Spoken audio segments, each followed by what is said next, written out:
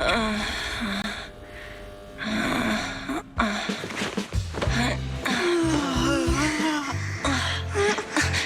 Phaethon, this time let me. Vivian? Vivian?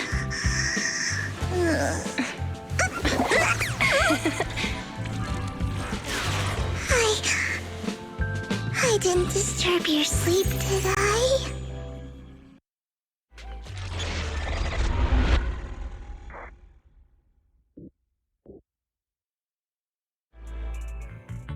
When I got here, the other Lord Phaethon said you were resting on the couch and just let me in. I meant to keep you company while you slept, but then I dozed off myself. Ugh. I was going to sit here looking super cute, hands cupping my face. You know, like the #1 sleepy face I want to wake up to pose. I can't believe I ended up falling asleep myself. What sleepy face? What pose? That was a lot of words in one breath. Are you sure you got enough sleep, Vivian? No, Lord Phaethon. I was just worried that I had disturbed your rest.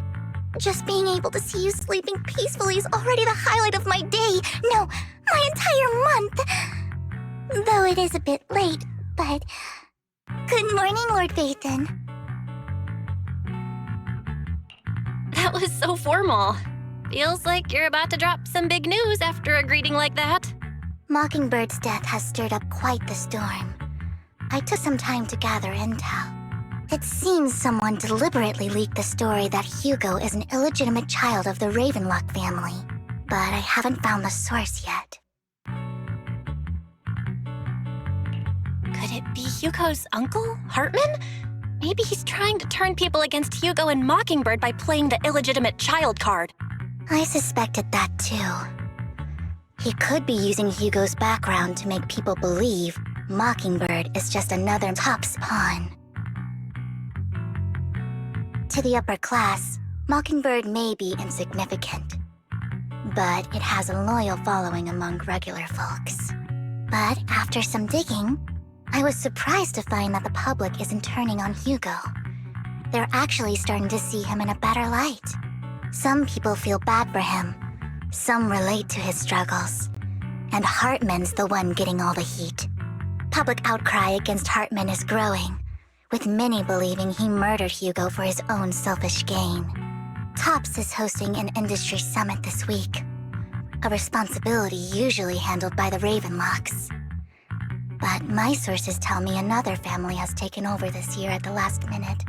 If I'm not mistaken, Tops is intentionally keeping its distance from the Ravenlock family due to the current public sentiment. Sounds like Hartman's in a pretty bad spot right now, but we know he's not the type to go down easily. And that's what worries me. Hartman, in all likelihood, must have taken the sacrifice core. And now that he has this bargaining chip, who knows what kind of deal he'll strike with the Exaltists. Sorry for interrupting, Vivian, but I need a quick word with Belle. Oh, no problem at all. I'm sure you have important faith in matters to discuss. Take your time. I'll just be waiting outside. We can't make our guest wait outside. Belle and I will step out instead. Oh, don't mind me, Lord Phaethon. I wanted to browse the videotapes anyway. I'll be right here. Just let me know when you're done.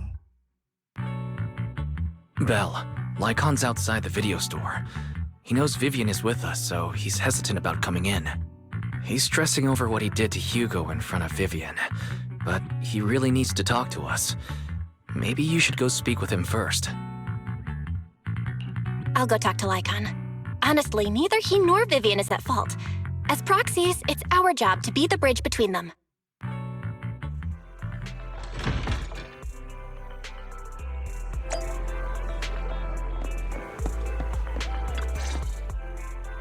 Good morning, Master Proxy. Good morning, Lycon. Wise mentioned you wanted to talk to us and Vivian about something? Yes, it's an urgent request from the mayor, one that directly affects New Eridu's safety. However, before we get into the details, as a former member of Mockingbird, I'm concerned about Miss Vivian. Hugo made many mistakes and betrayed the principles of Mockingbird, but I'm certain he didn't intend to put Miss Vivian or you in danger. I don't know Miss Vivian very well, and I was the one who took her companion's life. I might not be the right person to comfort her, but I hope she doesn't regret the choices she made or lose faith in the path she chose. Vivian's doing just fine. She's actually been gathering intel and has a clear understanding of where things are headed. She might be tougher than you think. If you're really concerned, why not just talk to her directly? If you'd like to apologize, it should be face-to-face, right? That's reassuring to hear. I trust your judgment. You've always had a sharp eye for people. Would you mind coming in with me? I'd like to apologize to Miss Vivian in person. No problem. But I'll be staying neutral. Everyone has their own stance on this, and I get where both of you are coming from. As a proxy, I'm just here to make sure you have an open conversation. I'm not taking sides. I respect that. Thank you.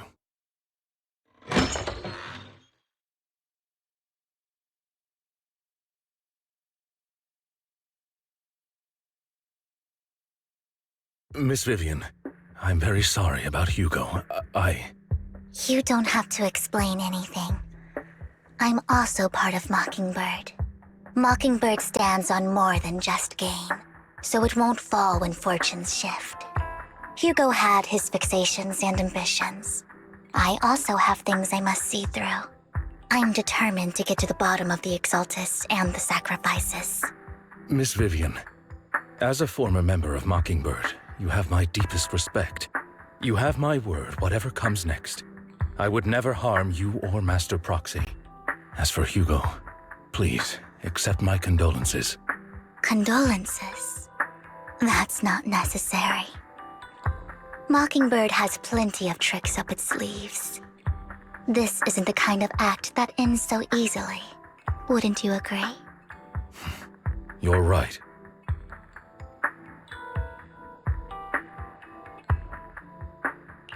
Huh? That's it? You two just figured it out? Oh, that was fast. Master Proxy, I believe we all share the same goal. Uncover the truth of the Exaltists and the sacrifices. The Mayor has tasked me with inviting you to take on this mission, and hopes we can work together moving forward. If the Mayor wants to work with us, I trust he will demonstrate his sincerity in kind.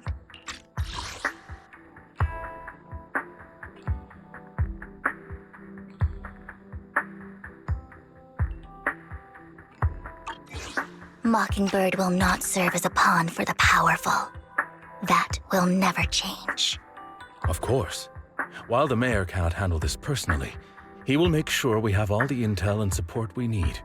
Miss Vivian, I know you have your own intelligence network, but for some high-profile shady dealings, perhaps the Mayor can provide you a different perspective. Please, take your time to discuss. If you're open to collaborating, I'll set up a call with the Mayor so he can speak with you both directly. I need to discuss this with Wise and Vivian. With so many people involved in this, we need to be very careful. Of course, I completely understand. When you've made up your minds, you can find me at the Ballet Twins.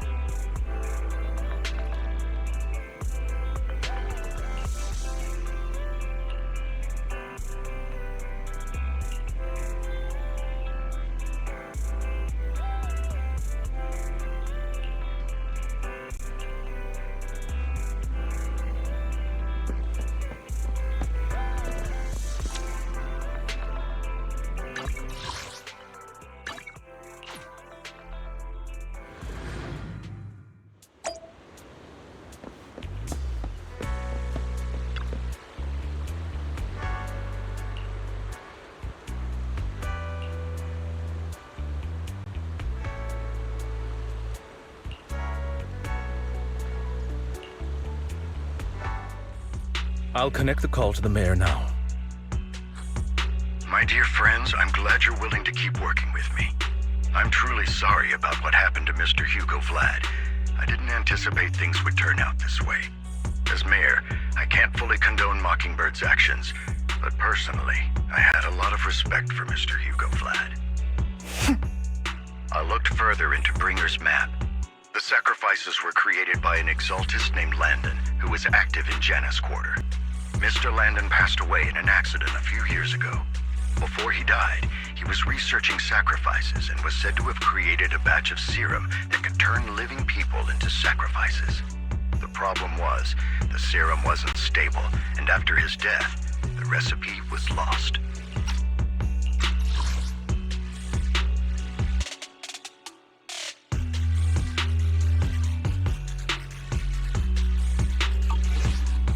No one knows what happened to the exaltist in Janus Quarter back then. But it's clear that after the leader died, there haven't been major exaltist activities in the area. Bringer's map marks the locations where the exaltists' most successful attempts at creating sacrifices were.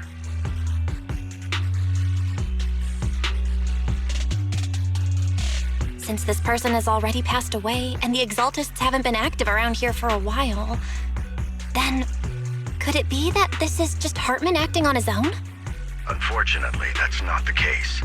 My sources confirmed that Hartman had been secretly in contact with someone, and they only meet inside the Hollow. Is it possible it's someone from TOPS?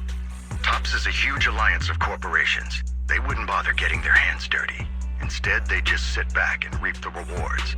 Everything Hartman is doing is to secure his place in TOPS and strengthen his power within the Ravenlock family. If my guess is correct, Hartman has gotten in touch with the remaining members of the Exaltists that used to follow Landon, helping them create new sacrifices.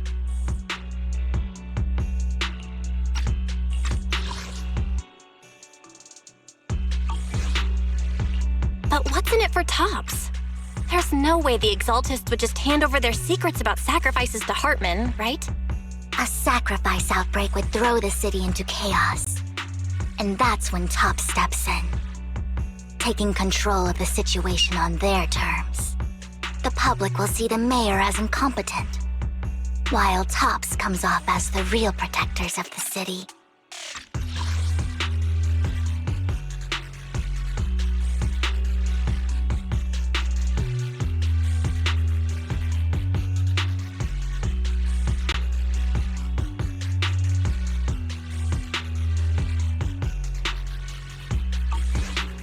And when that happens, public trust will shift towards TOPS. And Mr. Mayor, you might find yourself in an unfavorable situation. Still sharp as ever, Miss Vivian. So, what exactly do we stand to gain from partnering with you? Please don't tell me you're doing this out of some noble concern for your citizens. I'm not some hero of justice, and I don't believe in lofty ideals or empty promises. We have a common enemy. While our ideologies may differ, we can work together on this.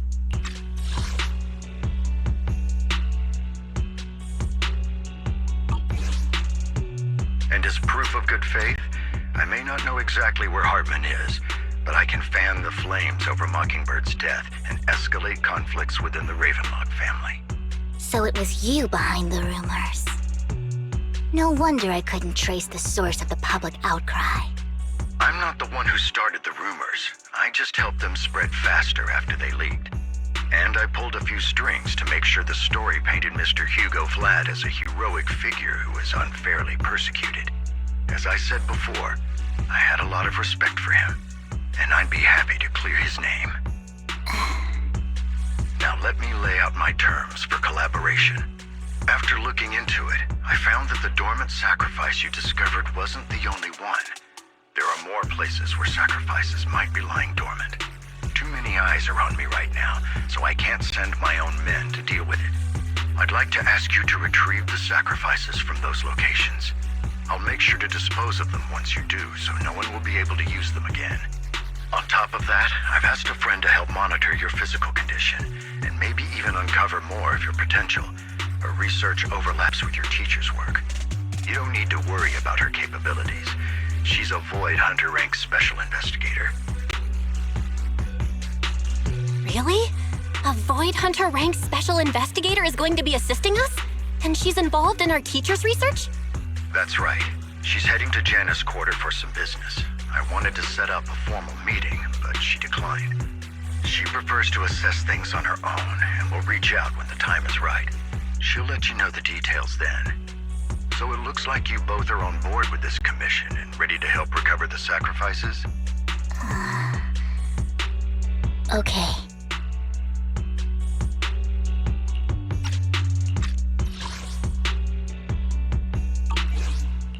We don't want new Eridu falling into chaos either. We'll do what we can. I know you won't let me down. Given our positions, we might not be friends, but we're definitely not enemies. I'll leave the rest to you then. I've got to go. Goodbye.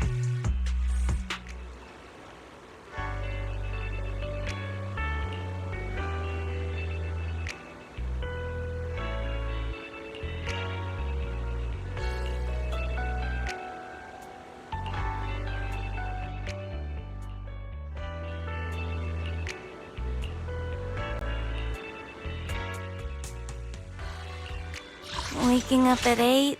I'm so tired. Which alias should I use this time?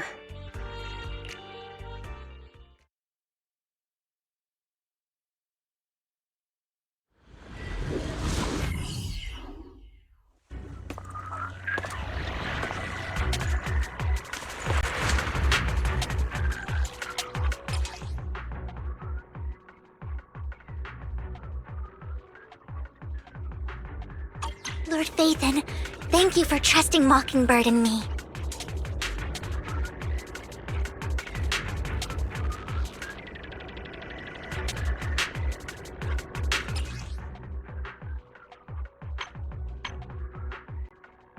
I would never turn down Lord Phaethon.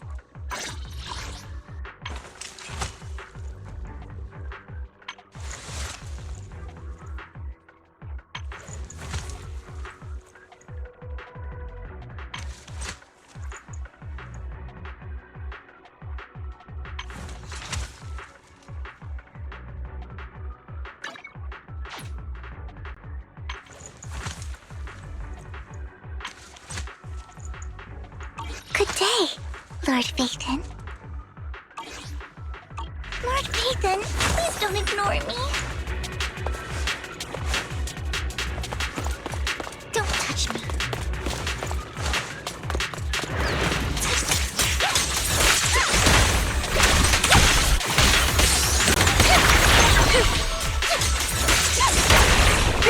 What's up?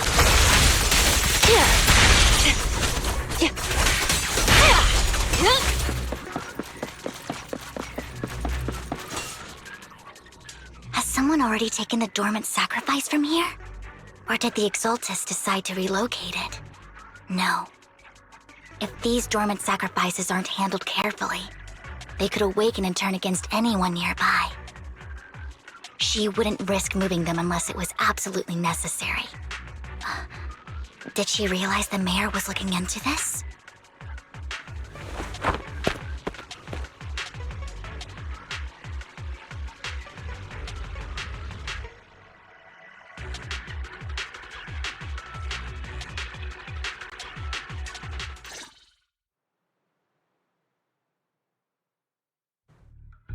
Did Hartman just make up this intel to get a shot working with us at Tops? I've been walking around forever and haven't found a thing. The Ravenlocks have always been a shady bunch.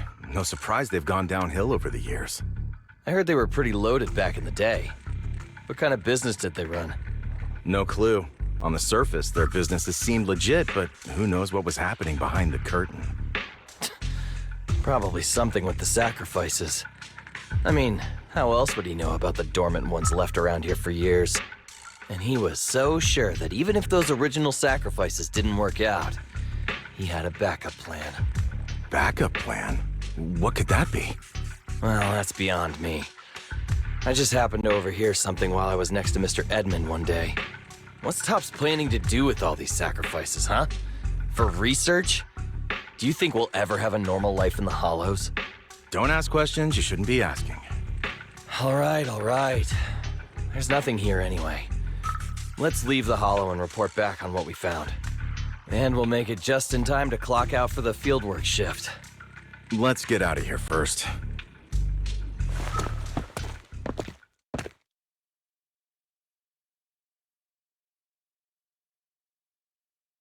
Hartman, that fool. He'll do anything to get into Tops, even if it means playing with fire. She's an exaltist. Human lives have never mattered to her. The more people get dragged in, the greater the danger.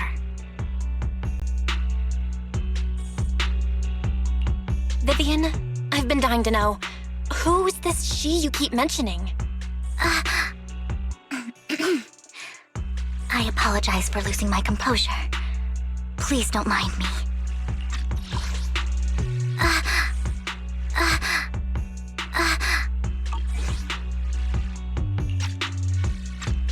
The she I'm referring to is with the Exaltists.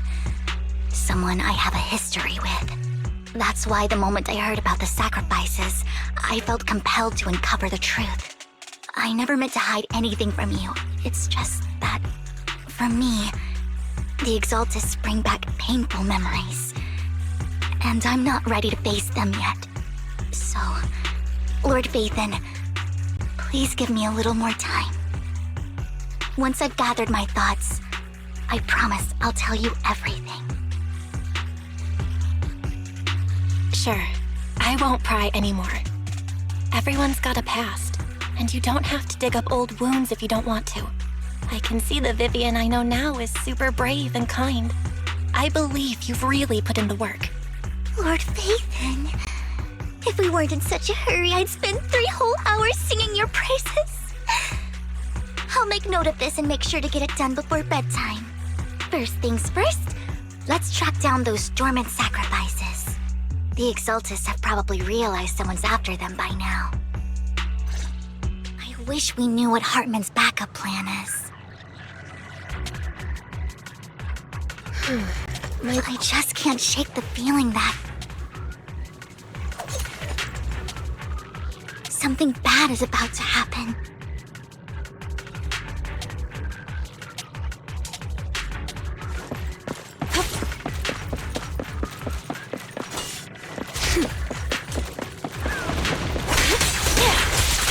Watch your blind spots. Just this once.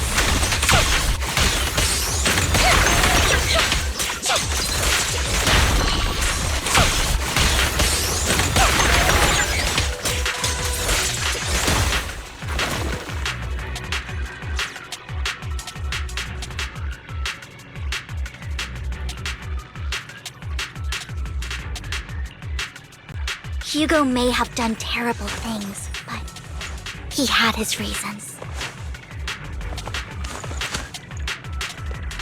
Mockingbird might be seen as the bad guys by a lot of people, but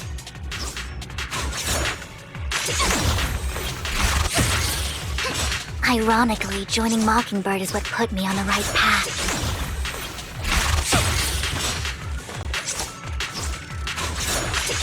For the first time, I'm needed for more than just my curse.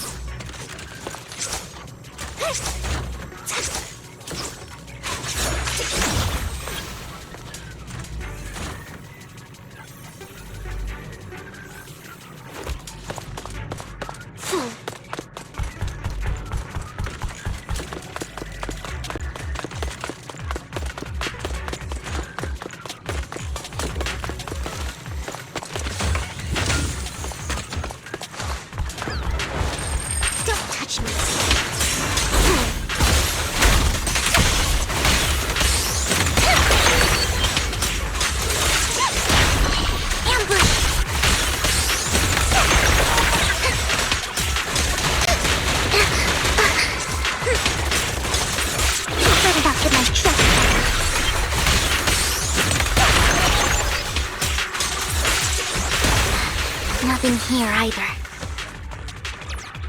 Are we too late? There's someone up ahead.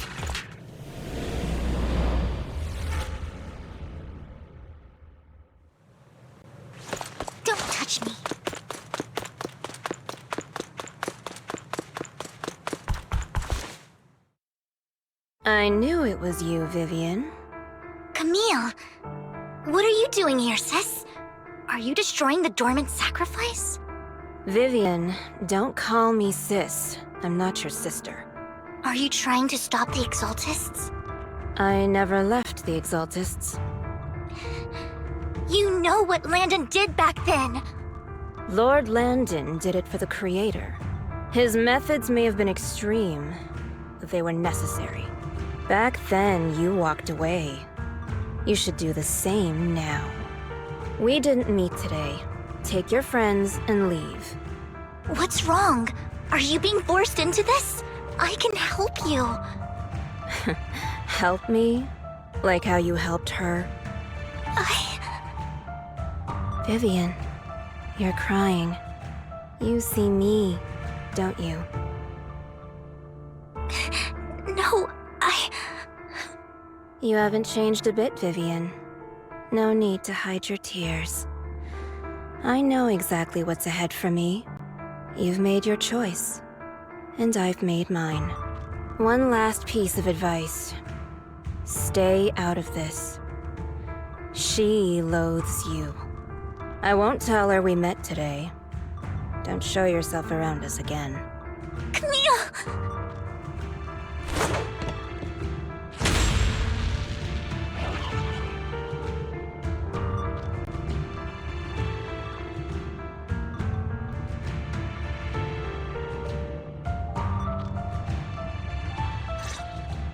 Lord Nathan, watch out! I'll tell you what that was about later. Nothing more. Let's take care of the ethereals first.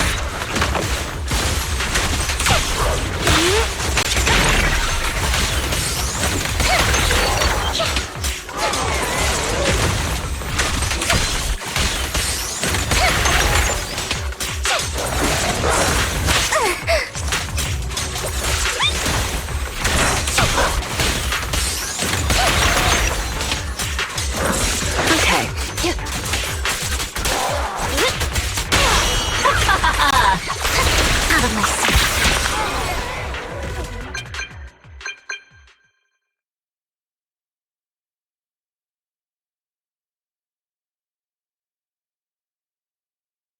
You two took longer than I expected. Did something happen? We searched the coordinates the mayor provided. Most of them were already empty. No dormant sacrifices. Camille, the Exaltists have been actively destroying the dormant sacrifices. The Exaltists? There's no reason for them to go after the sacrifices, right? Vivian is telling the truth. I saw it too. And one of them is someone I once knew. I thought she would leave the Exaltists after Landon's death, but she stayed. Do you have a history with the Exaltists, Vivian? When I was a child, I stayed with the Exaltists for a while. Back then, Landon was one of the most respected figures among the Exaltists in this region.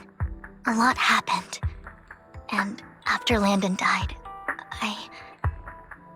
I left. I can't turn a blind eye to the sacrifices. I know all too well how many lives have been lost bringing them into existence. Ever since I learned a sacrifice had appeared in Janus Quarter, I haven't been able to stop worrying. I won't let history repeat itself. That's why I asked Hugo to investigate, starting with the Sacrifice Corps. Vivian. Please stop. I'm not looking for comfort.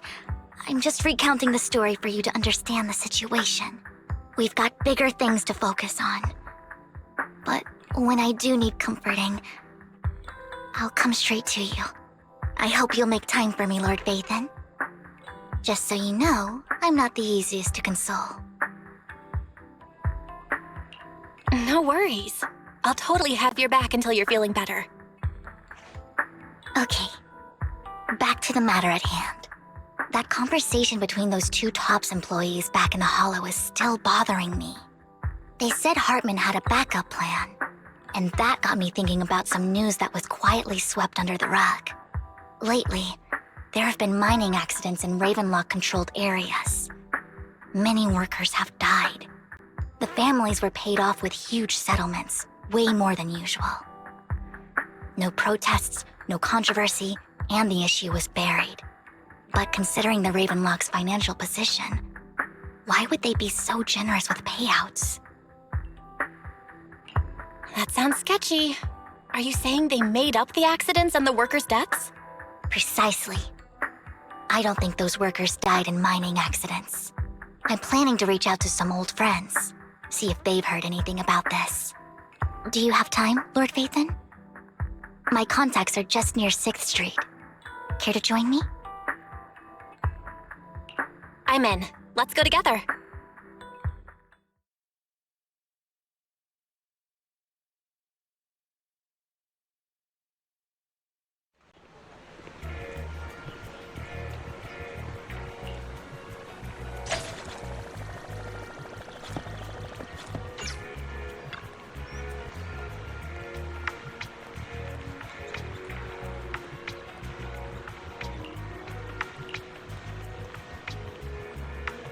An old friend of mine said she has some new intel.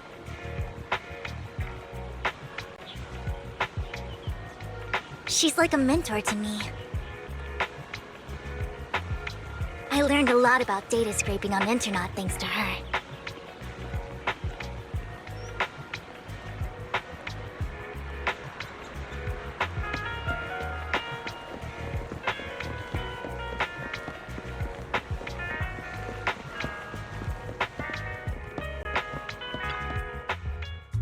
Rain! Long time no see. Yeah, it's been a while. Rain? You two knew each other? Yeah, Phaethon. Long time no see. Rain! You actually know that Lord Phaethon is Lord Phaethon? No, I mean, you actually know Belle is Lord Phaethon. I didn't know right away. One time, I needed a favor from Nicole. I only found out after meeting them. I mean, who would expect a legendary proxy to be running a video store for a living? Oh, by the way, your idol... Rain! Let's not bring up old stuff. Lord Phaethon wouldn't be interested in that. Why are you all tense? Right! Lord Phaethon lives on 6th Street too and might know your idol. Remember when you traced that post on Internet to 6th Street and actually went to check it out? And you came back all bummed, spouting nonsense. Like there was only a black cat at the location, and maybe your idol is actually a talking cat. Or something like that. I know that black cat. I'm always sneaking at snacks. Lord Phaethon, please, let's drop this topic. Come on, Vivian. It's been years and you still won't say who your idol is. If you'd just let me, I'd have tracked them down ages ago. I get it. You want to find the person who's important to you on your own. But you've tried so hard already. It's okay to lean on me a little, you know.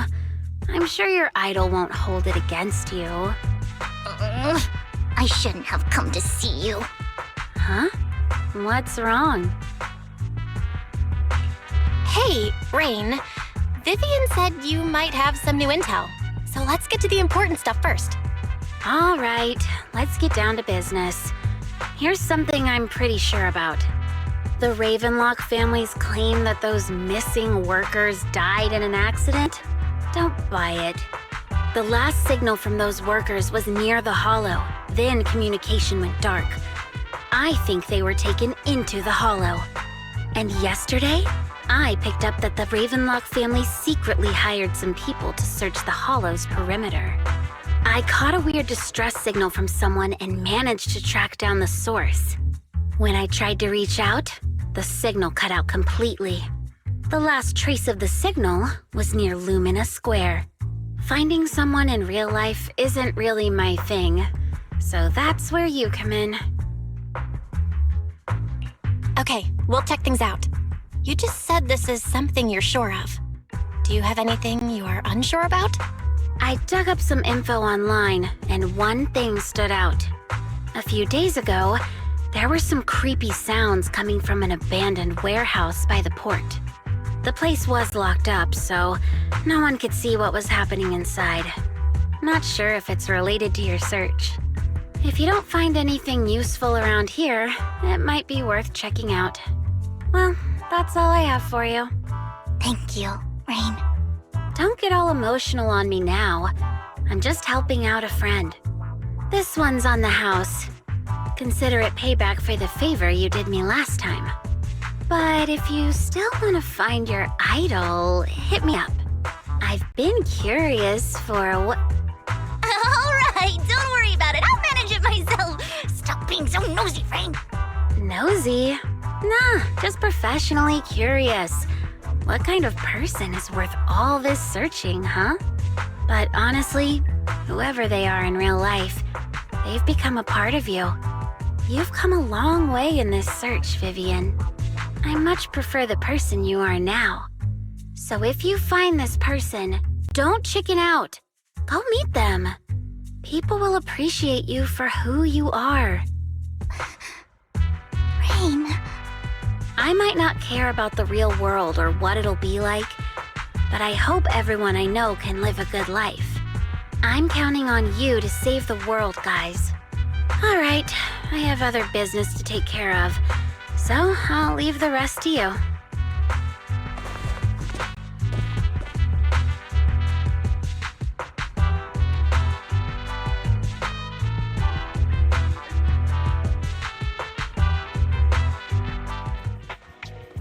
Lord Phaethon, please pay no mind to what Rain said.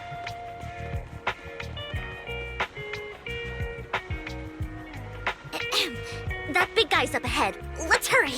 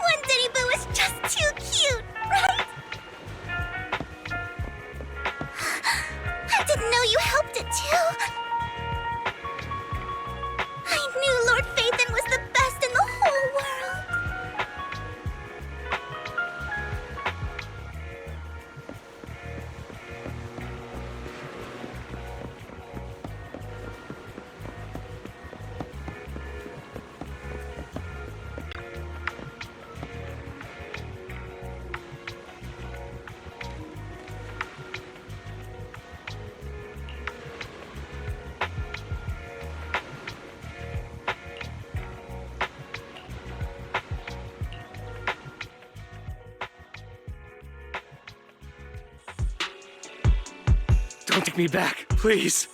I was wrong. I know I messed up. I don't want your money anymore. Please, no. Calm down.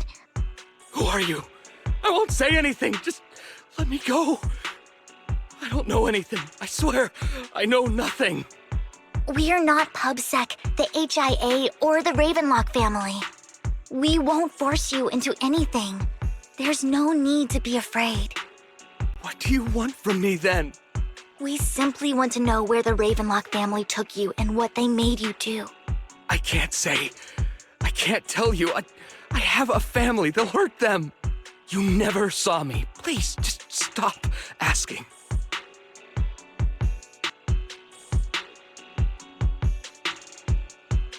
Don't you wish to see your family? I don't deserve to see them. It's my fault.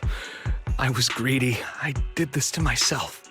But your family must miss you dearly. I'm sure they won't blame you. No, it's my fault. It's all on me. I don't want to drag them into this. If the whole ship is sinking, no one on board can escape. I'm just a nobody. And right now, there's nothing I can do to change anything. If you care about your family and friends, now is your chance to stop the disaster before it's too late. Even a butterfly flapping its wings can send a tsunami surging across the ocean. No one knows how this will turn out.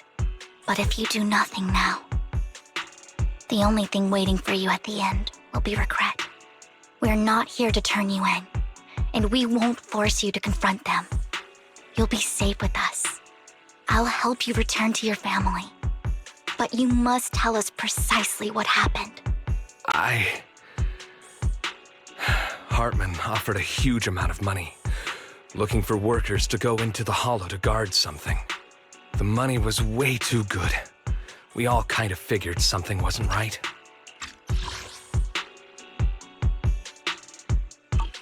I thought it was just smuggling or guarding some kind of illegal ether resources, so I signed up. After we sent in our applications, Hartman's men took us into the hollow. The first place we went, there was a strange box. When we got there, they handed us some pills, saying they'd improve our aptitude for ether, for us to last longer in the hollow. But after I took them, everything went fuzzy. Something was definitely off about those pills. When I woke up, I saw my coworkers dead in front of me.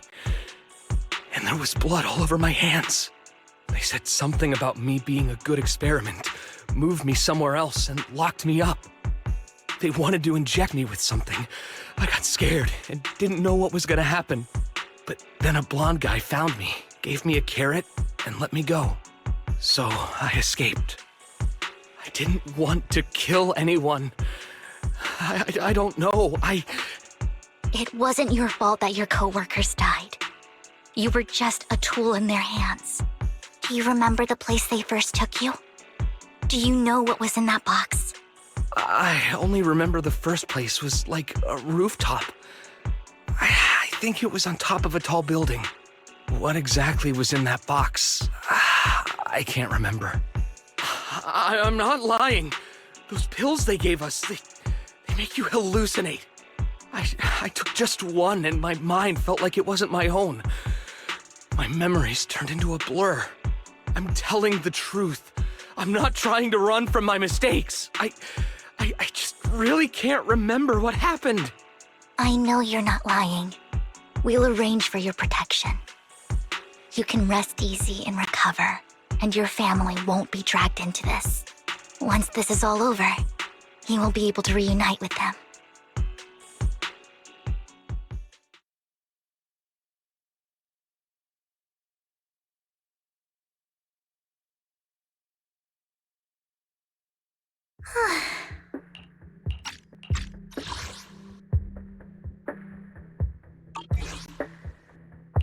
I've been meaning to say this for totally different from the impression you gave me at first.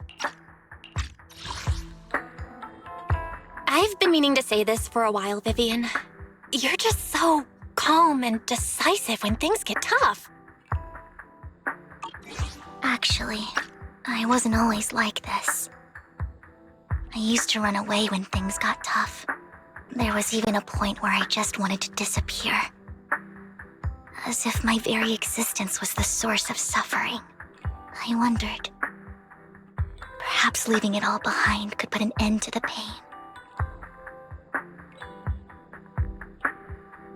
Whoa. It's hard to imagine you like that.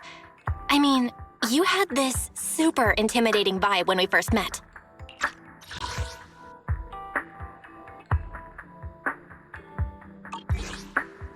Well, I was on a mission at the auction when we first met. And just as Rain said, I've come a long way from who I used to be.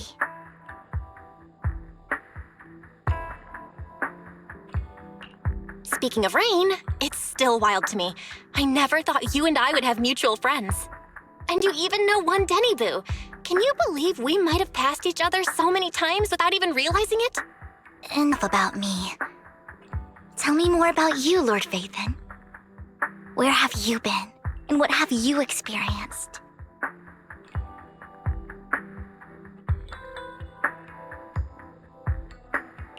Looking back, I feel like I've been through a lot lately. My brother and I even lost our Phaethon account. Oh, everything started when the Cunning Hares took something from the Red Fang gang.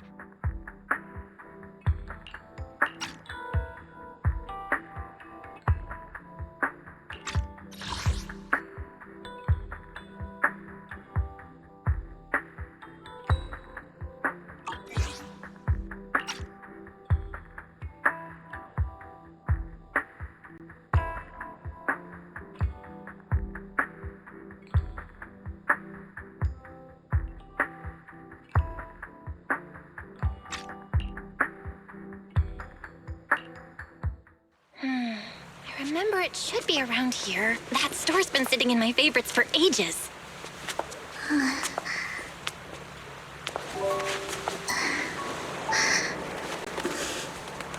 Lord Phaethon! What's up? I've seen that black cat on 6th Street. That harmonica in the outer ring you mentioned. I've heard it before, too. I've even been to the monument outside Hollow Zero. But none of that was a coincidence. It was me.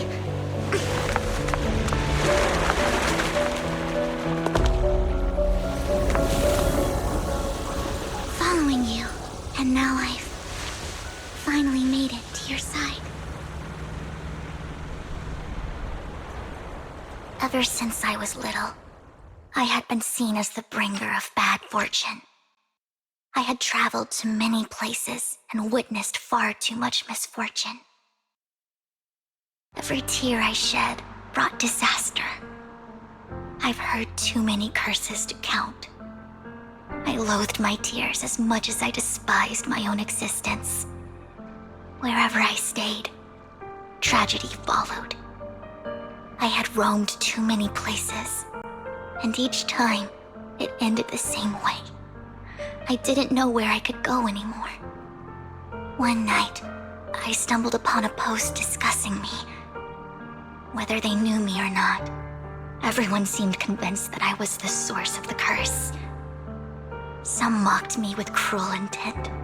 Some wished I would vanish, and others speculated maliciously. It really seemed that my very existence was a disaster. In that moment, as darkness enveloped the city, I saw lights flickering to life all around New Eridu. So many lights, and not knowing where to go, I thought, if only I could disappear into those lights. I made up my mind, and right then, my phone rang. I decided to take one last look. I wanted to know who left me my final message from this world.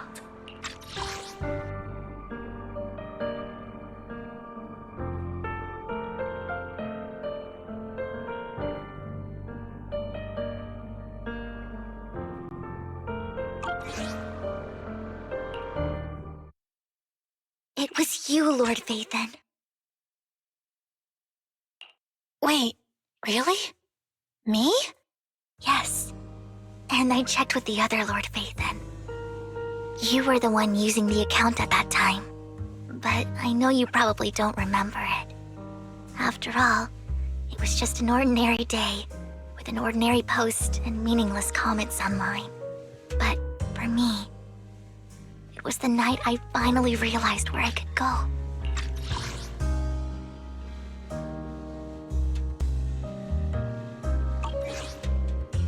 I wanted to walk the paths you had walked, see the sights you had seen. And then, one day, share it all with you, face to face.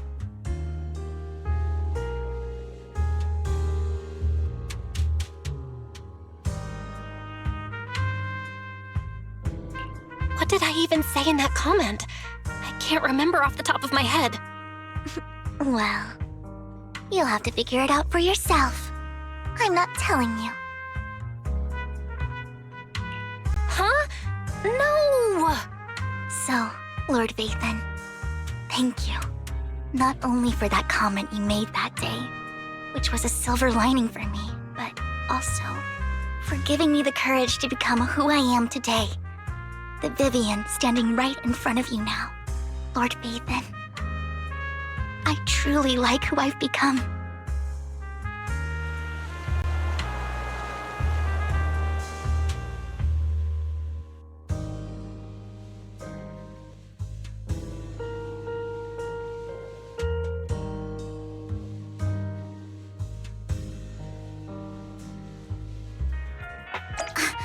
Lycon just sent a message. There's an update. Let's head back to the video store and go over the details together.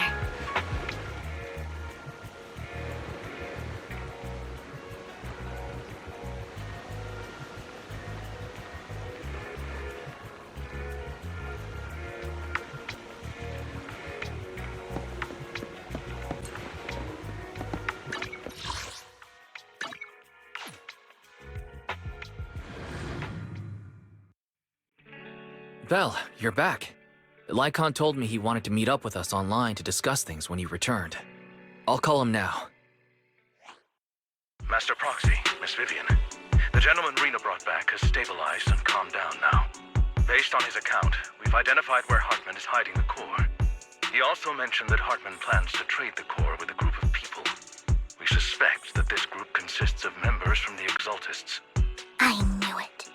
Now that we have the location, it would be splendid if we could seize the sacrifice core before they do. Precisely. We hope you can head to the location as soon as possible to secure the sacrifice core.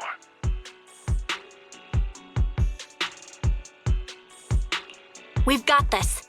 I have other matters to attend to, so I'll leave the retrieval of the sacrifice core in your capable hands. The mayor's friend that he mentioned before will also be assisting you this time. The target coordinates have been shared with her, and she'll meet you there. Please ensure your safety, and I wish you all the best.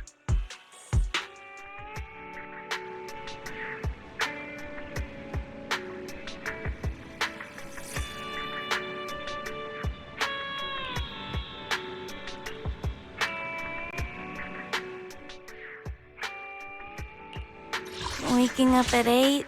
I'm so tired. Which 8? I've been waiting for you.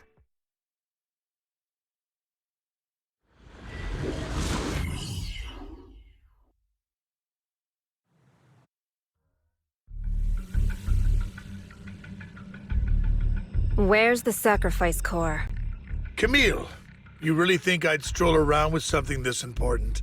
Plus, even though the Ravenlocks and the Exaltists have been working together for ages, I've hardly even met Lady Dina.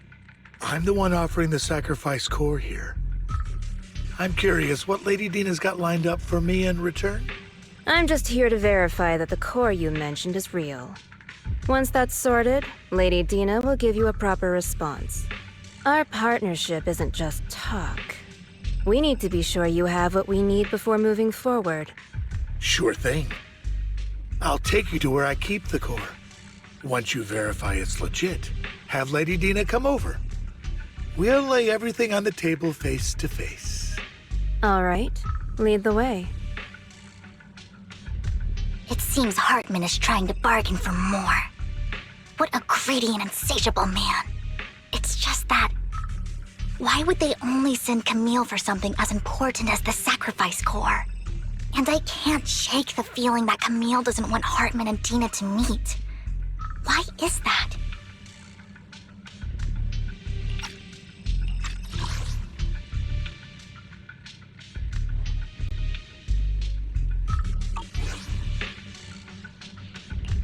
Who's this Dina he just mentioned?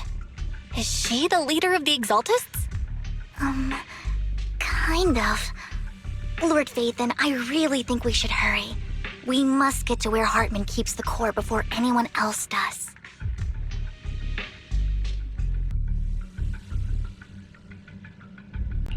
I've got a shortcut planned, but there are gonna be ethereals along the way. I'll let you handle them, Vivian. Don't worry, Lord Vathan. You're in capable hands. I'll ensure your safety.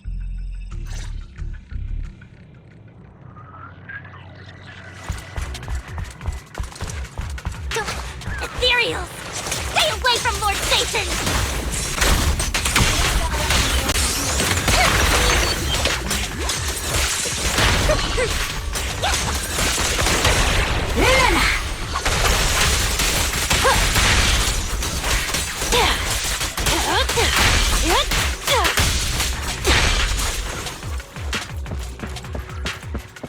Looks like Hartman's trying to negotiate for more leverage.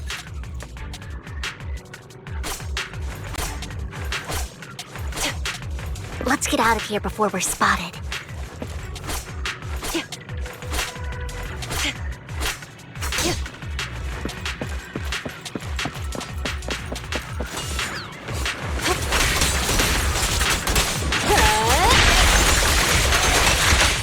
Let's keep moving, Lord Vathan.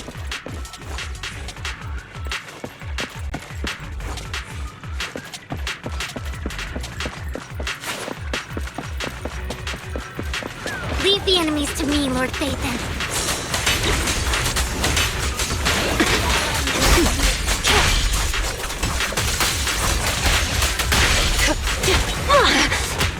Leave it to me.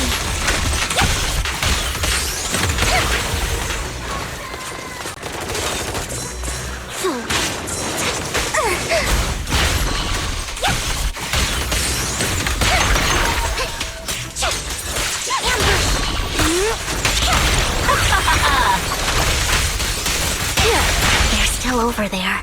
Looks like they're arguing.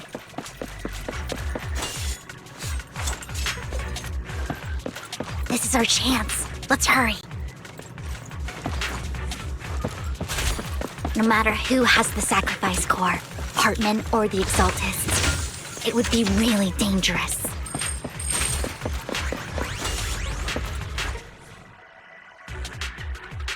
Hand over what's in the box. Or we do this the hard way. You sure talk big, little girl. Let's see if you can get past me first.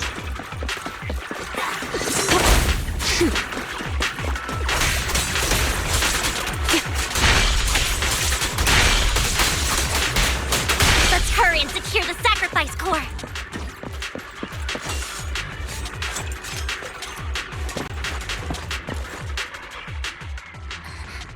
Lord Vathan, the box is empty. So Hartman never kept the core here to begin with? How did you even find your way here?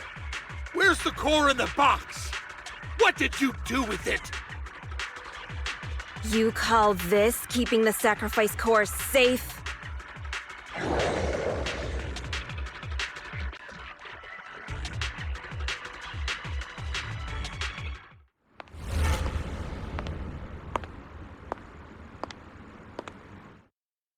Vivian, it's been ages. Dina! Oh my, you actually remember me. So sweet. Look at you, thriving. I thought you'd totally forgotten about our past. So, tell me, Do you ever dream about the people you've killed? Are they crying in your head all night? Back then, I had no idea. You had no idea? While you were soaking up all that love from Daddy and everyone else, you had no idea what was going on? I wasn't... Lady Dina, Miss Vivian didn't actually... Camille, when did I say you could meet up with Hartman today? I just wanted to make sure the sacrifice core is legit. I was worried Hartman might try to pull a fast one on us. Really? So loyal. I thought you'd be more like the old days. Just a few words from Vivian, and you'd be plotting my demise. Just like what you did with Father. I won't, Lady Dina. Don't even think about betraying me, Camille. You owe me for what went down back then. However, I do understand your worries. This core, it's fake. No way! I got this straight from Hugo. It can't be fake. How can you just claim it's fake without any proof? Ugh, seriously.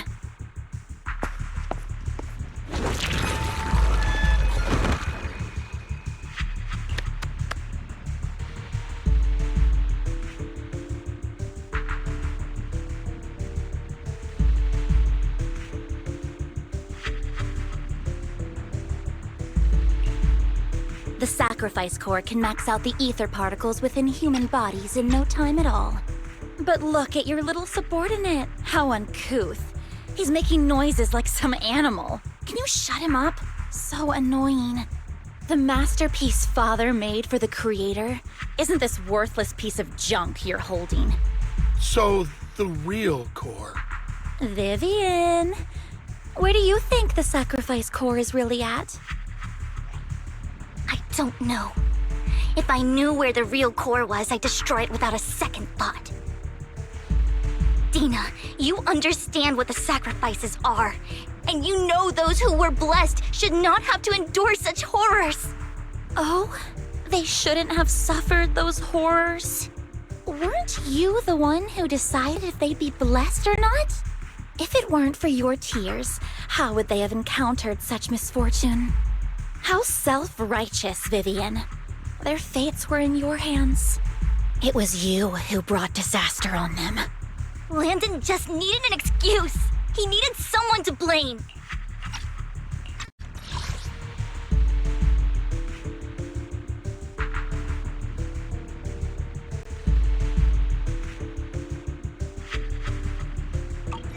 Whether I shed tears or not, Dina, you know all of this.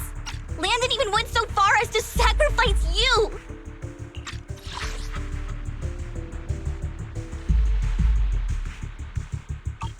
Shut up! Shut up! Shut up!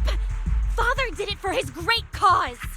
Vivian, why do you always mess everything up for me? Everything! You did it before, and now again! You just had to ruin my plan! I was so close to fulfilling Father's last wish! If you don't give me the sacrifice core, be prepared to become food for the ethereals. I told you I don't have the sacrifice core. Otherwise, I would have destroyed it already. Lord Phaethon, find the right moment to retreat. She can be quite unpredictable when her temper flares. Oh, really? You don't have it? Then I suppose there isn't a reason to keep you alive.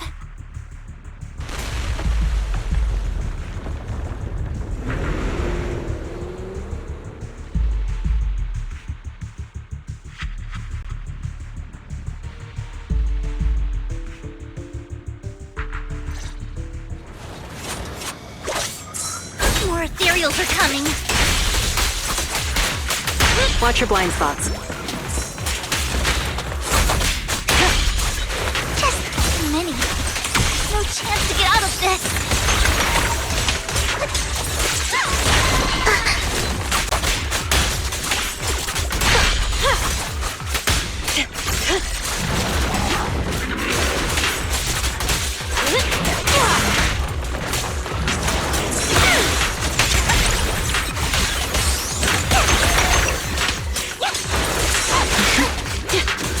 make it painless.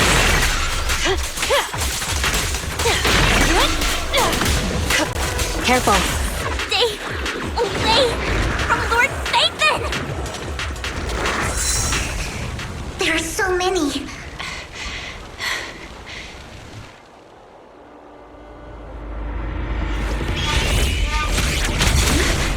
It's ink.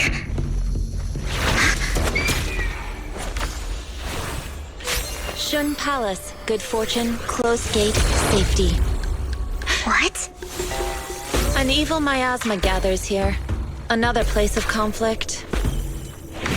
If you wish to avoid disaster, then head southeast.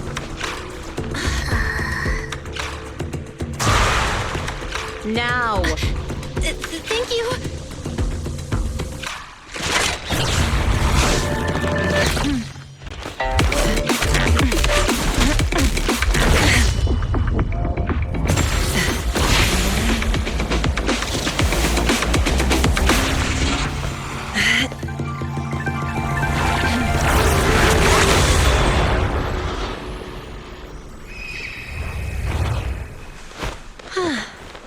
Finally, peace and quiet.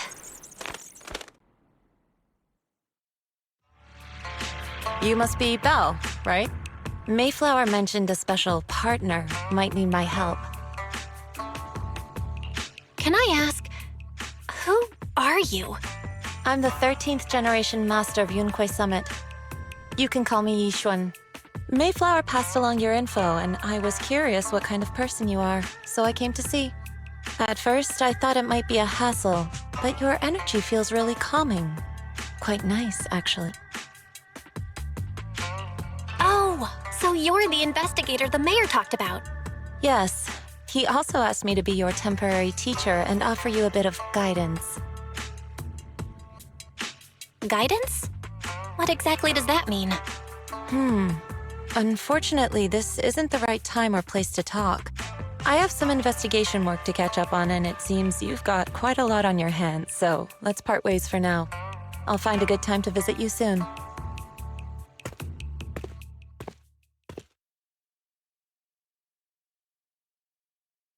I'm so sorry, Lord Phaethon. I'm just not feeling very well. I think I'll head back for now.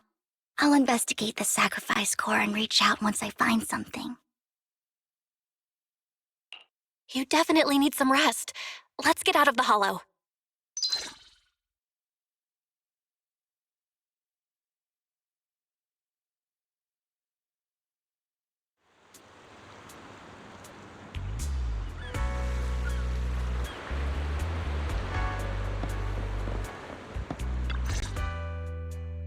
Lord Phaethon, are you going to rest now? I'm not in a hurry to get back. You've been kind of off since we got out, and it's got me worried. If something's bugging you, just spill it if you want to. I'm a pretty good listener, you know. I didn't mean to keep my past from you, Lord Phaethon. When I was little, people thought I brought misfortune, so no matter where I went, no one wanted me around for long. Then, one day, Landon adopted me and brought me to the Exaltists. There, I met Dina, who was so kind to me, treating me like a dear sister. She told me her father, Landon, was a great man who'd one day make everyone stop fearing the Hollows, so all life could live freely inside and outside of them. Dina helped Landon pick people for the blessing, and everyone in the Exaltists respected her greatly. Those who received the blessing would have a better ether aptitude, allowing them to enter the Hollow freely without fear of sudden disaster. Back then, Dina would chat with me every day, always about the Exaltists and her father. But things between us shifted when Landon asked me to step in for Dina. Landon told me I didn't only bring misfortune, and that if I listened to him, I could actually help people. After that, he'd take me to meet people, and if I shed tears, he'd give them a blessing medicine. Those who got the blessing could dodge calamities. At first, I was ecstatic, thinking I could help others. I shared my joy with Dina. But that was when she started to pull away from me.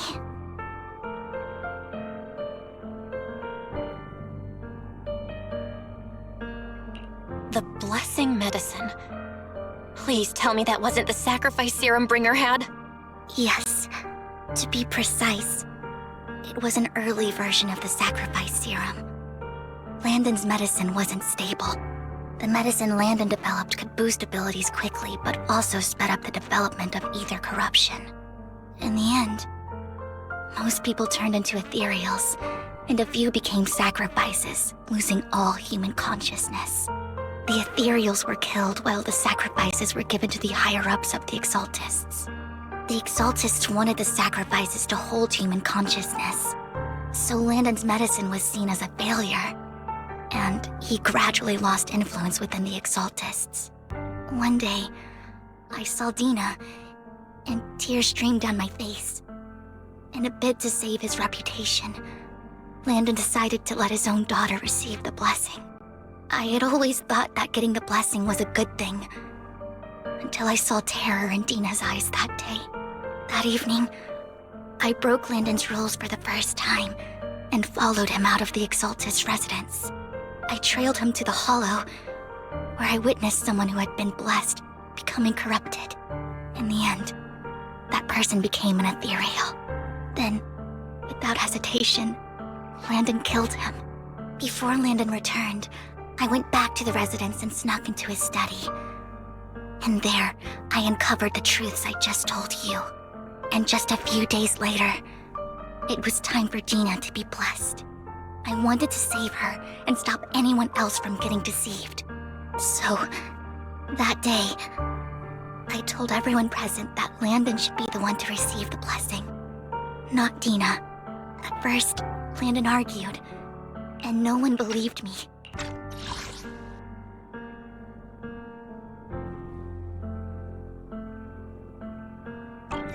But in front of them all, I looked at him and let my tears fall.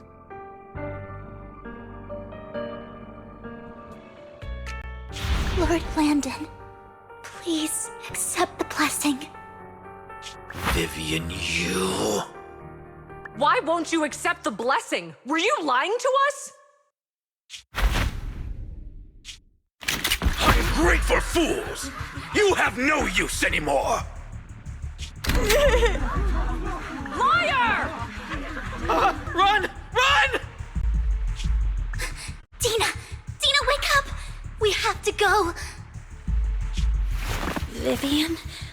What's happening? Listen to me! Lord Landon's so-called blessing isn't...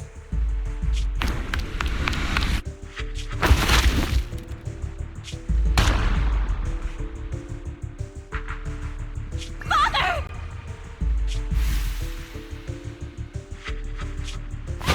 No, I was just... Mom, I want to go home. It's got nothing to do with us. This is just what happens when you don't accept the blessing. Vivian, was this you? Dina, I just didn't want you to accept the blessing. Everyone who does ends up... I just don't want to lose my father. You knew? If you knew what he's done, you... He's my father. He's all I have. Stop being self-righteous, Vivian. You only ever bring misfortune.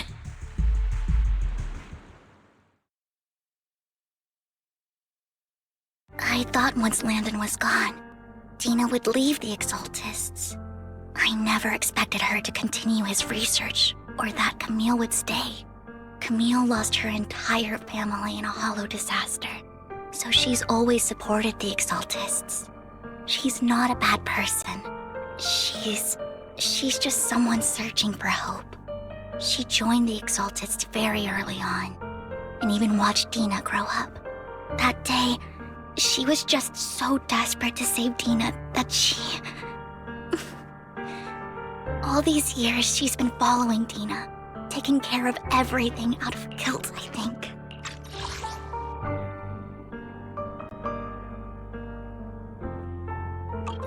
But I didn't just fail to save Dina. I trapped her. I see misfortune approaching, but I can never change its course or avoid the bad ending. Maybe I really am a bringer of misfortune.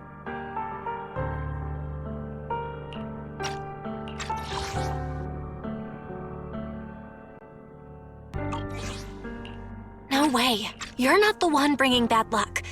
Whatever went down with the Exaltists, Landon used you.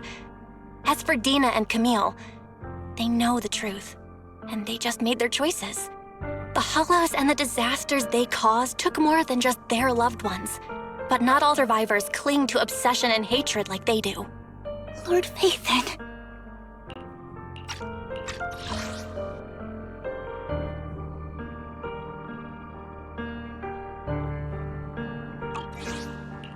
You need to believe in yourself.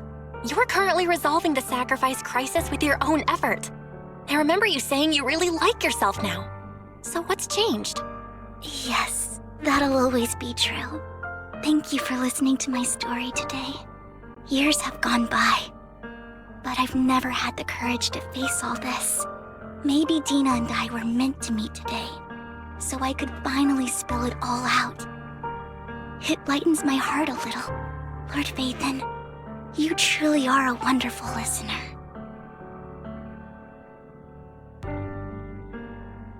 Whenever you're feeling down, don't hesitate to come to me. I will. It's been such a long day. You must be exhausted. I'll track down the location of the sacrifice core and let you know what I find. Good night, Lord Phaethon.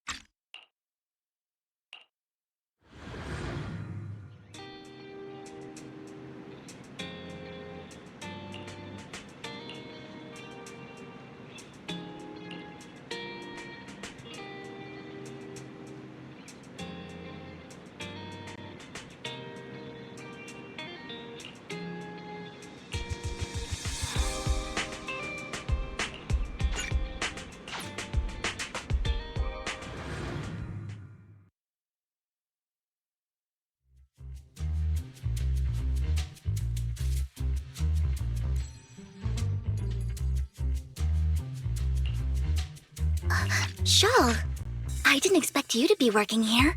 Perfect. I was just covering someone's shift. The screening here is super strict, and I was afraid the supervisor would realize I was new and subbing for someone, so I hid in the control room during the supervisor's inspection. So I happened to bump into this guy, a blonde man wearing a hat, and I think he was checking some footage.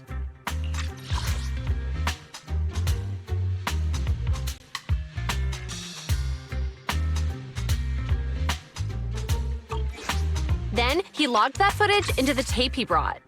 Later, I found that part of the footage had been wiped. Blonde, wearing a hat. Could it be Hugo? Do you know him? I think it's him. If it were Hugo... I think I know where he would hide the tape. Thank you, Shaw. You were a big help.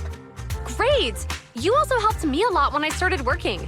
I used to make mistakes all the time. If it weren't for you cleaning up my messes, I would have been fired ages ago. So I'm happy I could help you too. All right, go ahead and do what you need to do. We'll catch up another time.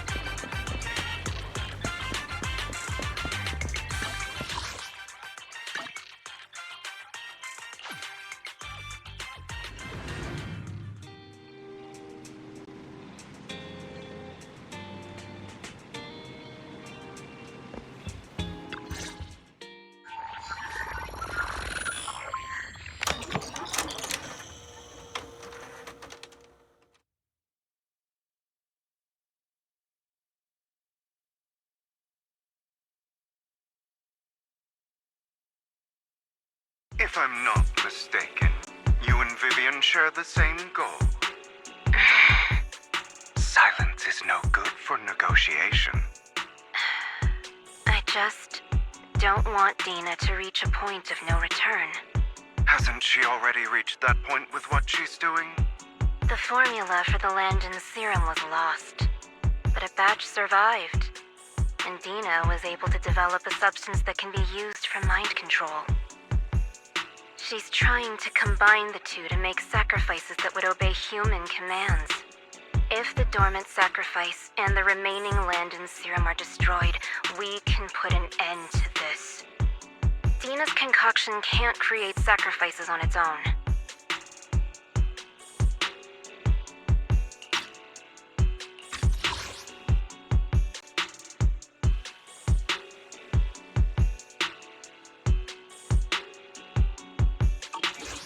And the sacrifice core? That belongs to the creator, not her. Although I find Landon's methods despicable, I can't deny that the Exaltists and the creator are leading us in the right direction. I just don't want Dina to spend her life trapped by her father's mistakes. I mean, no offense, but I find your protectiveness rather weird. I will confirm the location of the dormant sacrifice and find the chance to relay the information to you.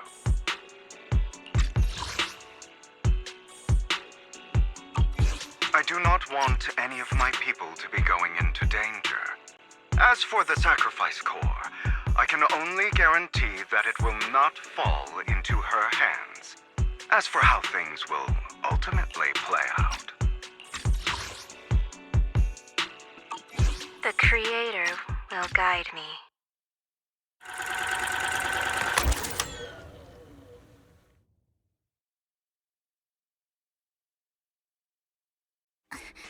Camille was actually destroying the dormant sacrifice? Now Camille's actions make sense. But why did Hugo never tell us? Hugo... Val, Lycon said there's something urgent he needs to discuss with us right now. All right, let's patch him in. Master Proxy, I apologize for disturbing you. We have just learned that the Ravenlock family will host a banquet tonight. This banquet is rather special, as they're allowing members of their family to invite business partners to attend. With Hartman at the center of controversy, there are many members of the family who are eager to use this opportunity to replace him. The mayor has been spreading rumors of a young tycoon who inherited a sizable fortune and is looking to partner with a person from an old and influential family. This information has lured a young man named Burton from the Ravenlock family.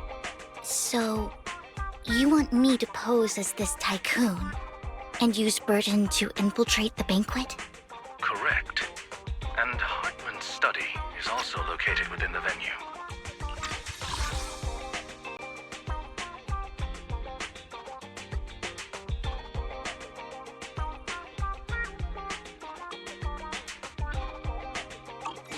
I see.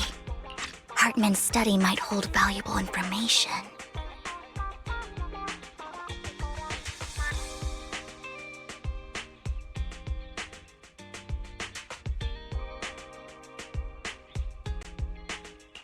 So, what should I do? You can attend as her +1. +1? Lord Phaethon, please go with me!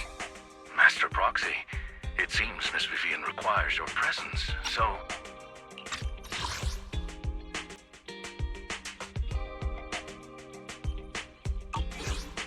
Yes! Just your presence will help me immensely! All right, then let's go together. I'll send you the time and place for the meeting with Burton. If you encounter any danger, please evacuate immediately or contact me for backup. I hope everything goes well for you tonight.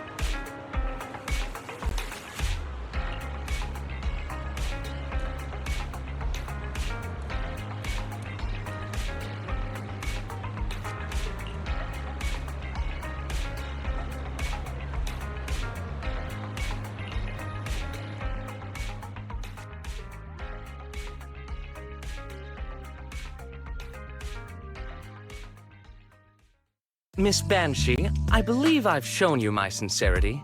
Now how about you? Sincerity? My presence here is a show of sincerity. If we're to work together, Miss Banshee, you should drop your pretentious act. I am well aware of the ways of the Ravenlock family. If I were to come empty-handed, I probably wouldn't even be able to make it out the front door tonight. Since I agreed to come with you, and even brought along my most precious companion, does that not show my deepest sincerity? No need for such an off-color joke. Our door is always open for those coming or going. We both know what's what, so let's cut the small talk. I know far more about how the Ravenlock family made their fortune than most here. I am also well aware of why Hartman, despite such a massive scandal, still remains in power. Oh? Do tell. Exaltists, blessing, sacrifice, Landon. Where would you like me to start? How did you know that? No, who are you?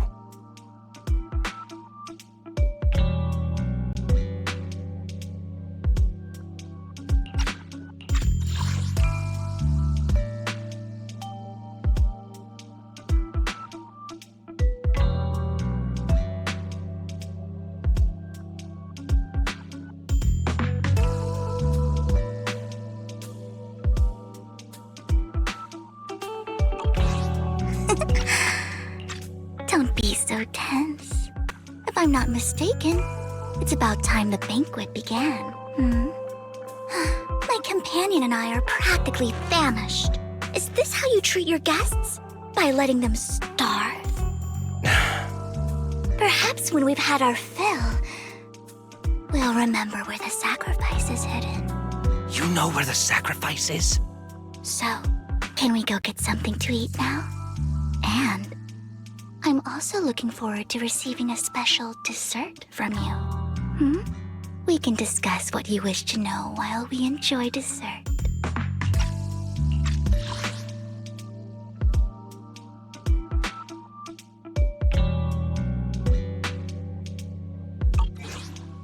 Of course.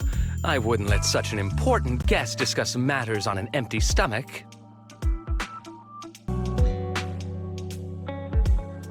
As for dessert, I will prepare it myself, and I guarantee it will satisfy you.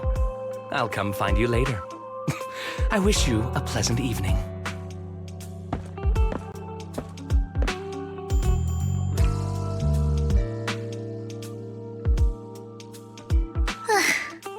These kinds of people are exhausting to deal with. I really don't know how Hugo used to put up with it. What did you mean by dessert just now? I couldn't really follow. Hugo taught me that bringing up dessert in such situations is a way of telling the other party they need to offer more. Fortunately, that old fox Hartman is terrified of losing power.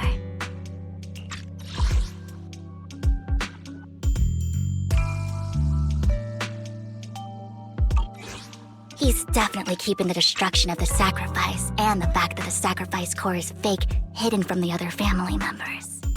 Otherwise, Burden wouldn't have been so willing to raise his offer. Lord Phaethon, let's find Hartman's study when the banquet is at its busiest.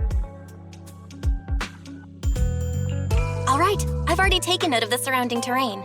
Once more people arrive, we'll enter the garden through the door in the corner of the banquet hall.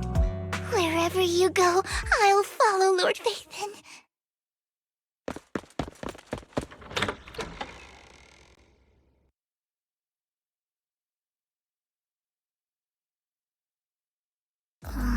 Isn't this going a bit too well? The security around the manor is really strict, but inside might be more lax. But just in case, let's tell Lycon.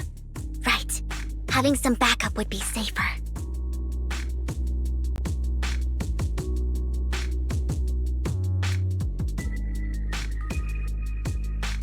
Let's check Hartman's recent correspondences for clues. I still have concerns about the sacrifice core. Right. Though the core he gave Dina was fake, Hartman might have left a trick up his sleeve and hid the real one.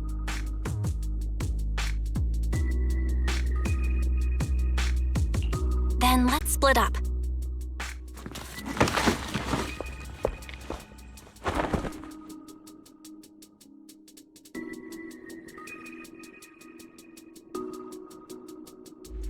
Esteemed guests, is the catering at the Ravenlock family banquet not to your satisfaction? So much so that these two distinguished guests felt the need to come to my humble office to scavenge for food. Don't want to come out? Well, after all, you don't have long left.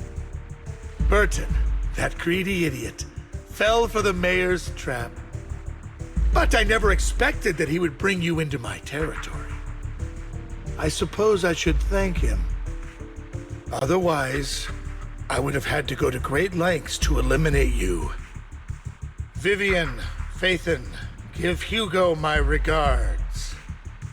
Tell him I shall be taking the wealth and power of the Ravenlock family for myself.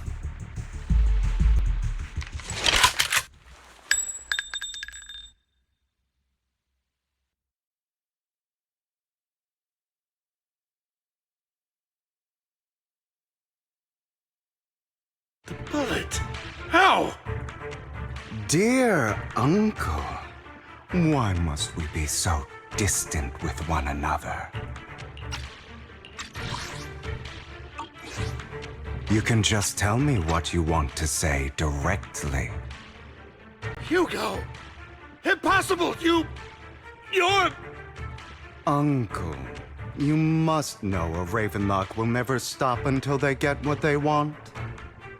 Did you really think I would be defeated so soon, when I have yet to trample you into the dirt? You filthy bastard! You only know how to resort to these petty tricks! Petty tricks?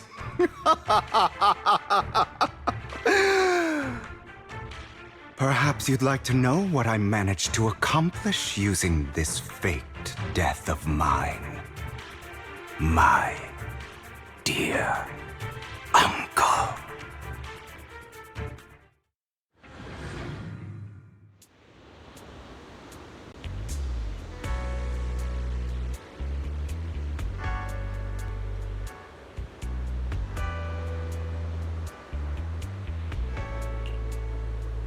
Faking my own death. Hope it's all worth the theatrics in the end. It was just to keep Hartman off my back, but maybe I went a little overboard. The manager must be pretty shaken up. I should apologize at some point.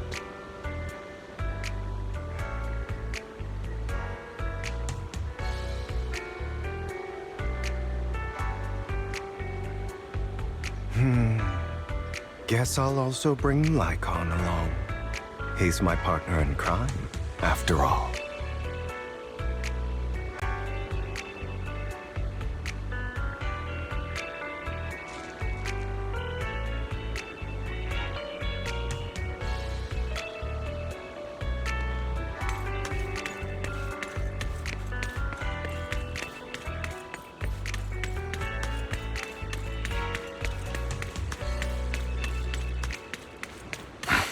You're late. So strict. Spare me a moment to catch my breath, will you?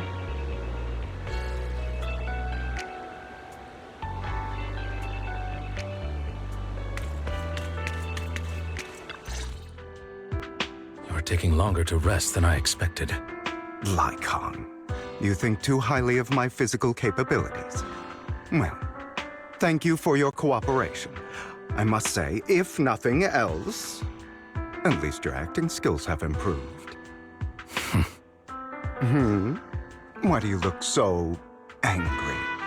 You should be happy. We pulled that off together with flawless teamwork and managed to fool everyone. Drop your foolish facade. I'm glad you still remember the code we set all those years ago. And thank you for ensuring your sleight of hand didn't deteriorate. Oh, right. I should also thank the blood bag hidden in my clothes and our other props. Do you remember when we last used this trick? It was probably ages ago. Sometimes I really don't understand you. Have you never thought about what the consequences would be if I didn't understand your code? If I decided against helping you? Or if I just couldn't control my strength properly? You'd understand it.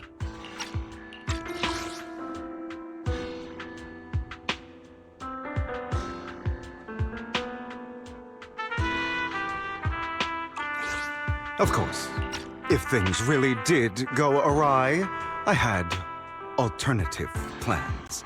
You wouldn't be so arrogant as to think I'd bet everything on you, would you? You're insane. No, I'm flattered. So what exactly is the purpose behind all this? Surely after going to such great lengths to erase your own existence, you don't just plan to hide here and reminisce about the past with me. Don't try to brush this off. I've already helped you enact your plan. Tell me the truth. Don't get your tail in a twist. I have more plans that require your assistance, so naturally I would not hide anything from you. Simply put, as things stand, whether as Hugo Vlad or as Mockingbird, I am doomed to die.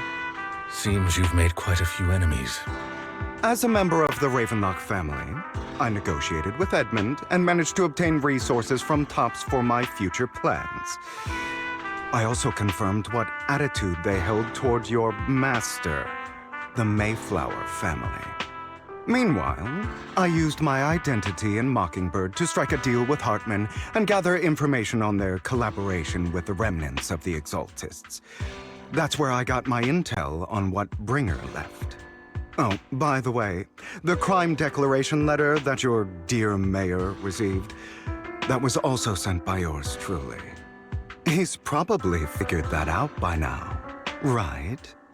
Though I'm not sure if he told you.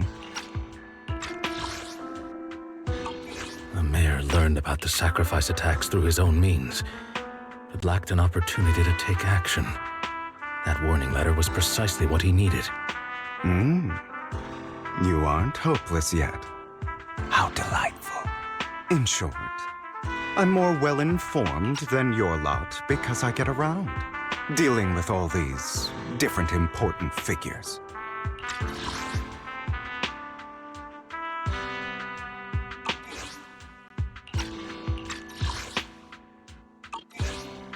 But of course, it comes at a cost. It's only fair. After all, you can't hide the smoke from a wildfire. Rather than trying to carefully tame it and risk setting yourself alight, it's better to let it burn free.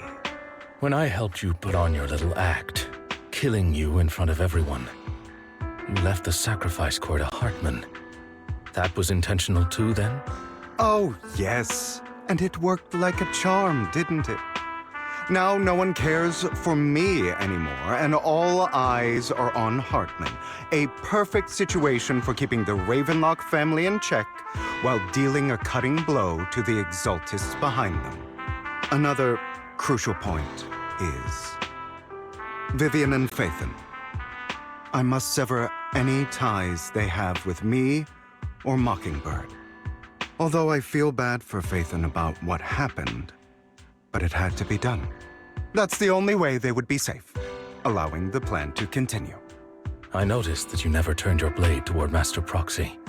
So, those words you said back then were also... I will bloody my hands. I will carry the weight of my sins. I will become the Abyss. Obviously, it was all an act. My acting has always been impeccable, as you know. Hugo, you're taking such a tremendous risk. Why? Would you believe me if I said it's for justice? But unfortunately, it's not. I want revenge on the Ravenlock family. And I will make sure that despicable excuse for a human being, Hartman, suffers a slow, torturous end. Of course, I also promised Vivian that I would help her investigate the whole thing with the Exaltists. That's all. You don't look too good. Is it your wounds? No. This is the first problem I plan to resolve. Lycon, do you have a place that is sufficiently discreet, quiet, and can take a lot of damage?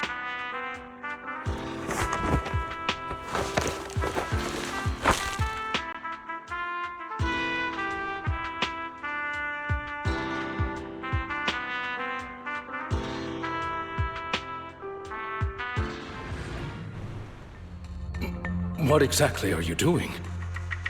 Don't look at me like that.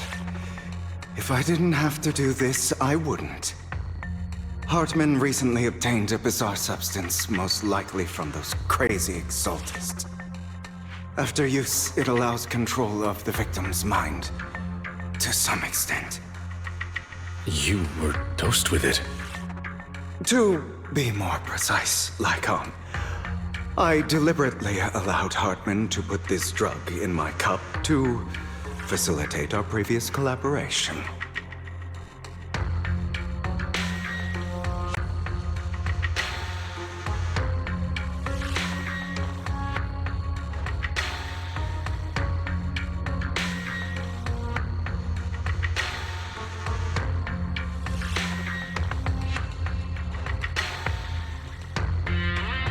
After finding out about it, I quickly found someone to help analyze its composition. The good news is he gave me a very low dosage, perhaps because he was afraid I might notice.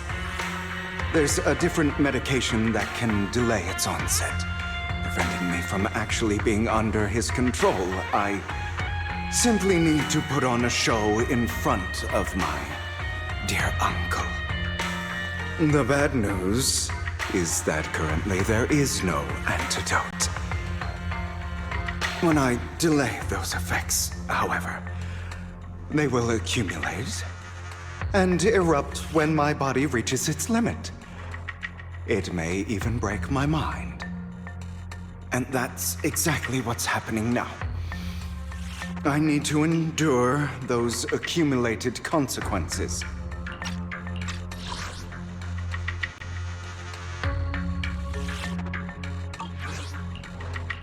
So, I will lock myself in this room for however long that takes.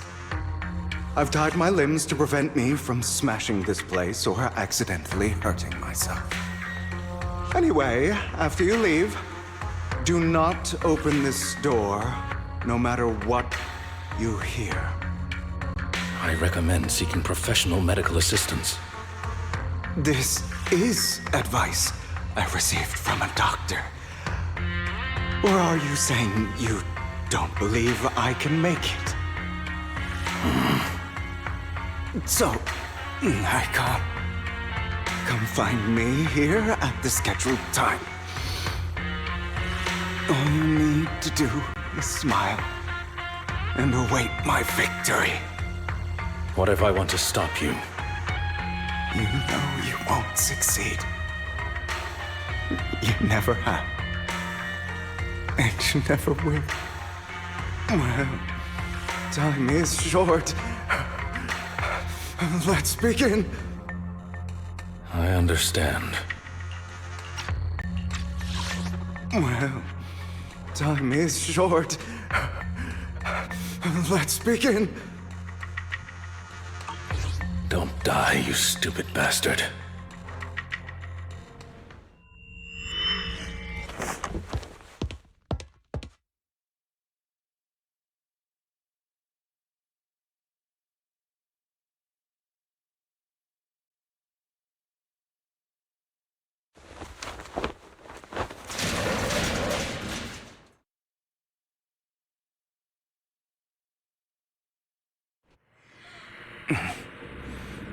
Is this because the side effects haven't worn off yet? Lycon's late. I'm surprised. Or is something wrong with time itself? Looks like someone's over there. Might as well go ask.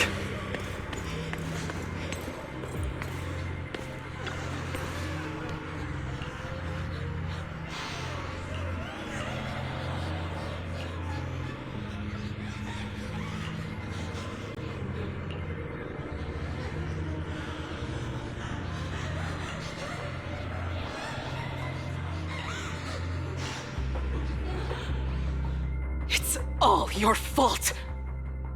I wish I had never given birth to you!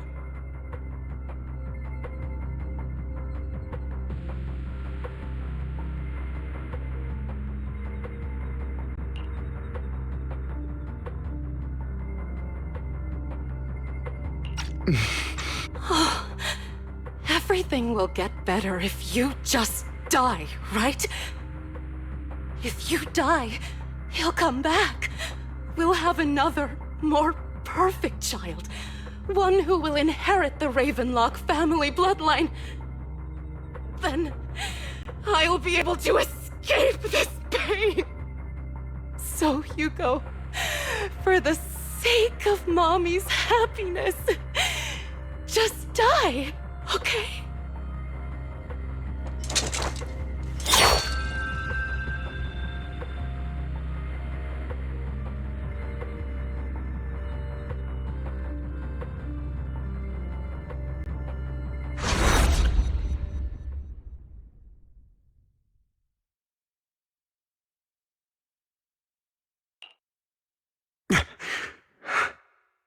So, I wasn't awake yet after all. That's because you don't want to wake up again. Who are you? I am you. Hidden deep within your heart. Your most true self. You want to kill her, don't you? Your so-called mother. Every time she beat you without reason, when she tried to gouge out your eyes, when she sold you into that hell, laughing all the while. You wanted to be the one to end her life. Why not admit your hatred? As you are, you can hunt her down and make her pay for the living hell of a childhood she made you suffer. Yes, I hate her. I hate her because she was foolish and shallow, greedy and stupid. I hate her because she doesn't deserve to be a mother.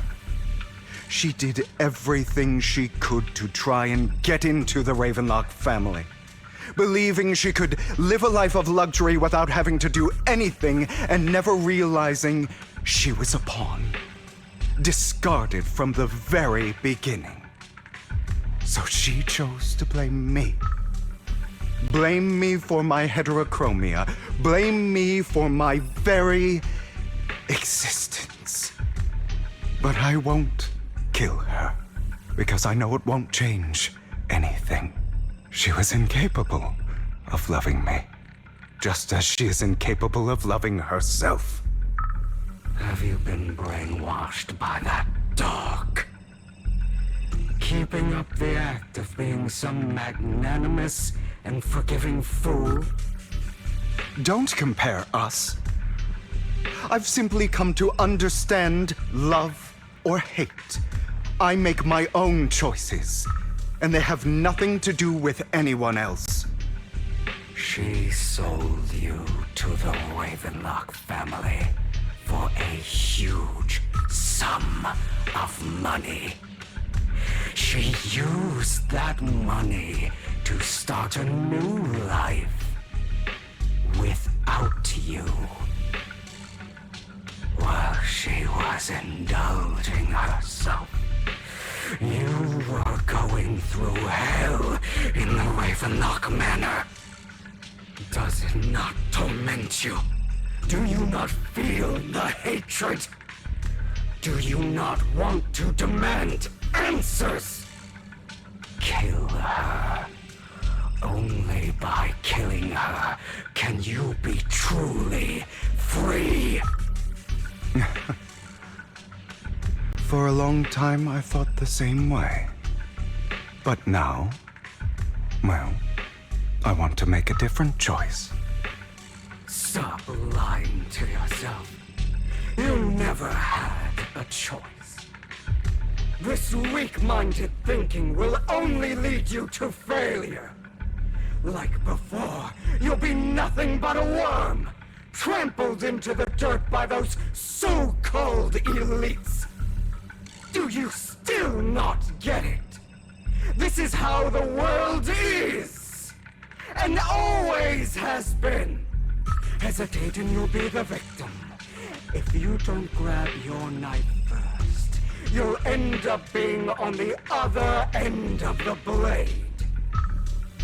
If you want to change anything, you must first become the one who makes the rules. Just like that woman. The only reason she could treat us that way was because we were weak. So listen to me. Find that woman, kill her, and prove to this world your strength! It's what she deserves! Why forgive them?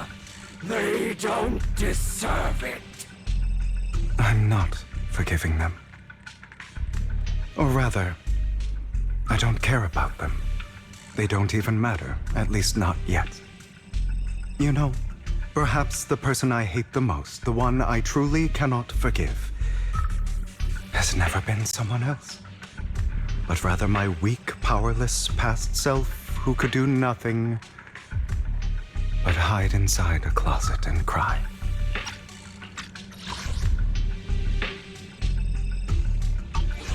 I hate myself for having neither the strength nor the courage to resist. I hate myself for begging for so-called familial love, even after being treated so terribly. I hate that despite the pain of my wounds, I still hope to receive the carrot and not the stick. And that means you, correct? So, I forgive you. I forgive myself. You'll regret this. Fool. Your pretty words mean nothing. You will ultimately return here to me.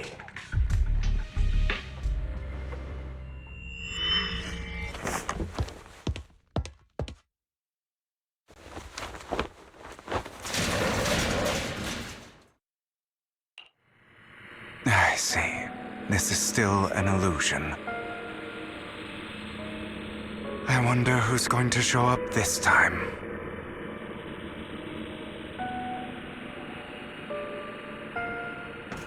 Brother!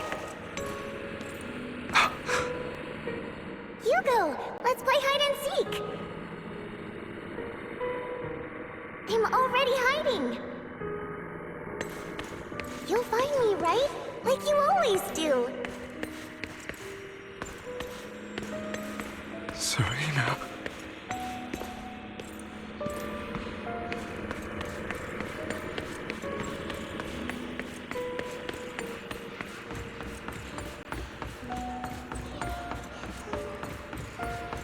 You're looking in the wrong place.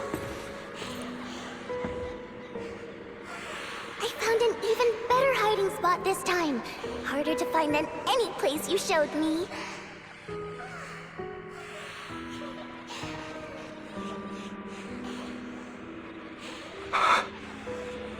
Hey, Hugo. Do you ever wonder why I had to die? It was because of me.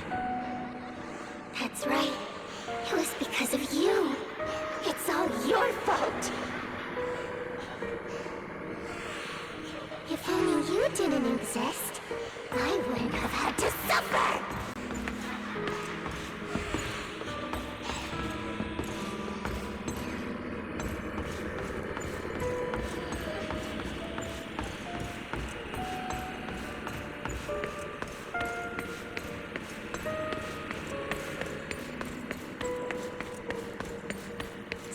looking in the wrong spot. I can't believe you still haven't found me after all this time.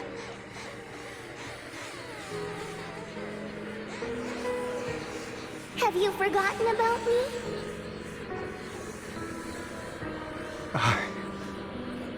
I haven't forgotten. It's okay. I'll forgive you. I'll still be nice to you, just like before.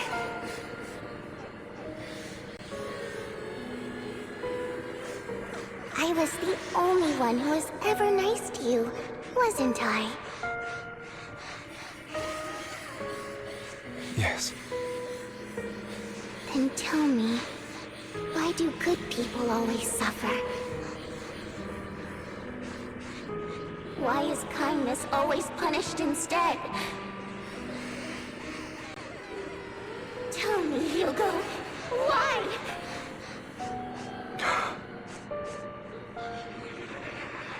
Hugo, are you lost? Go back the way you came. I left you a surprise there.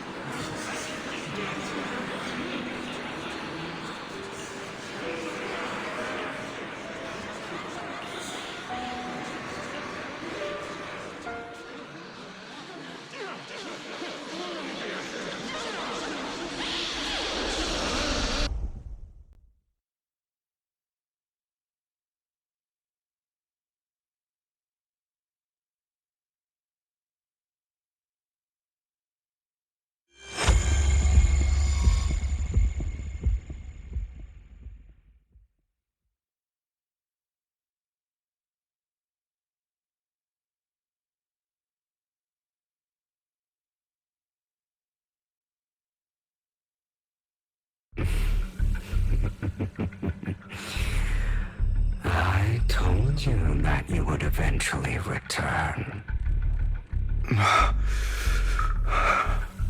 We meet again, my friend.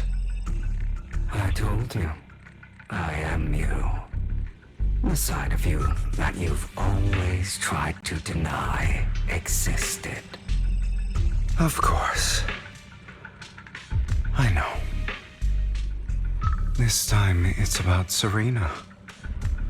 Right? Yes. Your half-sister. And the only child in the Ravenlock family who was kind to you. Unfortunately. It was her kindness that led to her untimely death. It was my fault. I don't like the way you blame yourself. Because that means I'm to blame as well. And I don't think I did anything wrong. Your mother sold you to the Ravenlocks. And your father, he saw your talent and wanted to use you to push the other children into competing with each other. My brothers and sisters wanted to get rid of me from the moment they first saw me. In their eyes, you were no more than a slave. But Serena dared to treat you, a slave, as if you were human. And so, she was fated to die. They tried to kill me. Many times. But I was careful. And they did not succeed. So they killed Serena, who was weaker, an easier target, and pinned everything on you. Serena died in your place. Those cruel brats thought that by reporting this to Father, they could use it to get rid of you, a rival who threatened their positions. Yet, not only did Father not blame you for the incident, he praised you for it.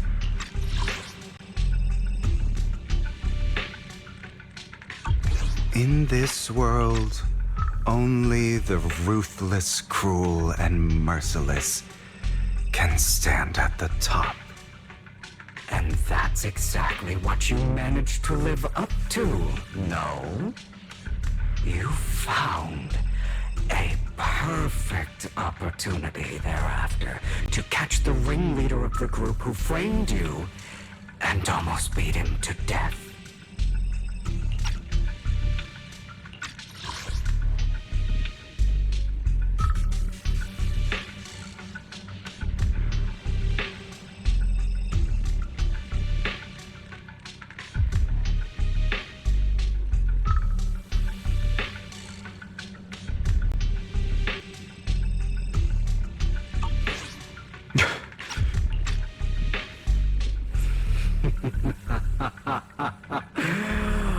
Oh, you should have seen the expression on your face back then. Oh, crazed and manic with utmost delight. I don't remember that.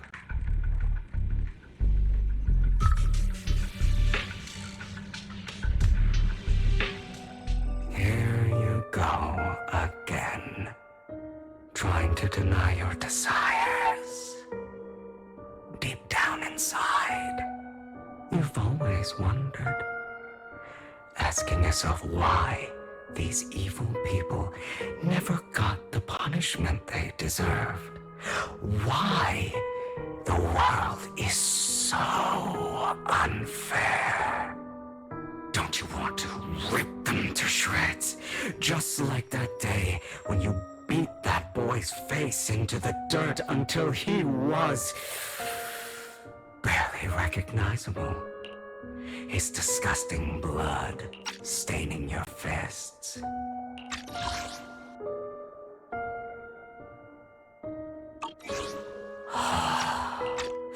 Recall your exhilaration, your cathartic release of rage, that outpour of hatred.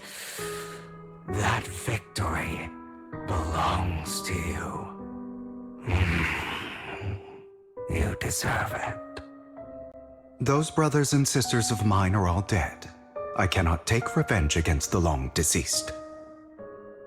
They died by Hartman's hand, dying in the power struggle to become the Ravenlock family's heir, rather than by our scythe.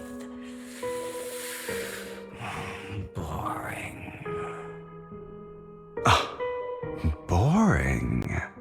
I find it hilariously ironic.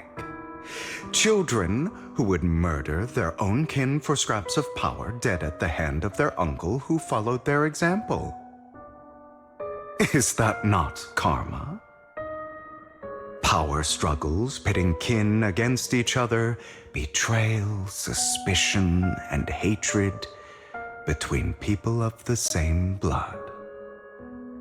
It's like a curse written into the Ravenlock family's genes.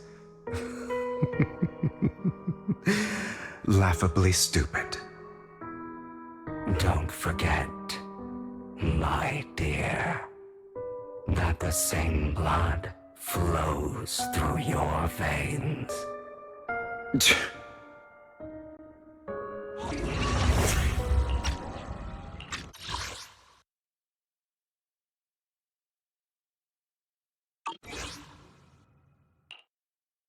That's right, my dear nephew. No matter how much you deny it, the blood of the Ravenlock family flows through your veins. Survival of the fittest. Only the strongest deserve to live. Only the strongest deserve to rule. This is the path of success that has led the Ravenlock family to victory countless times. A blessing and a curse etched into your flesh and blood. As long as you live, you'll never escape the mark of family.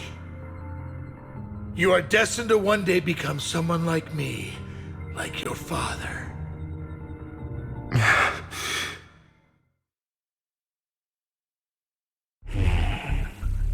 Is that fear I sense? I can see you trembling. Why does the Ravenlock bloodline terrify you so? I won't. I won't become like my father. Never. You won't become a failure like him. So relax. Our power eclipses him, and so does our ambition. So, do not deny your own desires. Do not resist your own ambition. This is the talent you were born with. The best gift fate has ever given you. Admit it. Deep within your heart lies a spark, yearning to ignite a raging inferno that will burn everything down. And I am that spark.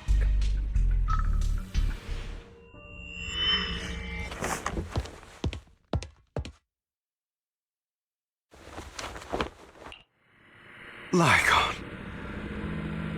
Never thought I'd be this genuinely thankful to see you.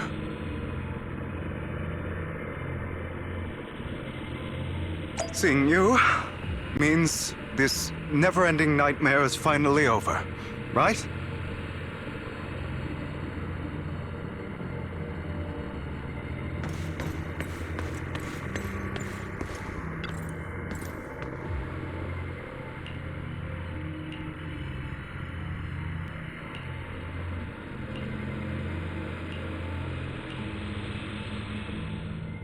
I don't want to hear something like that from you. You have no idea what that man, my father, is really like. A person who stops at nothing for their own interests and ambitions. Just like what you're doing right now. And what do you think I'm doing this for? All of this was part of your plan. You knew where the Ravenlock family was going to be, so you set Mockingbird's target there. To seek revenge, you plotted to assassinate your own father, but he was too vigilant, and you failed.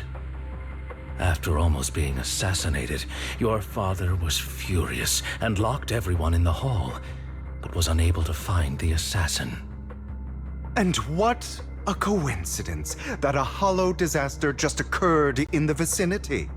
So he used it to eliminate all the unfamiliar faces there, turning them into victims of the Hollow, an easy feat for the Ravenlock family. So, the one who killed innocents was my father, not me.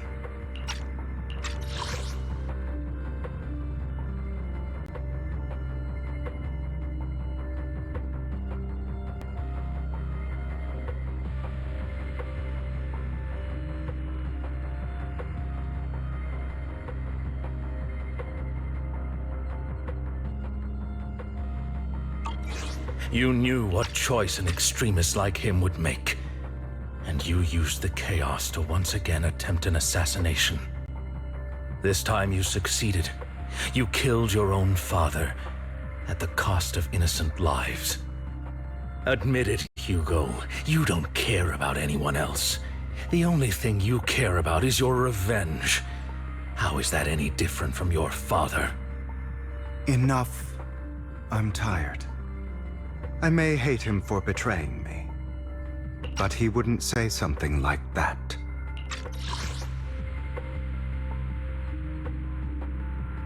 Admit it, Hugo.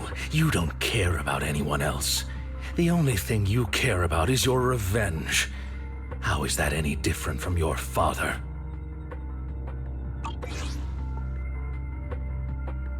What? You aren't Lygon. You're the other me, hidden deep within my heart.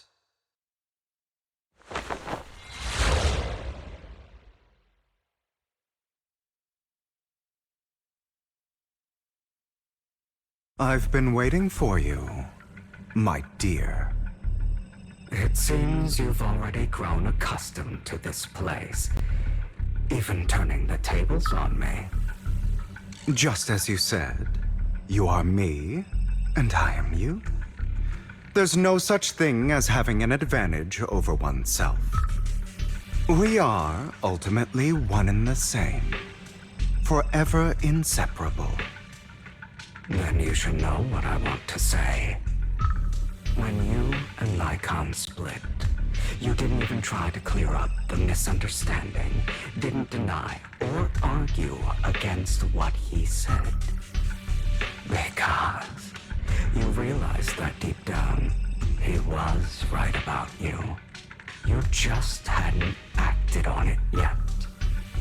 Some people live only to bring more suffering into this world. Sometimes, murder is what brings justice back into this world. For that, I must stain these hands in blood. That's right. Just like what you said before you faked your death. Were those words really just an act? To slay the dragon, you must first become one with sharp claws, rending fangs, and strength enough to destroy anything. You know the truth better than anyone. If you hadn't hesitated, and instead seized the first opportunity to kill your father, none of what followed would have happened. Innocent civilians wouldn't have died. Your partner wouldn't have lost an eye and both legs trying to save people. And Mockingbird would have never gotten to that point. You can save more people. Save good people. Save more lives than the evil ones you take. I've spent countless hours in regret over that incident.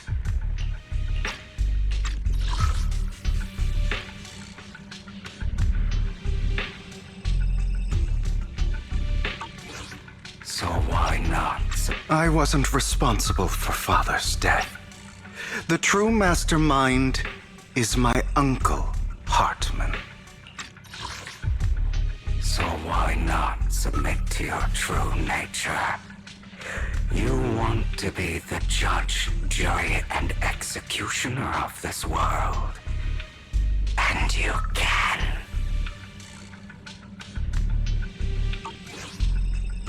His schemes to kill the head of the family were all so he could take control. Mockingbird was simply unlucky enough to get caught up in it.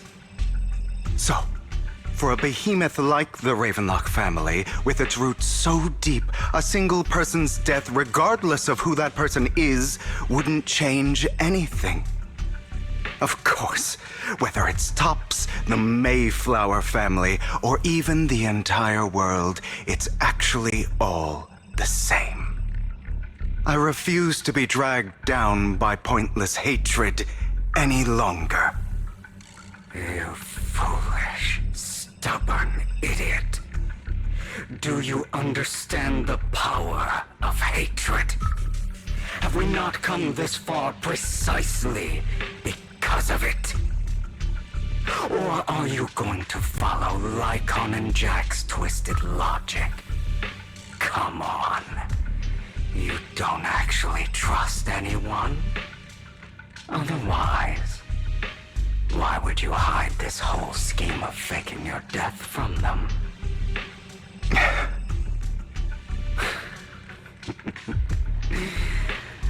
You've built an impenetrable wall around your heart, keeping everyone out.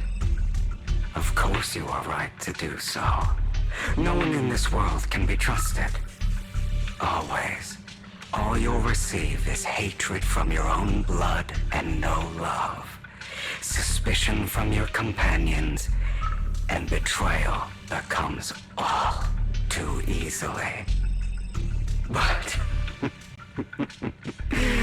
the most ridiculous thing is that you want them to trust you.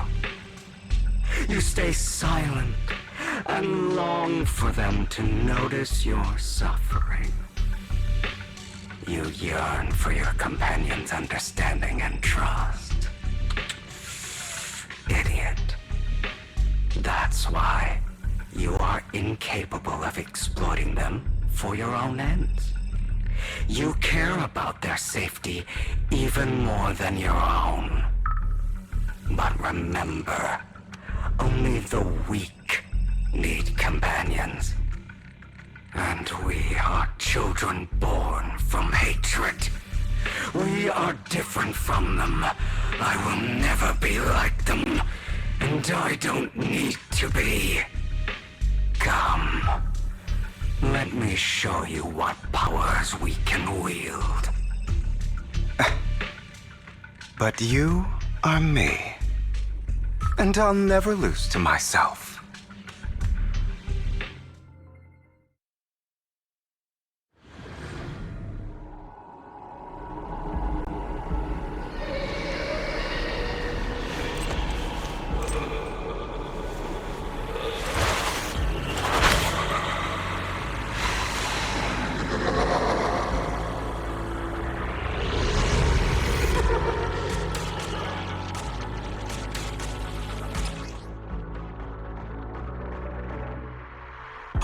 Think about all the injustice you've suffered. If you choose to forgive, you're betraying yourself. You know that. Letting you consume me would be the real betrayal to myself. Trying to run, are we?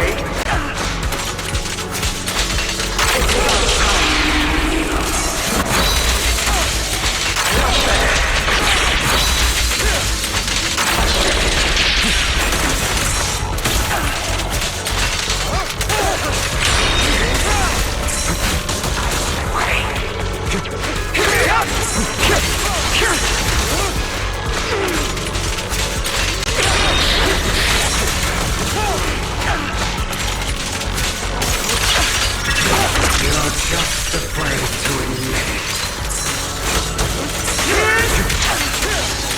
You're too scared to face your true self and what you truly desire.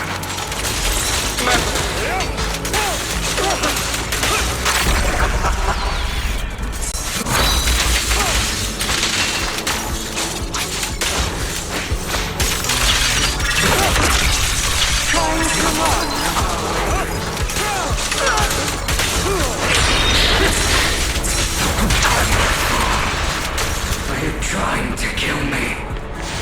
You think you can just get rid of me?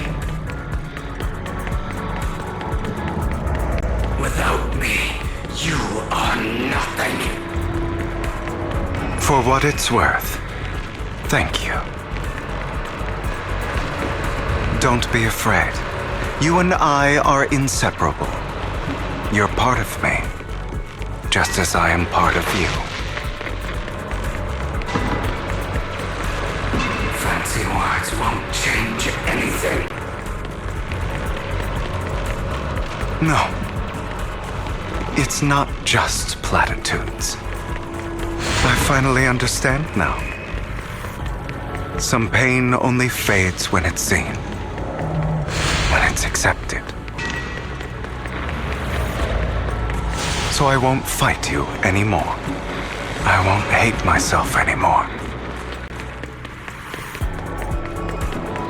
Weakness, hatred, malice, strength, forgiveness, justice.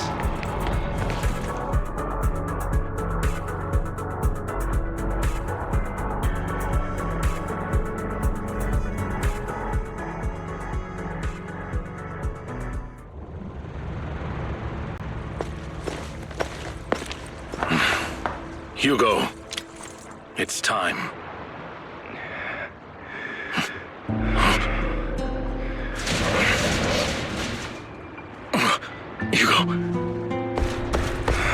Hugo, you... Did I scare you? I made it through.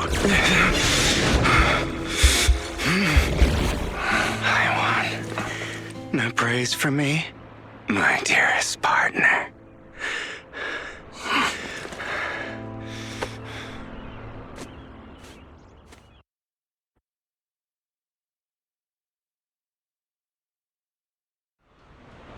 This is just like what I saw in my dream.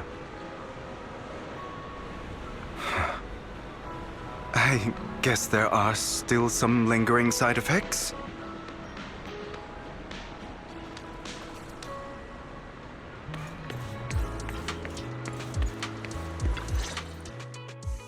Ah, my former partner.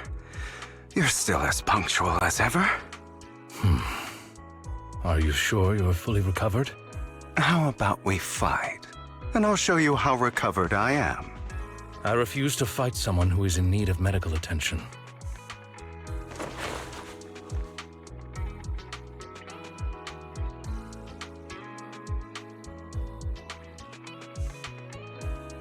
How thoughtful. I'm touched.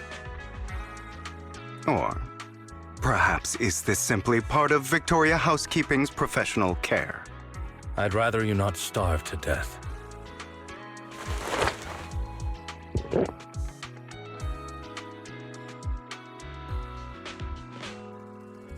Not to your liking. I'm fairly certain this is the same kind as before. No. I've just gone too long without food. It feels a bit uncomfortable. Either way, thank you. Now tell me, what exactly happened in the warehouse? Just going a bit crazy from... you know what? Were you expecting anything else? But I did have a very long dream. A dream about many things from the past. If I had to put it into words, it would be like giving myself psychological therapy. You seem like you could benefit from some too. How about it?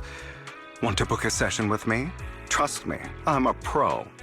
Seems you really have recovered. Well, of course. I'm feeling pretty great right now. Like I could argue with you all day on every petty detail of who exactly was in the wrong back then. I wanted to ask, what you said about Mockingbird before, when you faked your death, was that part of the act? You mean the part about how Mockingbird has never really changed anything or saved anyone? I didn't expect you to still be so hung up on this. Interesting. After all, it was you who chose to betray Mockingbird. To betray me. Just as I said before, I never considered Mockingbird a failure. Perhaps Mockingbird deviated from its origins, but it has its value. You shouldn't reject the things you've done. Or Mockingbird. I have contemplated this before. Yes. Mockingbird has helped some people and has genuinely managed to cause trouble for those who abuse their positions of power for evil. Yet those in high positions still possess immense resources, and the people we helped remain destitute and suffering, willing to become slaves to those in power for scraps. But just as you said, even if what we did was childishly idealistic and flawed, as little as we actually achieved, even the slightest change is by no means meaningless. Nothing holds more value to me than Mockingbird.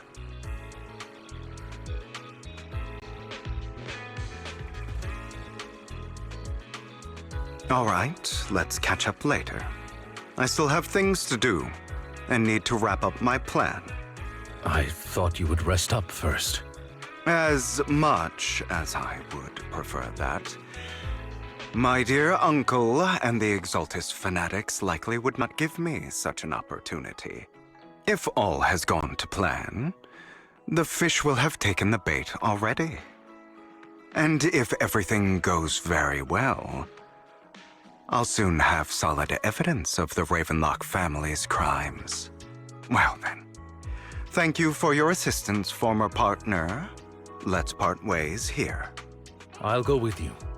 Lycon, surely you don't think that because I just recovered, I'm too weak to deal with those useless fools. Hartman's actions will disturb the safety of New Eridu. As I serve the mayor, I should intervene. Very well, whatever. Let's go. And don't slow me down.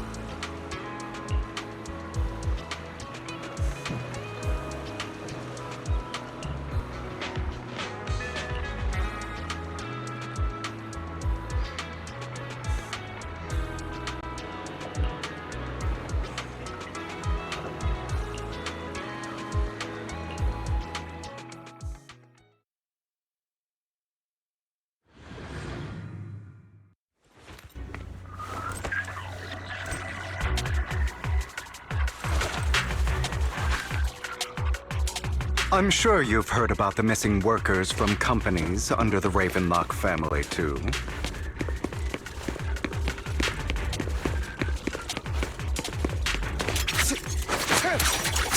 I know where they are.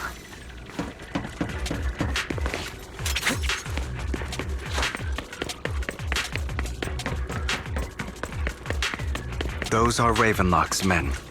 The workers with them are the victims who were tricked into going into the Hollow.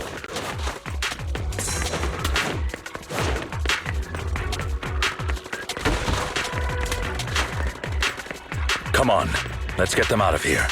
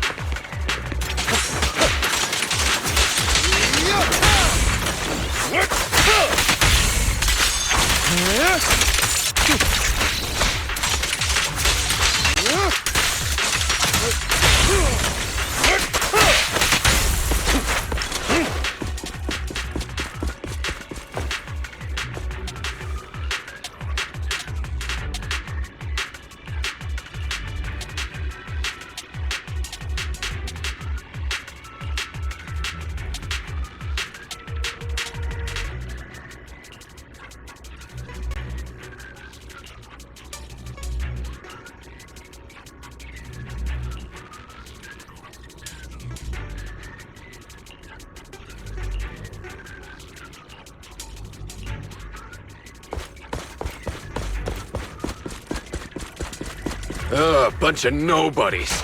Annoying as hell. Kill them!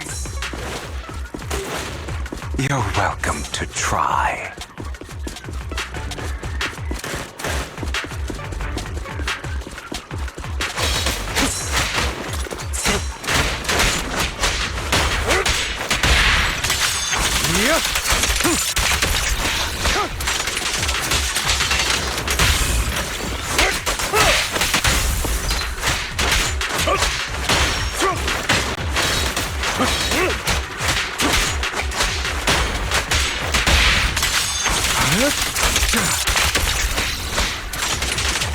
Freeze all evil! Allow me to reach your soul.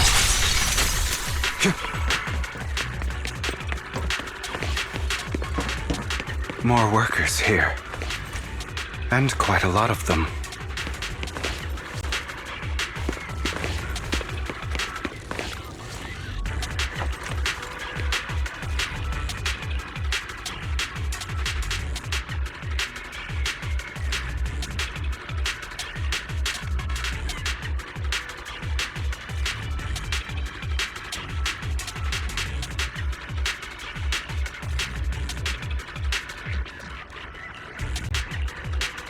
Is Hartman behind this, too? Of course. He threw them into the hollow like offerings for the Exaltists. To him, those workers are just another resource, no different from the ether his company mines in the hollow.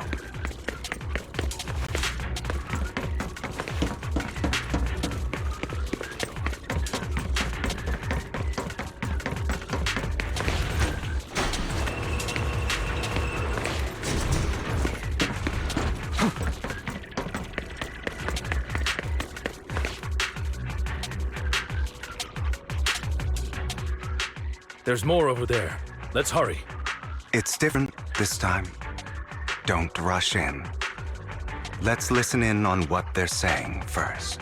I still need more direct evidence to ensure the plan is absolutely foolproof. The compensation you promised. It's all real, right? All we have to do is follow you into the hollow for some simple tasks, and you'll give us a huge sum of dennies.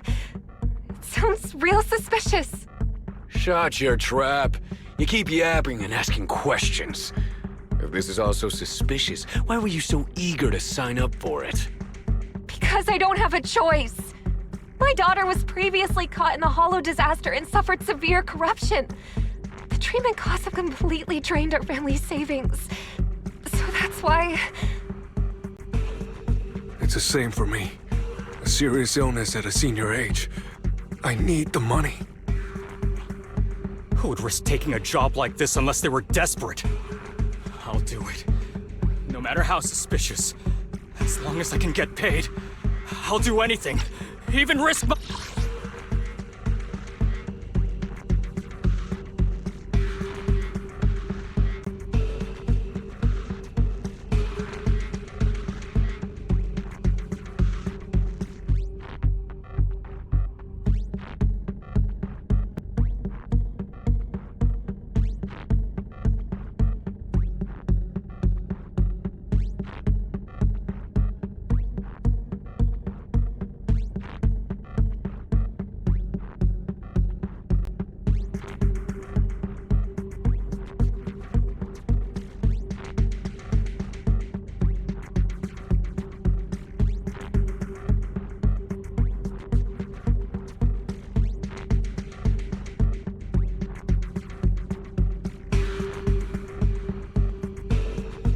my life!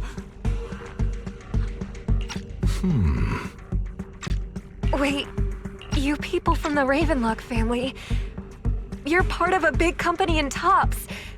You wouldn't go back on your word, right? Don't worry, you'll get every denny you were promised. But before we start, you all need to take this medicine first.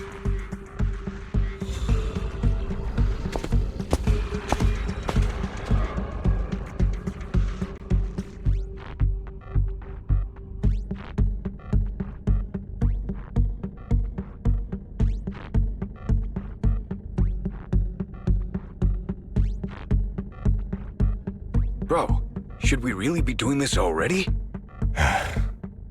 These workers keep talking. We're wasting time like this. And the sooner they take it, the sooner it'll be over.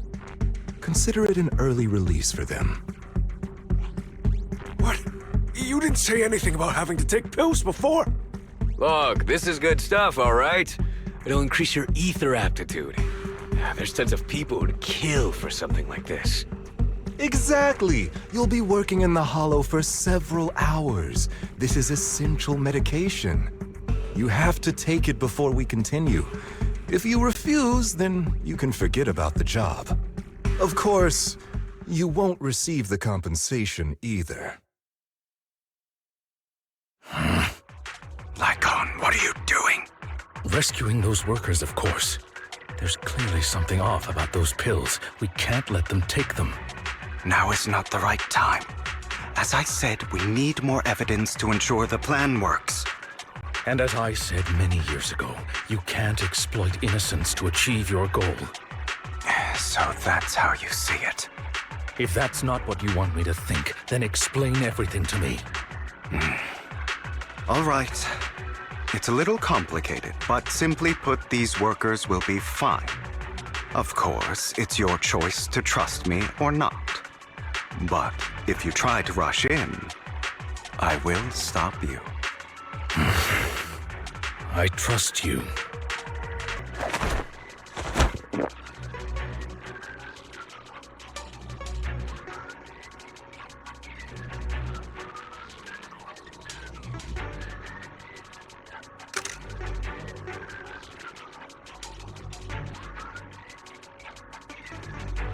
All right.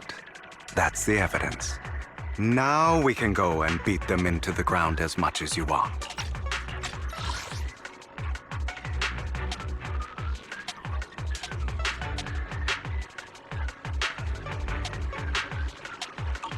Don't forget, you owe me an explanation.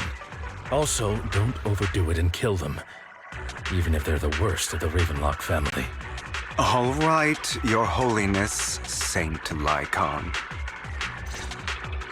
Who the hell are you? Why don't you take a guess? We're the ones here to stop you.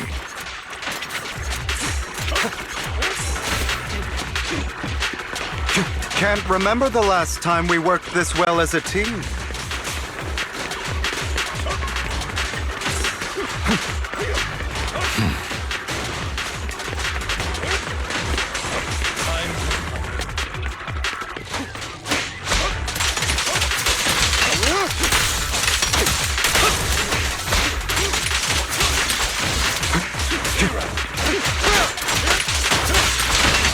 Your legs?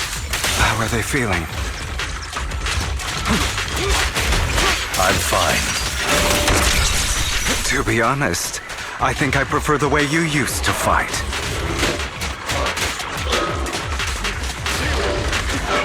You had a lot more aggression. I've merely learned to control my strength.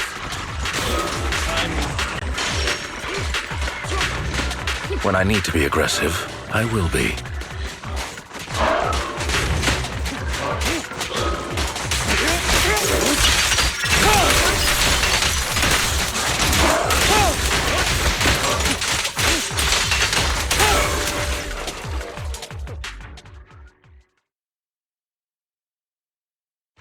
Damn it!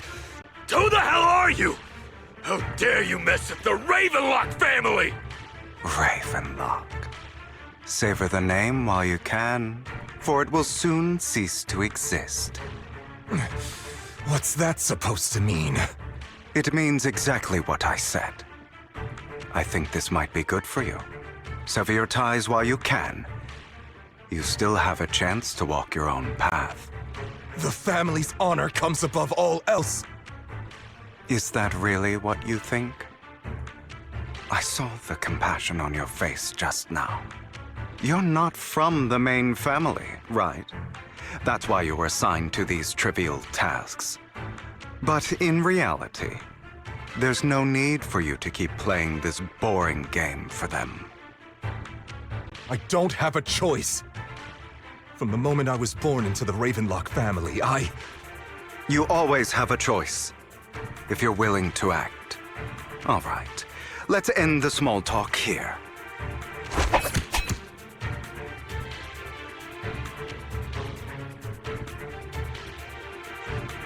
Don't worry, Lycon. I didn't hit them too hard, just enough to keep them quiet.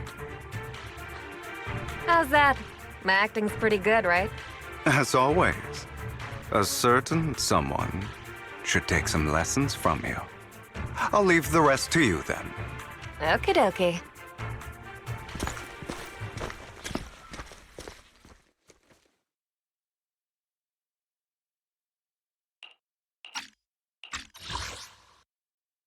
How's that? My acting's pretty good, right? Okie dokie. Okay. As you can see, that worker just now was actually an informant of mine. Okay. Now can you tell me exactly what's going on here? The pills were swapped out with vitamin tablets. Outside of this batch, some workers have already taken the actual substance Hartman has. But rest assured, the antidote for it is already in development. I found the best in the field to help, and with the data I collected before, we should have results soon. I wanted to ask. The reason you decided to lock yourself in a room and endure the effects of the drug, besides getting evidence, it was also to collect data on this drug in order to create an antidote, correct? It seems you're not completely beyond hope. I thought you were just being stubborn. Sometimes I wonder if you know me at all. Then, I have one last question. Why did you never tell me any of this back then? The truth is, I heard everything. That entire conversation between you and Jack. Before he passed away in that small attic. When Jack called you aside and gave you those warnings. When he told me you might go down the wrong path?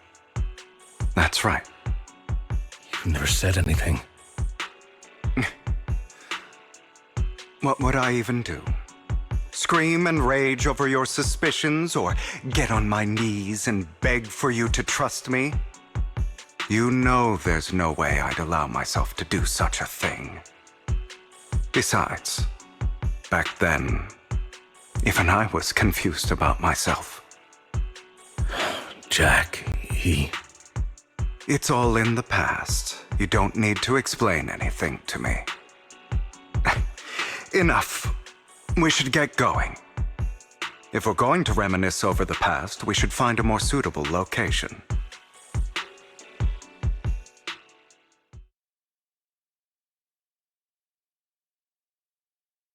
Nikon? That incident back then. I didn't do it. It was a scheme Hartman devised to take over the family. It was Hartman who killed my father, too. I only discovered the truth long after the fact. I did indeed attack my father, and I thought he was dead. But he wasn't. I couldn't kill him. And even before that, if I hadn't hesitated, none of what followed would have happened. Even now, I still think they deserve death. But I no longer care to personally deliver that fate. They're beneath me. And I have more important things to do. You... I know we may never agree on that point, Lycon. I once wanted to fight against those ugly truths that defined me, but I discovered that the more I rejected them, the more painful it became. So, I could only accept that crazed, hateful, and malicious side of myself. As long as I know I will never become like my father, like Hartman, that is enough for me. You've changed. But I think that might be a good thing. Don't patronize me. You've changed a lot too, compared to before. I still disagree with Jack's words, and I won't forgive your betrayal. I will walk the path I believe is right, even if I must tread over thorns and through the mud. But I will also allow you to walk your own path. Lycon. Should I say thank you? You're welcome. Come to think of it, we haven't talked about your legs and eye. It was just an accident, not your fault.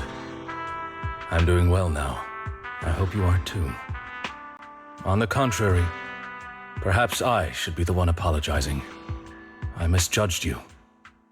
I used to think you wanted power, that everything you did was for your own ambitions.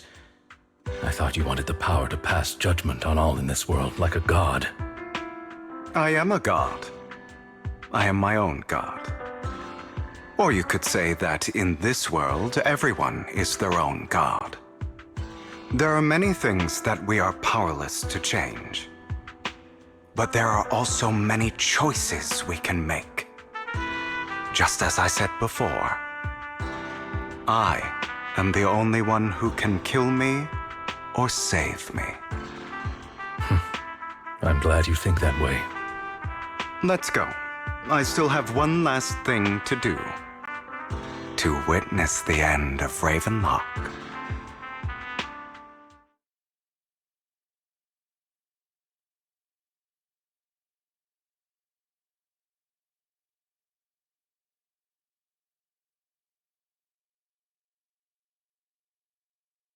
You really think you can take my place if I die?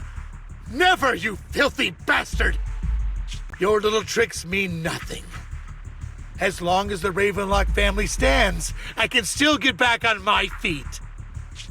You still don't get it, do you? This was never about avenging my father. And I don't care about taking your place. I didn't come this far just to kill you. That'd be pathetic. Right on cue. Why don't you take a look at this, Uncle? On behalf of TOPS, I'd like to clarify that we had no involvement in the Ravenlock family's actions. TOPS is officially terminating all partnerships with the Ravenlock family, effective immediately. We will have no further affiliation with them. Are you crazy? What the hell do you get out of ruining the Ravenlocks? You want to be a petty thief forever? Thief? Oh, Uncle. Allow me to reintroduce myself. I'm the name people whisper about. The one who robs the rich and gives to the poor. I'm the master con artist who can fool anyone, anytime. I'm the leader of Mockingbird. The one who turns every headline into my own stage. I have friends who'd catch me if I fall, partners who'd shed tears for me, and allies who always have my back. I am Hugo Vlad. You're the one who needs the Ravenlock name. I never did. You ungrateful bastard! You should have never been born. You flatter me. Same goes for you, Uncle.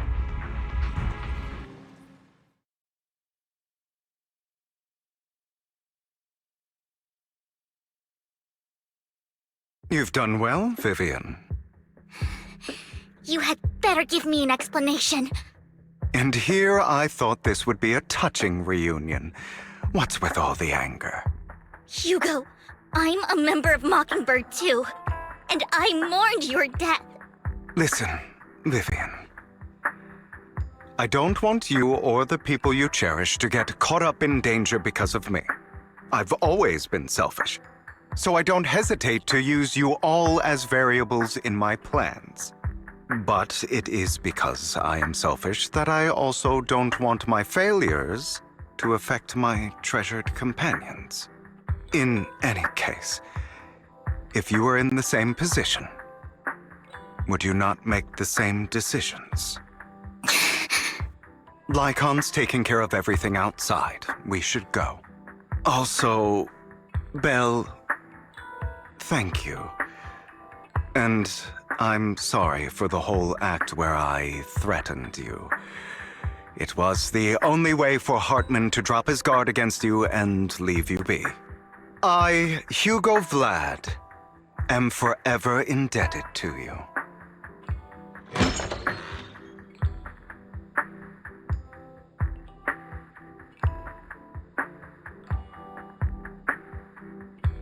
Master Proxy, although it is late, there is some important intel that I must give you now. So, Lycon, you knew about Hugo's plan to fake his death? I was simply playing along. After all, I could not determine whether Hugo's plan would pose a threat to you. You are a student of the mayor's late friend, and I am obligated to protect you. You still have that habit of finding awkward excuses when you're embarrassed. Mr. Hugo Vlad, if you have any important intelligence to share, please do so with haste. I need to return to rest before midnight.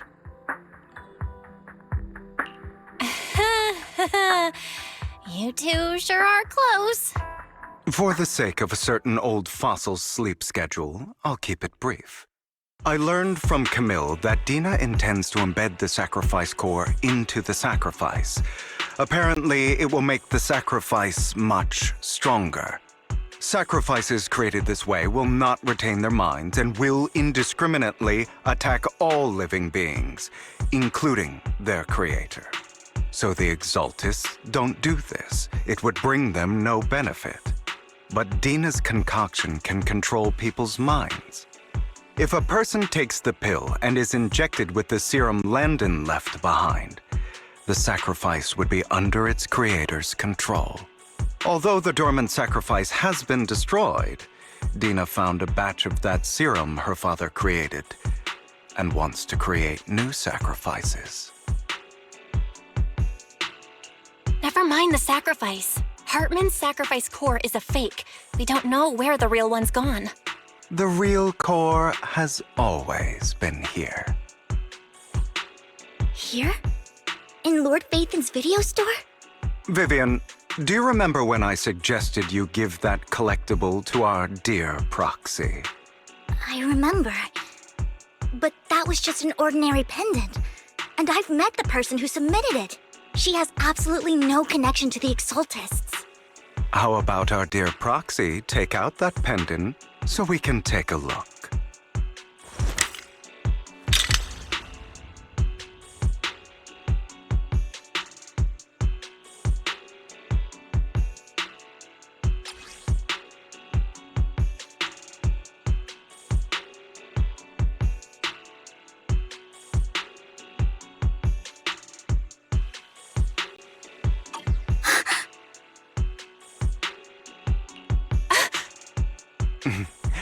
I'll take your surprised expressions as a compliment for my little trick.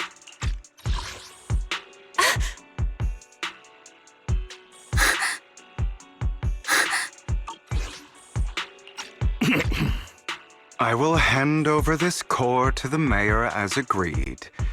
Since he fulfilled his promise to protect Vivian and the manager while I was pretending to be dead, I won't go back on my promises. No wonder the mayor would promote rhetoric favorable to Mockingbird. I can't believe I thought he was actually being sincere.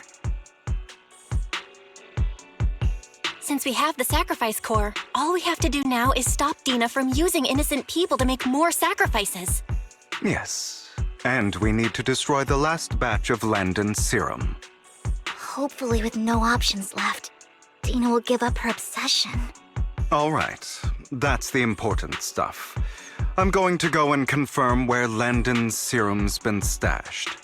I'll contact you again once I have something.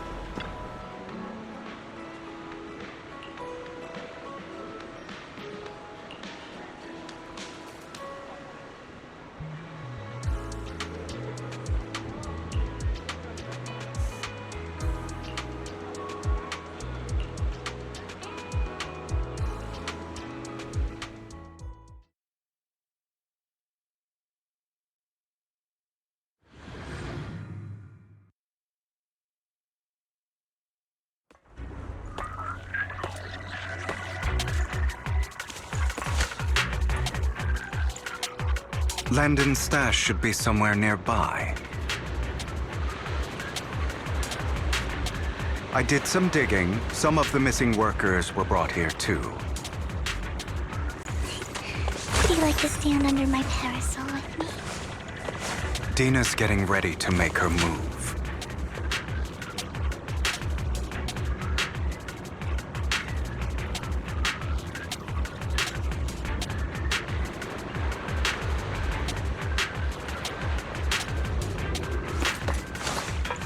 Don't touch me. Don't worry, we'll clear them out.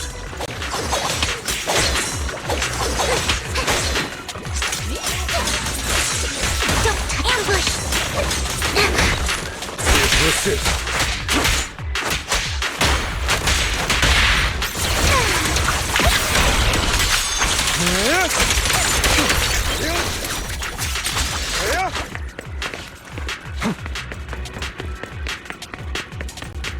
They're trying to destroy the goods! Stop them! We need to take care of the guards first.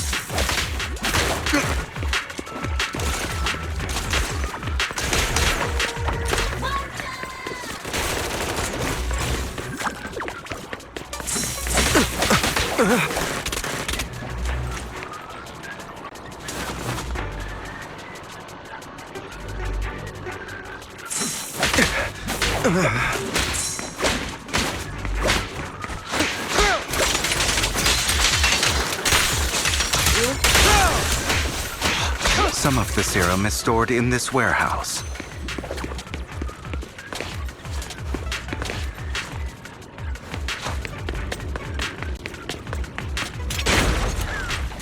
You're not taking anything from here!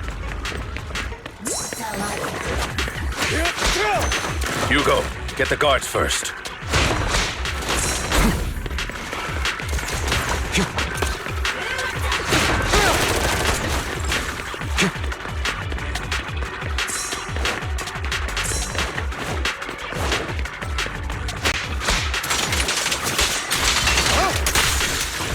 You just stepped into your own graves!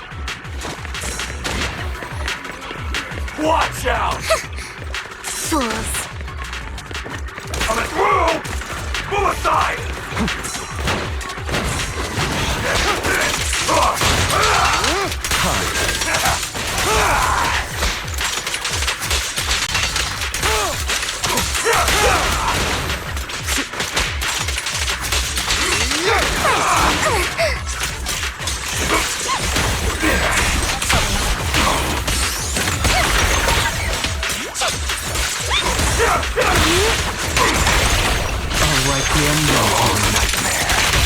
A deep clean.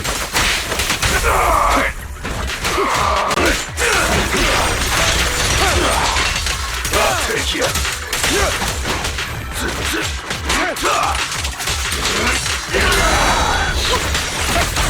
The truth is a beloved fairy tale. Don't look straight. Take this. More of Landon's serum survives than expected. Fortunately, since they're still here, it means Dina hasn't executed the final step of her plan. There is likely a lot more stashed around here, and we have yet to locate the missing people. Our actions here won't go unnoticed. Perhaps they're making plans to deal with us on their side. With Landon and Dina's concoctions combined, she may be capable of creating a sacrifice that obeys her. If it comes to that, this will get far more troublesome.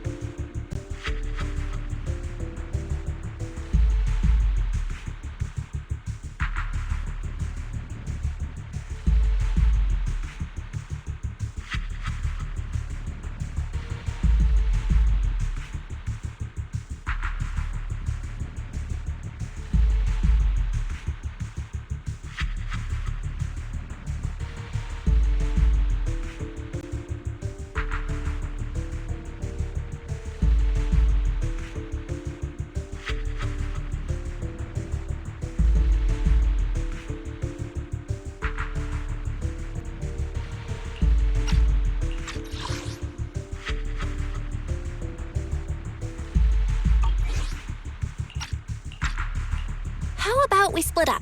Hugo and Lycon will destroy what remains of the substance around here, and Vivian and I will go search elsewhere. Very well. Let's go with your plan. But be careful if you encounter Dina and her people. According to Camille, she's absolutely obsessed with completing her father's dying wish. Who knows what she may try? Let's part ways here for now. And perhaps the other manager could use Eos to guide us. Sure. I've been feeling better these past few days, so just follow me. It's only now that I realize how fortunate we are to have two Lord Faithins. Although, I feel like our work's doubled. In the past, Belle and I would only ever work on the same route. Greater power means more responsibility. And in any case, I'm sure the mayor would be able to provide double compensation. He's a very generous person, after all. Right, Lycon? I will request additional compensation from the mayor. Compensation is just one aspect. It's one thing with Belle being in the Hollow in person, but now with us working on separate routes, I can't help but worry even more for her safety. Oh, but I trust in your abilities. I'm just not quite used to this.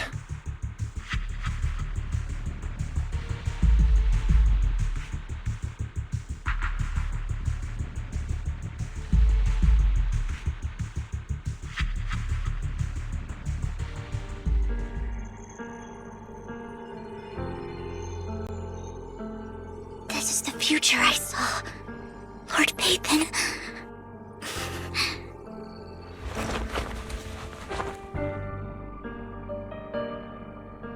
I'm sorry. This time, I will make sure the future I saw does not come to pass. I don't want to bring you misfortune. That's all I wish for.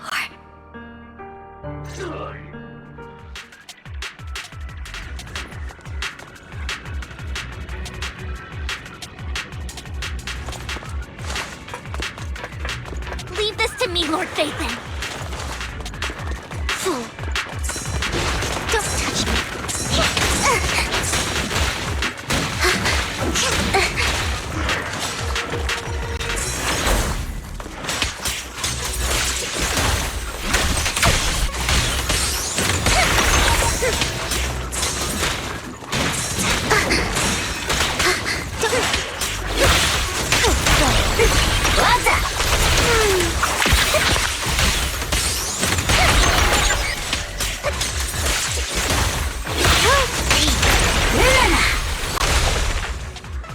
Fool.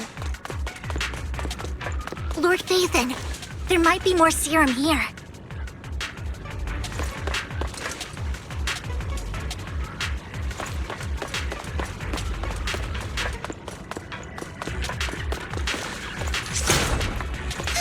How dare you steal from Lady Dina!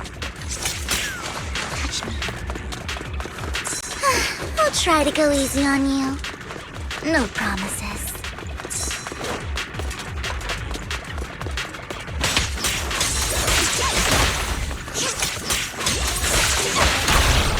What's up?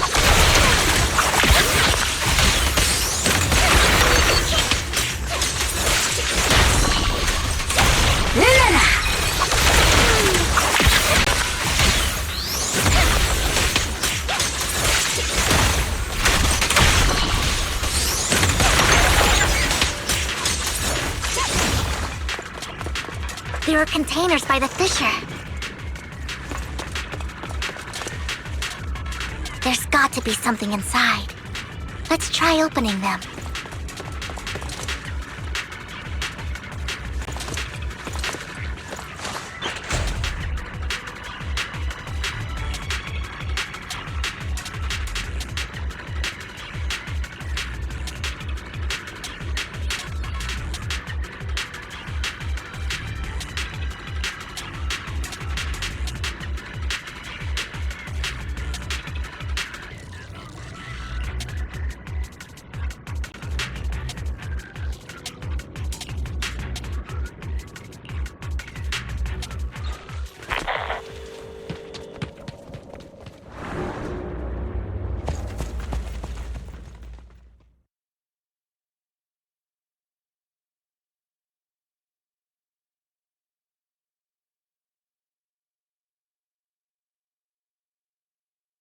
It must have been tough for you to find this place.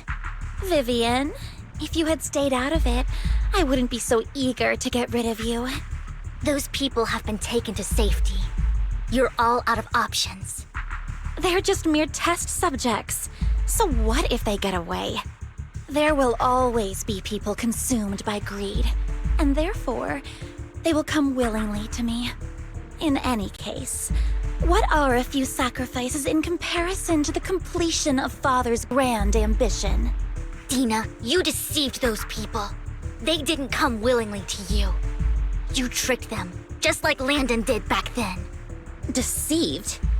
Father gave hope to those who had everything taken from them by the Hollows. Vivian, you once rejoiced at the hope Father offered you, too. Before Father took you in, you were no more than an omen of disaster that no one wanted.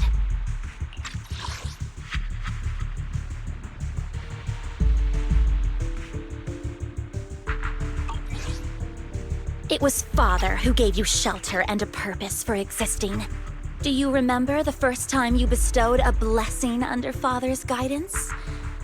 How did you feel when that person looked at you with adoration and gratefulness? That was the first time you felt hope. Like your existence had a purpose, right? Don't forget that it was Father who, through what you call deception, gave you hope. And you, what have you done? You basked in Father's attention and everyone's adoration, only to destroy everything. Do you think that by leaving the Exaltists, those people will live better lives? Of course not. Those who suffered under the Hollows will only continue on as walking corpses, without the hope Father gave them. Do you really think you're some sort of savior, Vivian? In the end, you're just an ungrateful brat who brings misfortune to those around her. It was you who destroyed everyone's hope. Not everyone wants to live in false hope, Dina. You say it's because of greed that people willingly become your sacrifices. Perhaps those people aren't entirely virtuous. But that greed is just wanting to live a better life beyond the Hollows. What you and Landon have done was never about giving people hope, but exploiting it. Stop lying to yourself. Deep down, you know what Landon did was cruel. No. Back then, when Landon wanted to inject you with the serum, the fear in your face was as plain as day.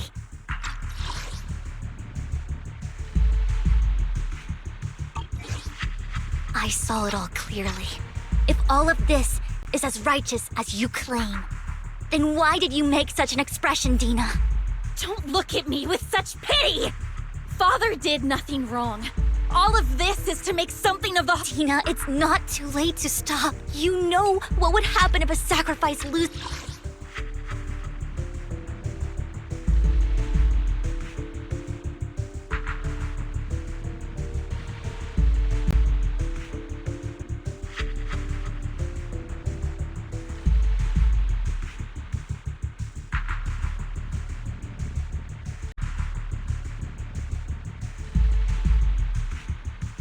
Father did nothing wrong. All of this is to make something of the Hollows other than disaster. That's everyone's only hope. Dina, it's not too late to stop.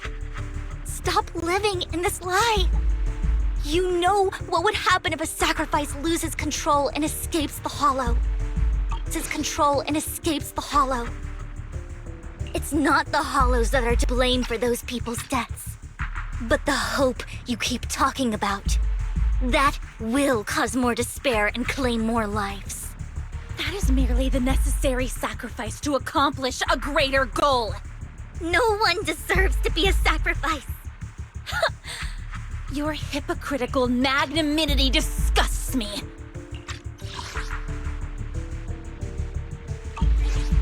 I can always go and get more test subjects if they've escaped. And I will be able to replicate Father's serum with enough time. With you gone, I'll be able to complete Father's gift to the Creator and fulfill his last wish. Camille, release the failed subjects. Lady Dina. Camille, Are you going to do what you did before? You keep saying you'll follow the Creator, but it's all lies. Lady Dina, the Hollows took my family from me. I understand that there's no way to get back what I've lost. It was Lord Landon who told me that the Creator would guide me. One day, Hollows will no longer be disasters.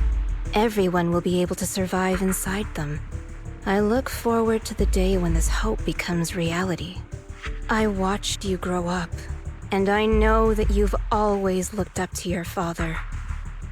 He gives you hope, and I destroyed that hope with my own hands. I know the pain of loss, so I've always felt guilty. I want to atone for the hope I destroyed. But Dina, I don't want to ruin more lives, and I don't want to continue watching you destroy yourself. Vivian is right. Not everyone wants to live in false hope. So, please, stop.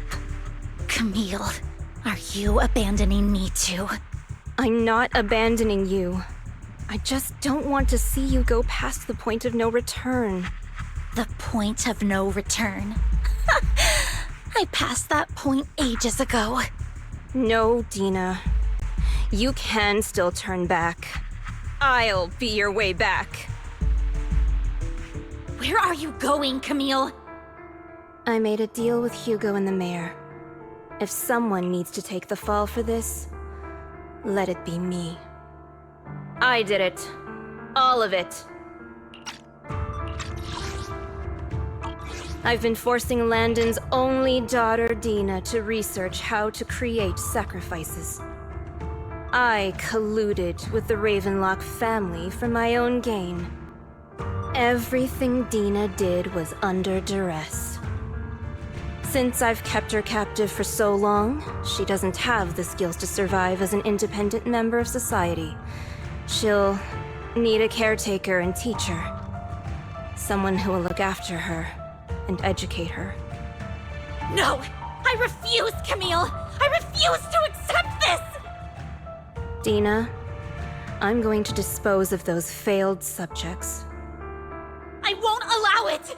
You'll die! I won't allow it! You can't leave me. I command you! You've always followed my orders, and you will follow them now! It wasn't your orders that I've been following. My younger sister, who was stolen from me by the Hollows, also had such beautiful red hair. When Landon told me the Creator could bring me hope, you were standing there, right behind him. I was certain, then and there, that this was the hope the Creator had given me. Start over, Dina. You still have so long, so much time. You'll make friends, find people who love you, and make many beautiful memories. That's not what I want! Camille, you're not allowed to die! I won't allow it! I won't allow it! Goodbye, Dina. And I'm sorry, Vivian. I'll leave the rest to you.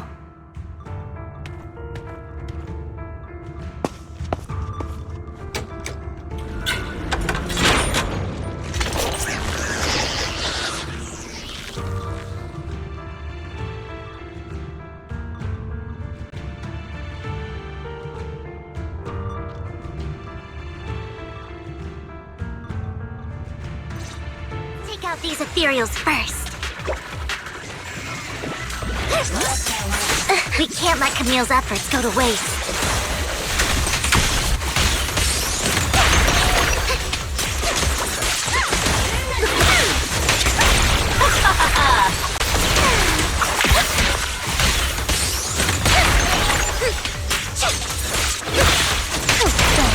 Let's go after Dina, Lord Phaeton.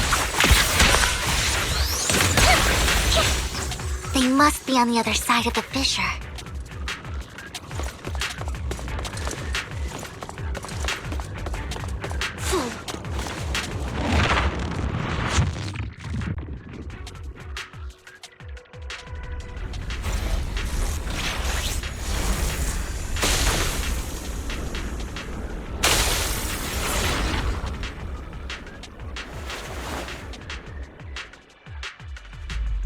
you satisfied now, Vivian? You were the one who brought yourself to this point. You're saying this is all my fault. Losing my father, losing Camille. I wish you had never come into my life. At first, when Father brought you home, I was happy. There are so many Exaltists, yet Father never allowed me to get too close with any of them. I never had any friends either.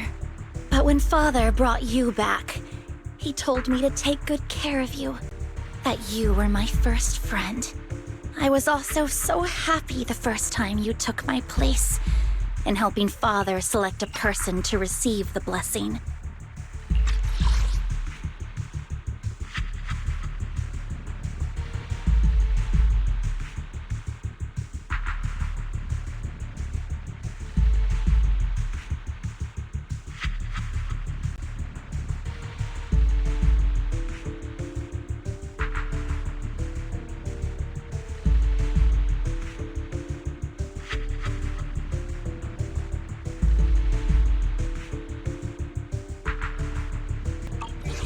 Because it meant we were different from all those other people. You could stay with me. But soon, I grew jealous. You took the attention that should have belonged to me. You even took Father's love from me. It's only because of my ability that Landon... I know, but... Vivian, jealousy is something you cannot control.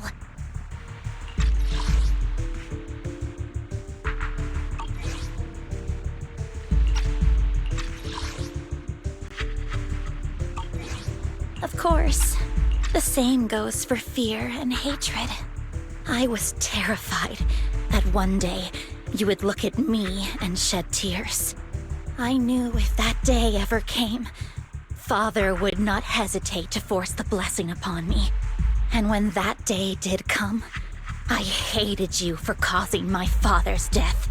Tina, you knew everything about what happened back then, so... why are you still defending Landon? And why didn't you tell me back then? If I had known earlier, maybe I could have found a way. Because it's the only thing that makes me more special than you, no? It proves I had Father's trust. I was more useful to him. Vivian, you said you wandered without a home ever since you were young, hated by anyone you encountered.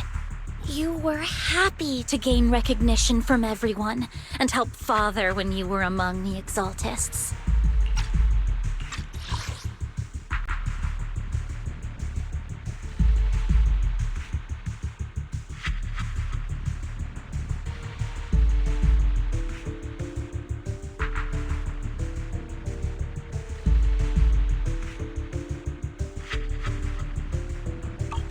But in the end, you discovered you were being used, so you felt betrayed and hurt. Then, what about me? All I ever had was my father. I've never known a life outside of the Exaltists. Ever since I was young, my only purpose was to help Father select who was to be blessed. The only purpose I had was my father and the Exaltists. I've never been taught anything else, Vivian. It is what little value I have, and have ever had. In the end, you took even that from me, and completely destroyed it. You think you're doing good and fighting evil. You've only managed to affect a small part of your world. But have you ever wondered if maybe that's all there is to my world? I never wanted to hurt you.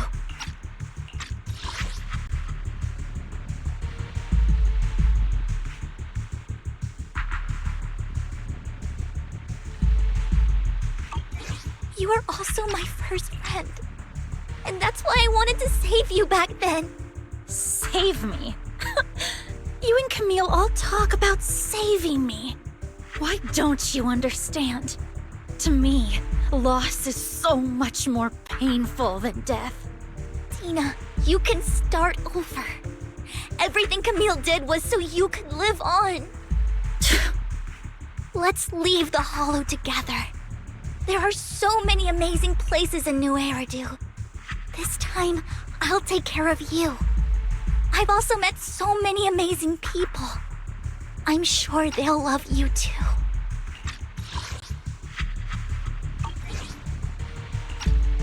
Okay, Dina? Vivian, I can't forgive you. And I don't want to forgive you. I have nothing left. If what little hatred I do still harbor were taken from me, well, I refuse to be so pitiful. I won't apologize, Vivian.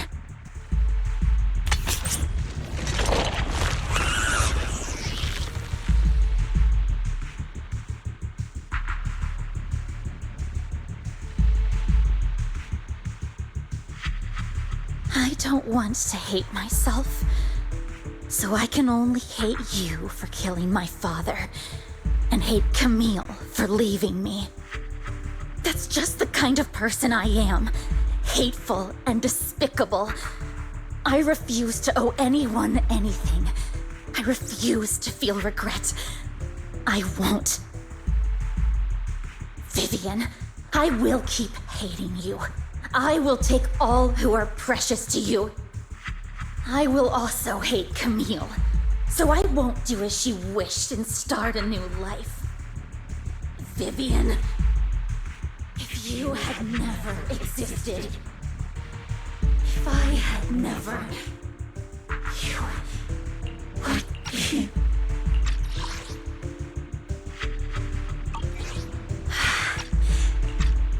Lord Phaethon, please do not interfere. She was my first friend. I'm going to bid her farewell.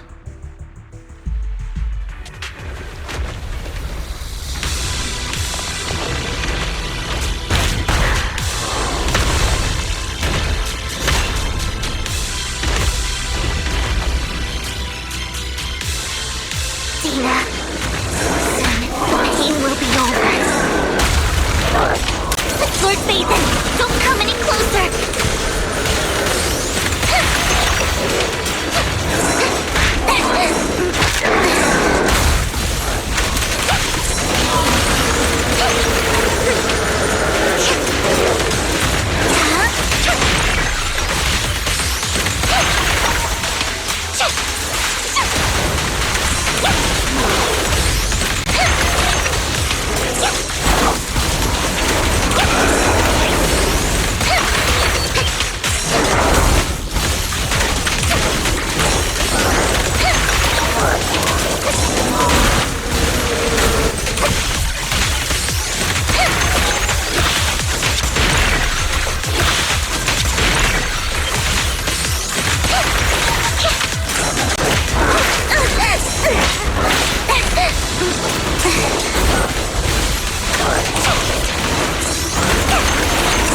Who dares get between me and Lord Phaethon?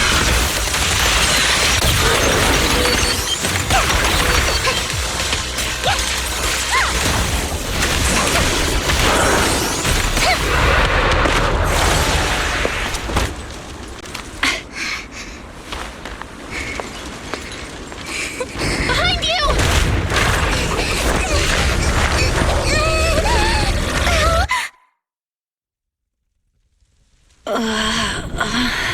What happened? What the?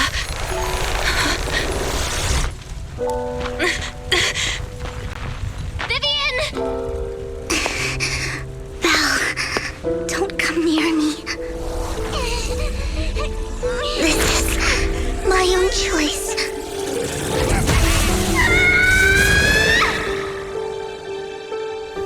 I will change the fate I saw. Vivian! I just want you to remember me when I looked my best. Vivian! Vivian, your body! I'm sorry you had to see me like this, but I don't want to be the one that only brings misfortune anymore. No, please. No. It's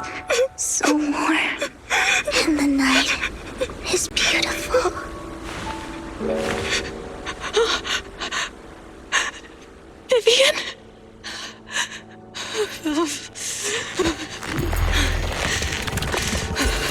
No. It can't end like this!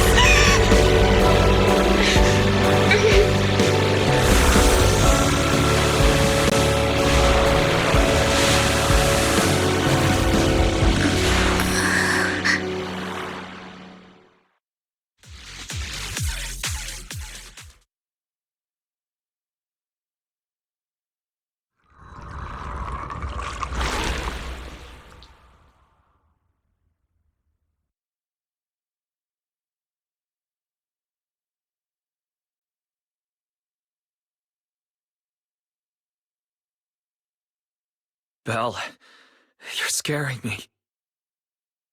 Belle, I'm so glad you're awake.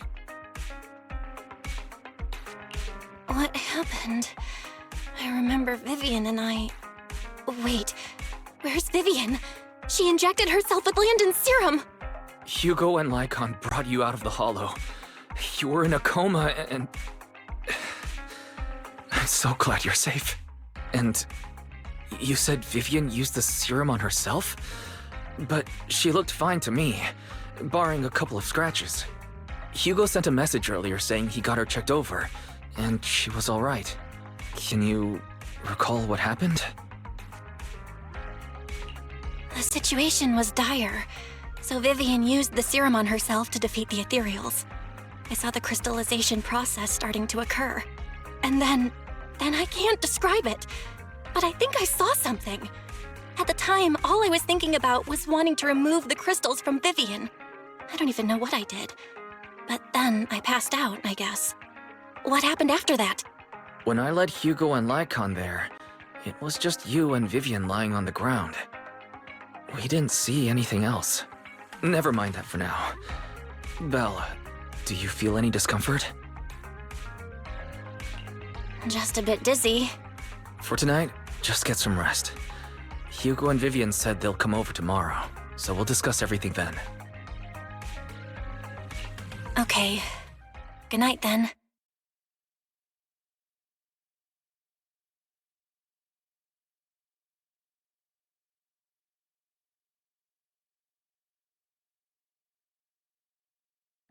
Lord Phaethon!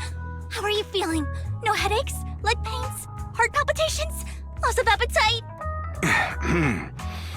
Vivian?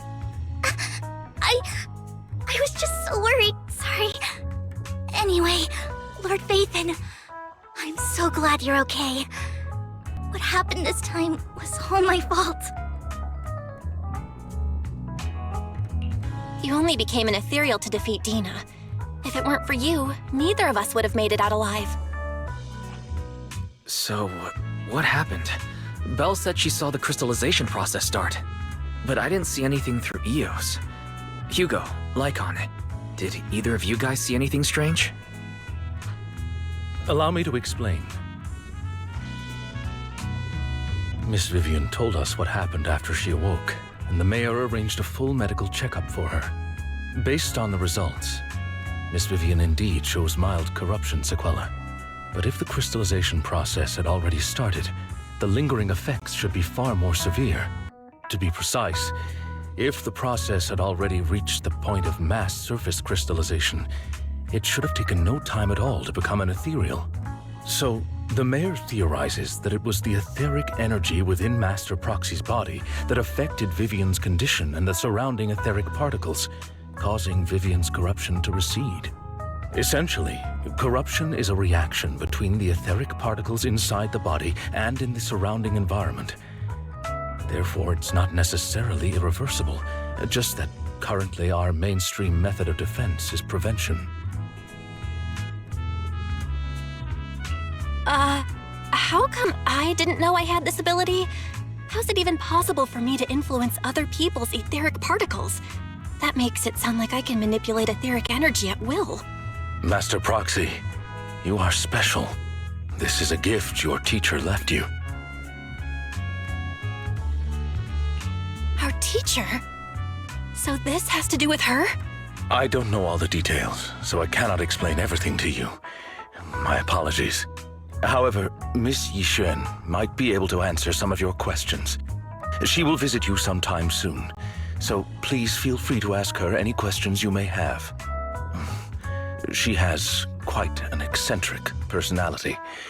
If she causes you any inconvenience...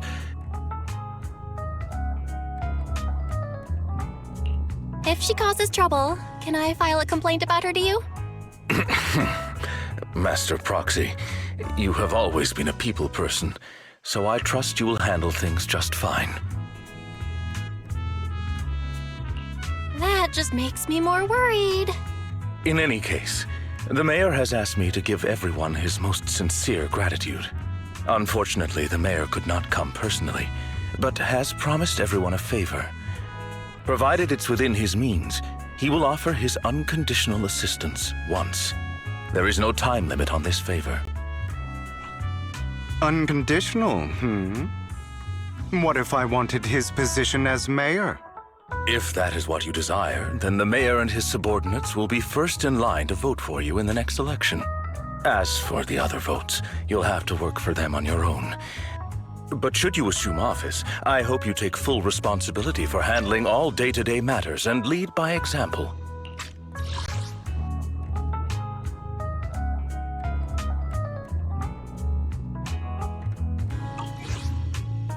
By sheer happenstance, the mayor has provided you with a copy of his current assignment, the City Waste Sorting and Processing proposal. Old fox.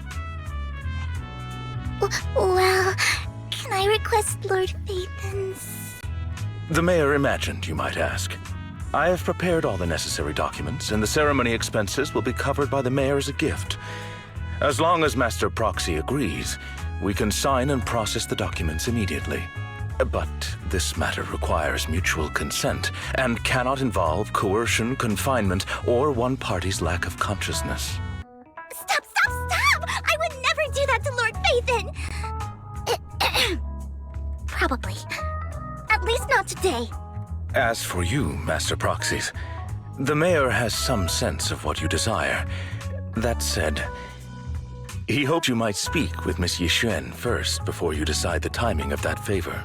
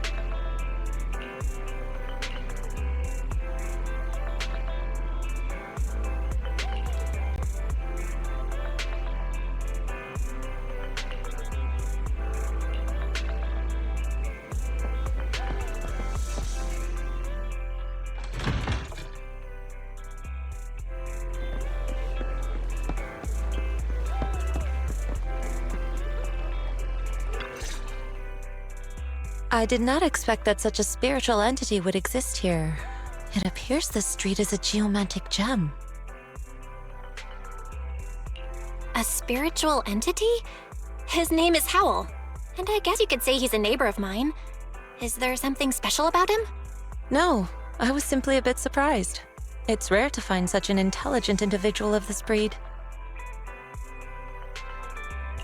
Even huskies can be really smart. Howl is proof. You're right. Yet, being overly intelligent comes at a price. It must stay here for prolonged periods of time, parted from its owner and unable to move about freely. Both a blessing and a curse. However, it seems quite happy. We've strayed a bit off topic. Since you're back, let's discuss our partnership.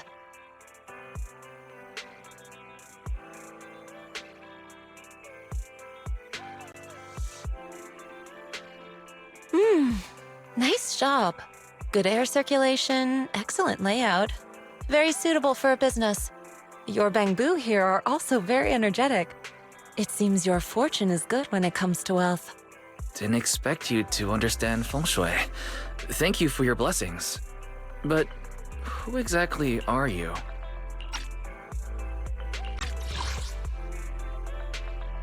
Didn't expect you to understand feng shui. Thank you for your blessings. I suppose this is our first official meeting since parting ways in the Hollow. Now that both of you are present, allow me to reintroduce myself. My name is Yixuan, a mystic from Yunquei Summit. Wait, mystic? Like those people in movies who can tell your fortune and go around blessing people? This is my first time meeting one in real life. But what's Yunquei Summit? Just an ordinary sect of the mystic arts. Our disciples travel all across New Eridu and sometimes collaborate with authorities. Currently, I'm affiliated with the Hollow Investigative Association. Right now, however, I'm here to discuss a partnership in the name of the Mayflowers. So, what sort of partnership are we talking about? I have reviewed the documents provided by the Mayflowers. You previously underwent an implant surgery. After recent adjustments, abnormalities occurred. These abnormalities bear resemblance to the craft practiced by us at Yunquei Summit. If you are willing, I can teach you how to better control your abilities. To better control my abilities. It sounds great, but there's no such thing as a free lunch. Since you're willing to teach us your craft, Shifu, you must want something in return, right? That's right. Mayflower will have you join me for some investigations. Looking at my divination results, this will be a complicated and very likely dangerous matter. He's still going over the details, but should have more information for you soon. You can wait until then to decide.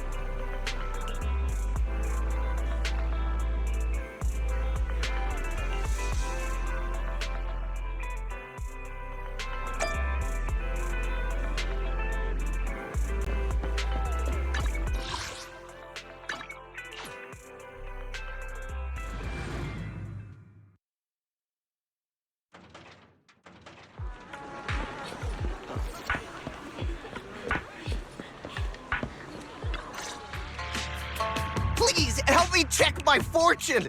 Here's my palm.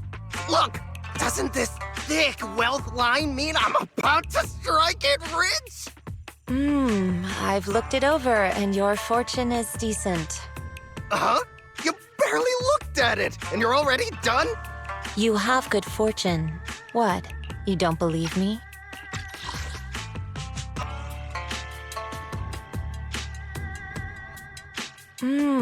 I've looked it over, and your fortune is decent. I do. Thank you so much. Next, it's my turn. Hey, wait, hey, quit cutting in line. So, this is where you were. Who are all these people? You're here, Belle? I decided to take a break. I didn't expect so many people to come seeking my divination services. Don't worry, I need no more than a simple spell to solve this matter.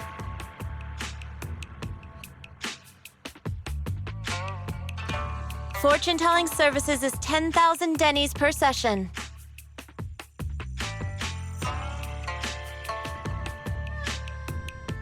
All gone? Good. It seems the Banish Wealth and Desire spell is still effective. Banish wealth and desire? That's a spell? This isn't the kind of craft you said you were going to teach us, is it? Our video store has a business license, and we'd get complaints if we charged unfair rates. Of course not. This is just a trick to deal with trouble. I'll take my time showing you the true craft of Yunquai Summit. For now, let's find that shop.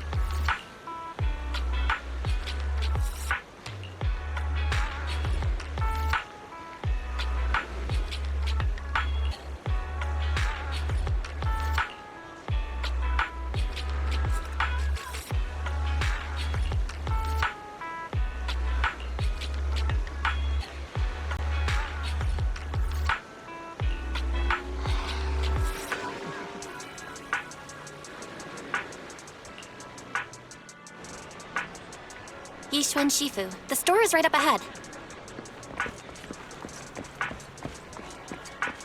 Yes, this is the place.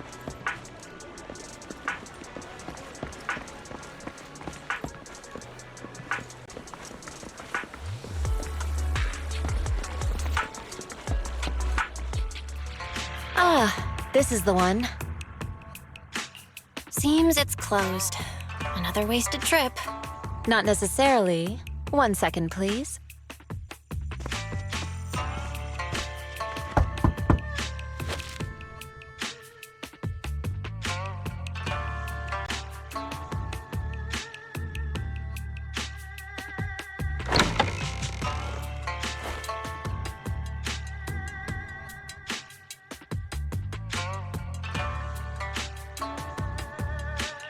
Huh?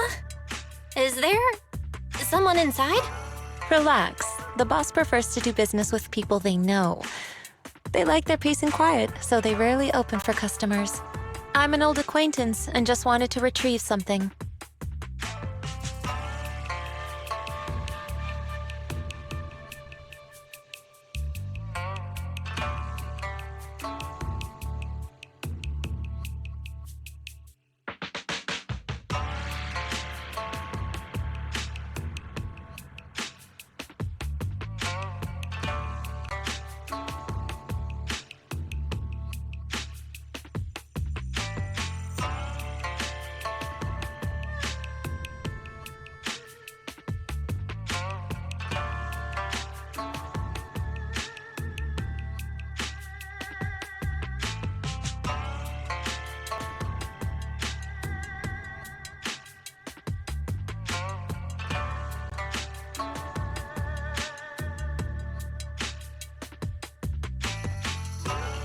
What a strange private business. Shifu, what exactly are you retrieving? Just some things needed for our future investigations. You'll know in time. Really? Shifu, I feel like you're always so mysterious. Rest assured, I'm not hiding anything from you. It's simply because the correct time has not yet arrived, so there is no need to rush. Since we've already obtained what we came for, let's part ways here. There will be plenty of time in the future. We will certainly meet again.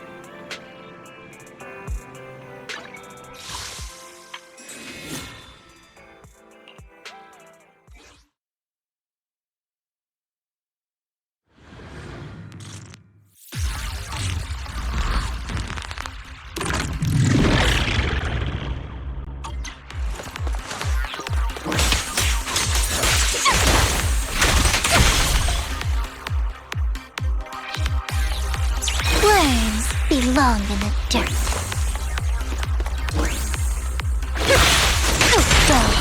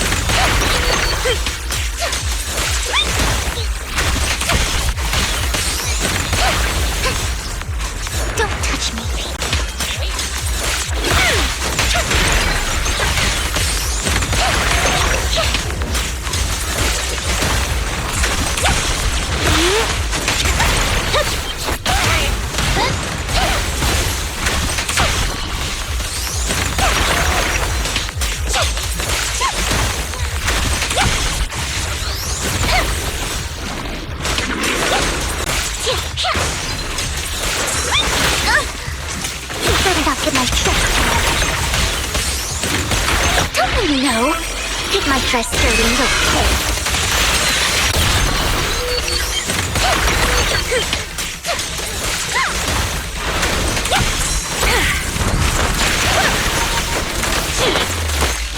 Have a couple more. Dodge now.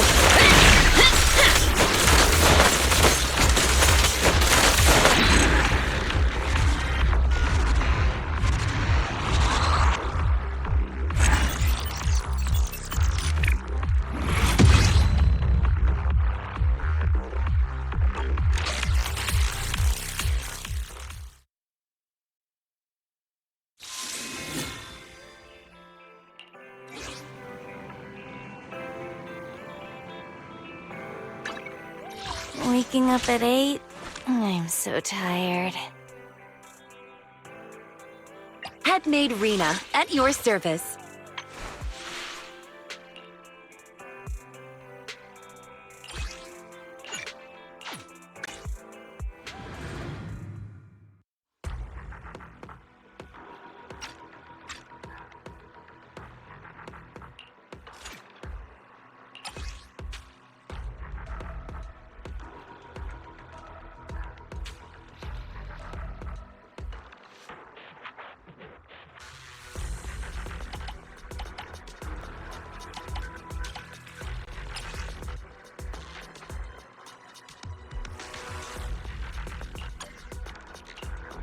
Waking up at 8? I'm so tired. Make sure to get me an absent note.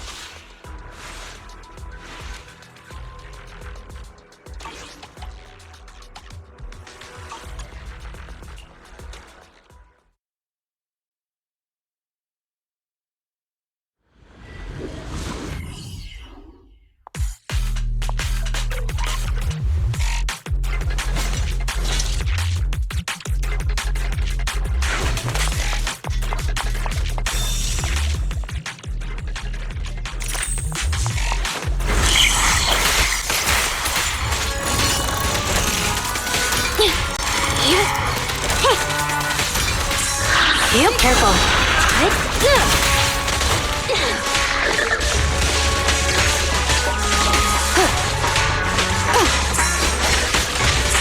Surrender.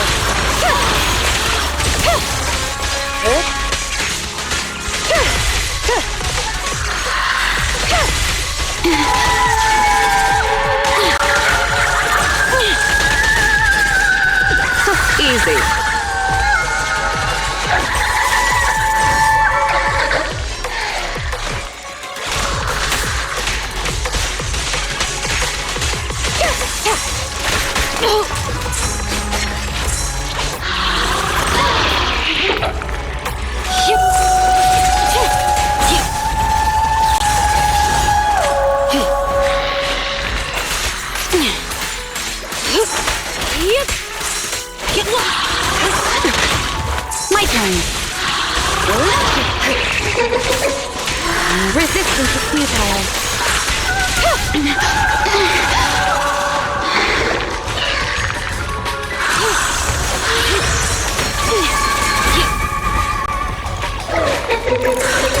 Trouble, move.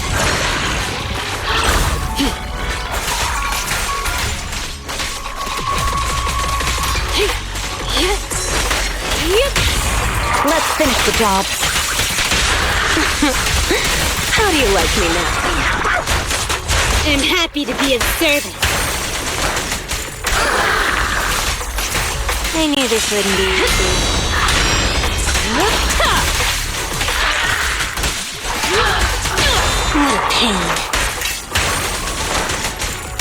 Perimeter under control. Ready or not, here I come. Careful, it's back.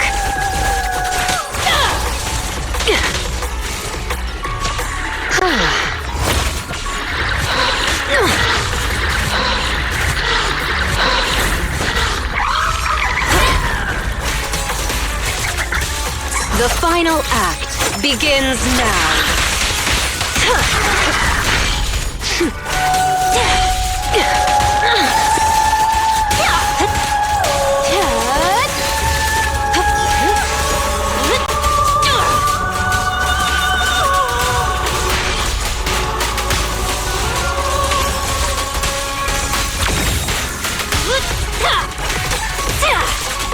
Heads up.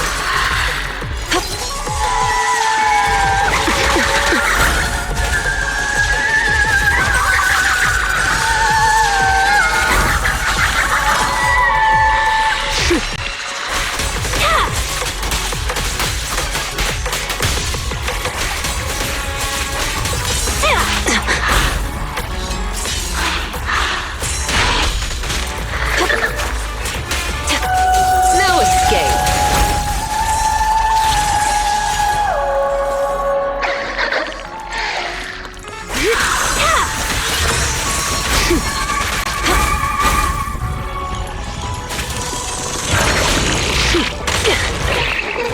Supporting.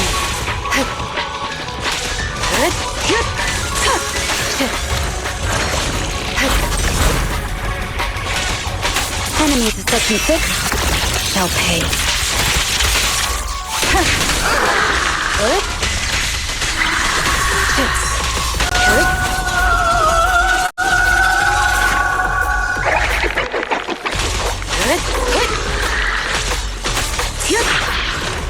Attack incoming. Got your back.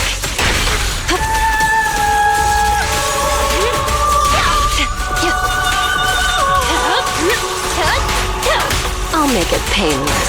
Here's a taste of the abyss.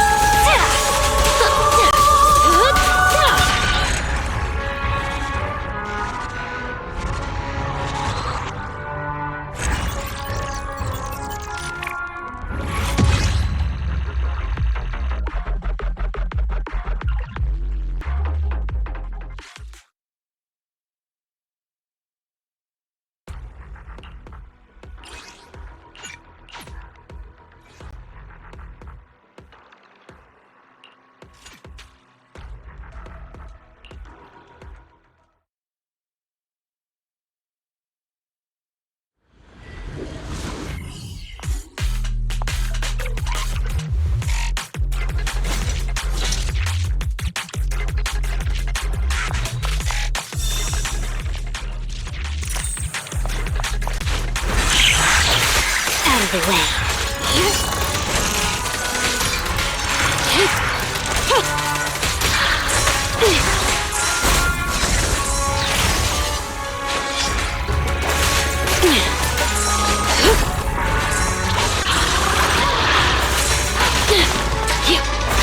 Out of the way.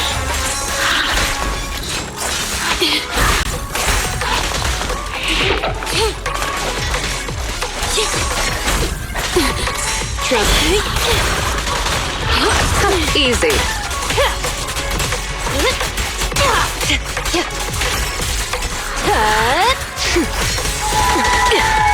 My turn. I'll work this time.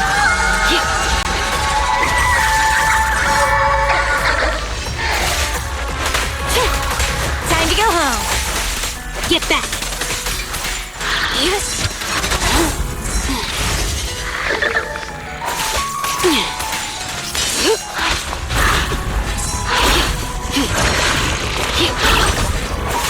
Out of the way.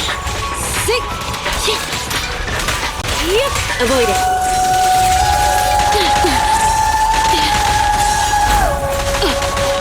Got your back.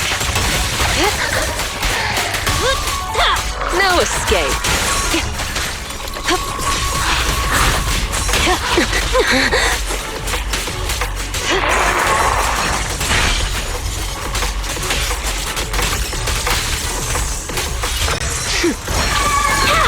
Don't get sloppy. Careful.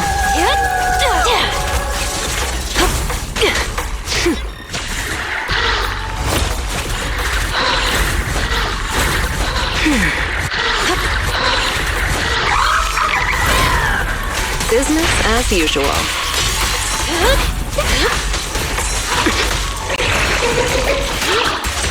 What a pain. Perimeter under control. Ready or not, here I come. Careful. It's back. Now, you're the prey. I'll make it painless.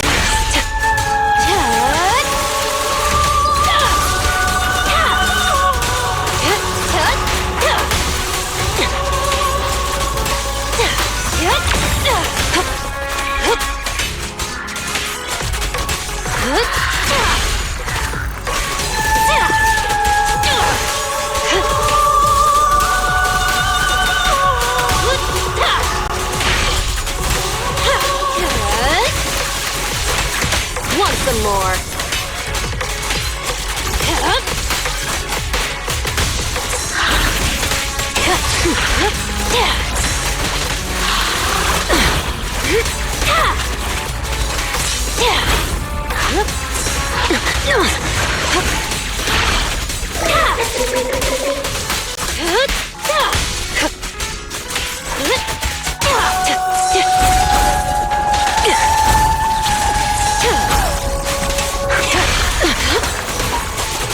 I'll make it painless.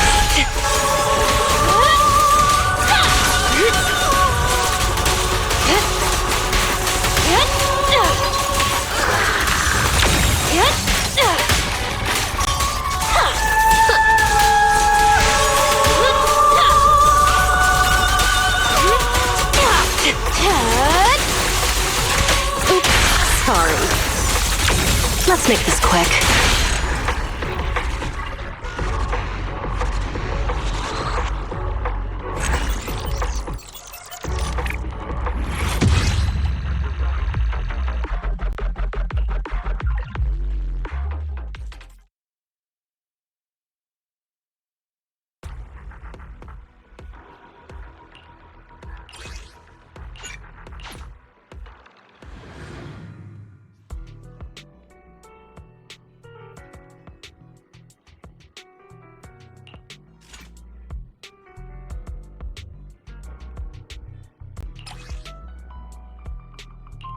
If you need help, call me anytime.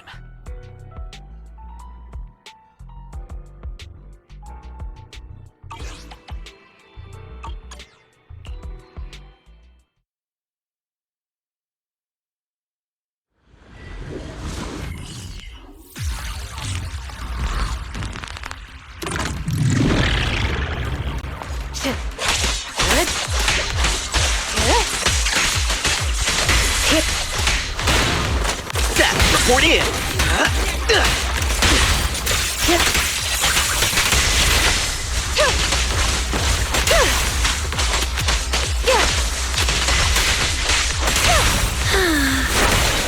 In pursuit.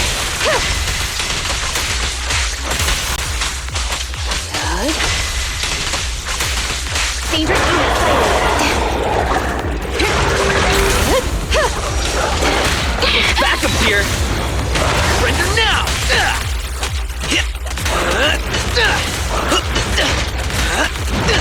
Wow.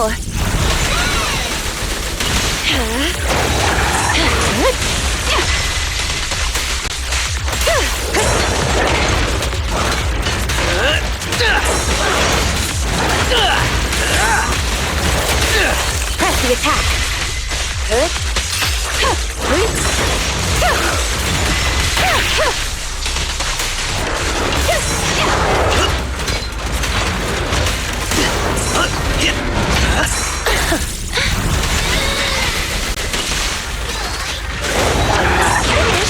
My turn. Such provocations don't go unanswered.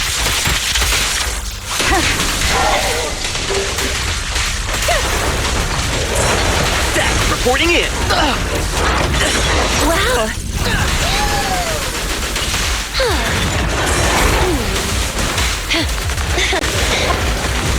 Now. Not bad, huh?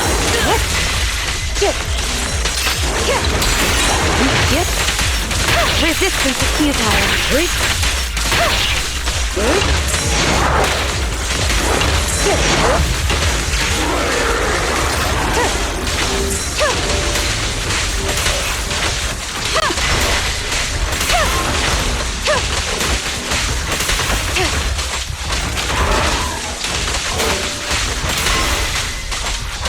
Waste of time.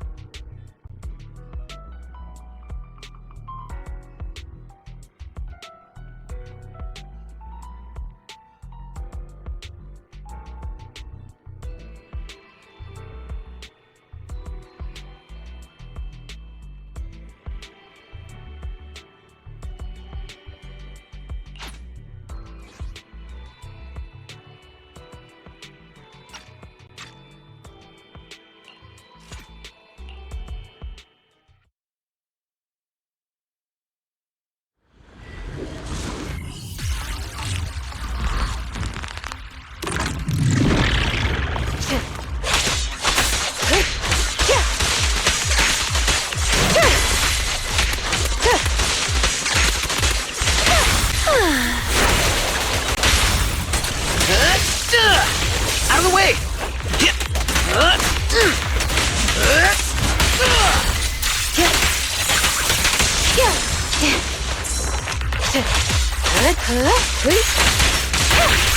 Danger unit sighted.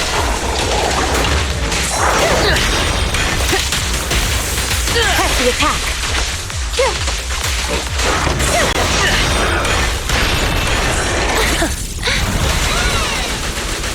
You cannot stop me.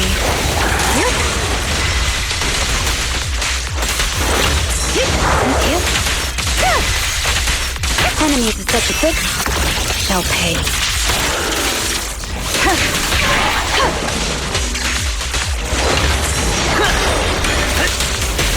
In pursuit.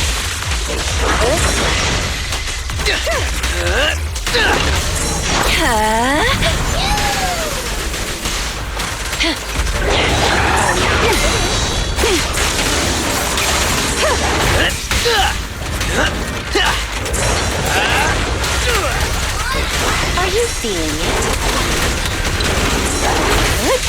Enemy evaded. Back up here! Deepest apologies. Go now, child. I'm not.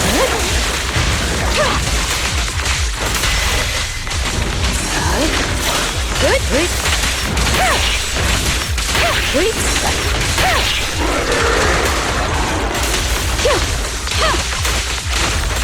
Such provocations don't go unanswered.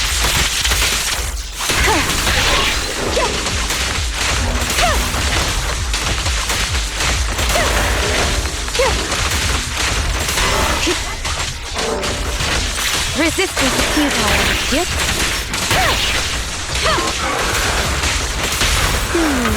Can you see me? Turn over, and you leave!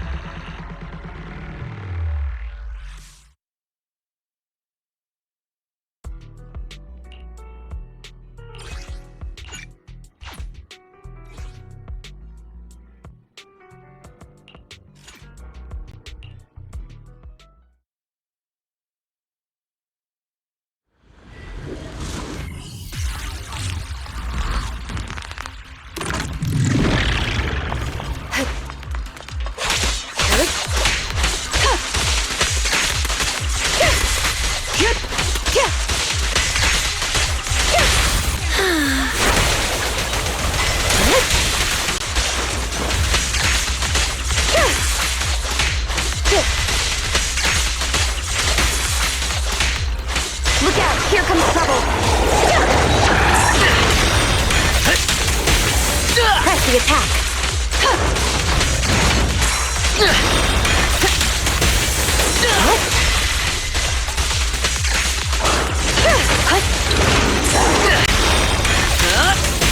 In pursuit! Back up, dear!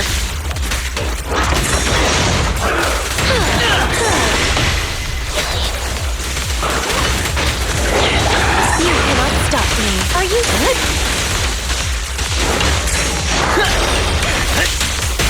Press the attack. Such provocations don't go unanswered.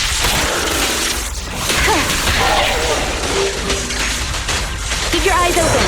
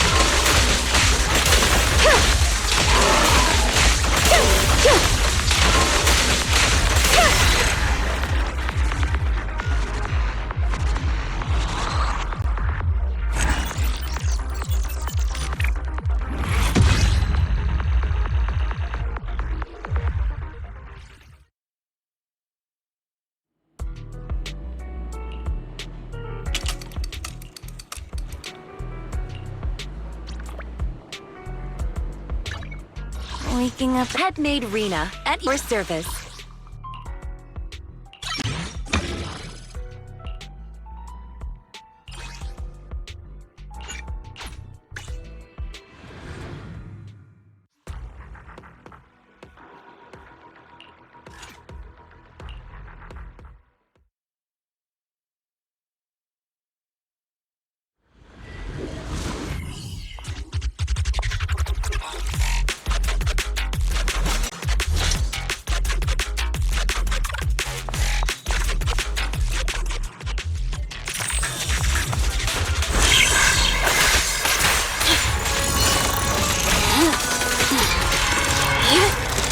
Avoid it.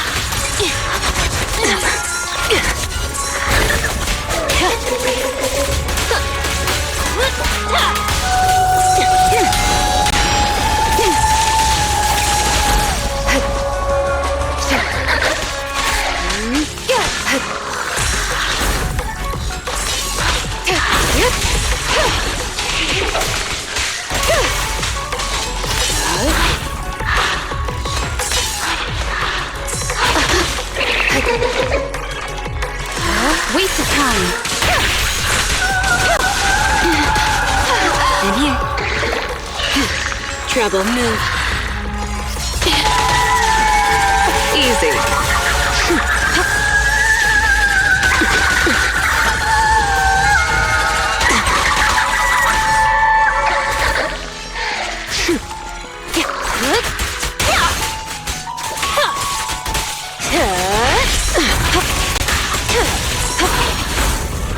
Business as usual. I'll make it painless.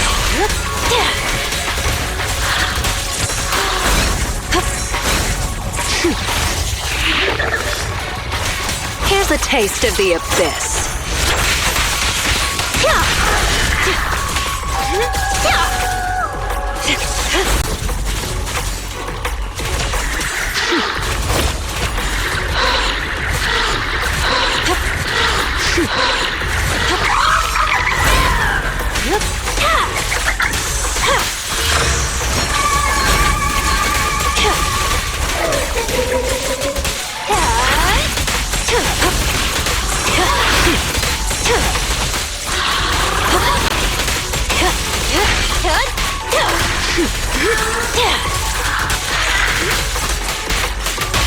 Let's hurry it up. Perimeter under control. Ready or not, here I come. Careful. It's back. What a pain. Distance here. They're coming too. Resistance is futile. Mind and body.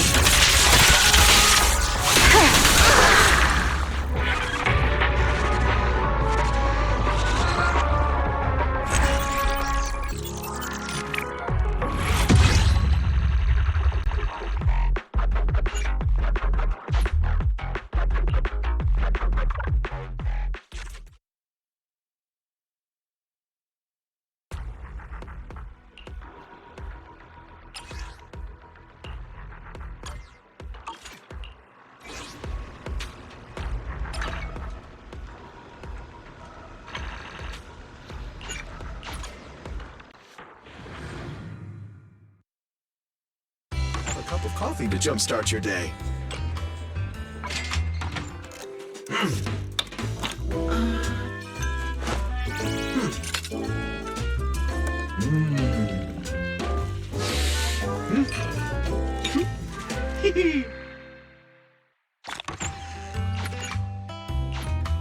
Whenever you feel lost, you can always come back here for a cup of Do I really need to take... Headmaid Rena, at your service.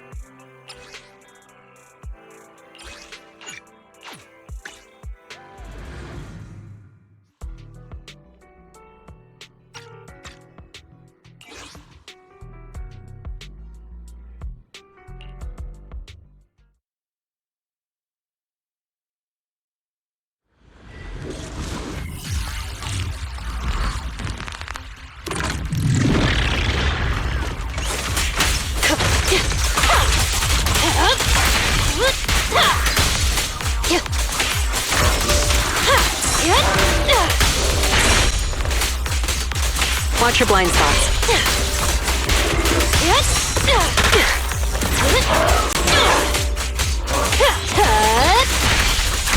Want some more?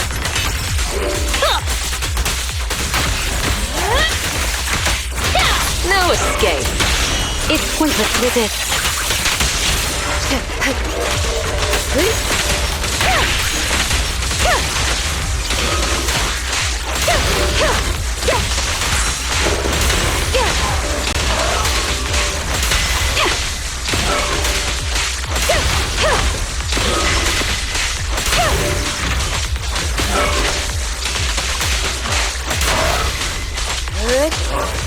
Yep.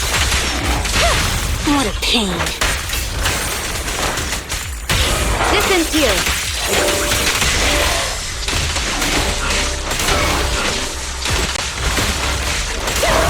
Surrender. Let's hurry it up. This'll be painless. Sight.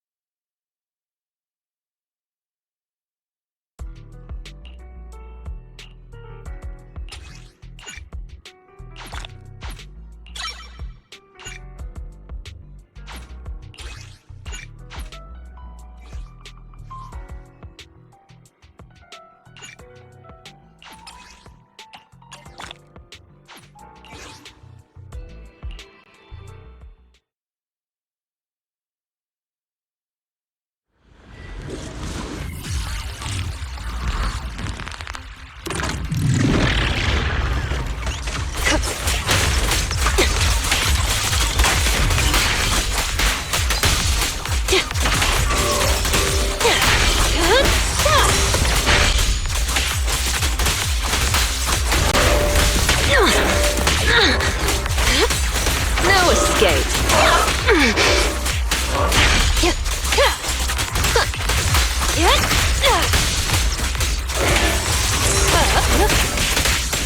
It's pointless to resist. I'm scissors, you're paper.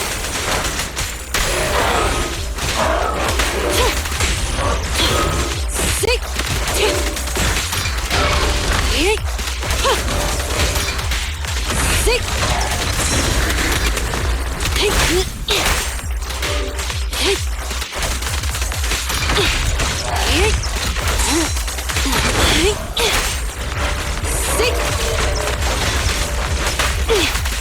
Break time. Get lost.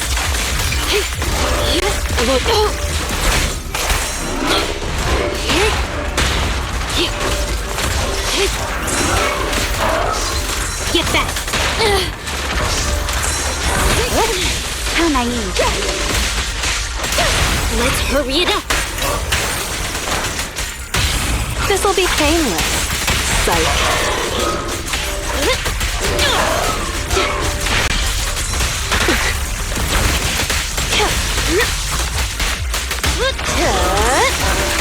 Want some more? I'll make it painless.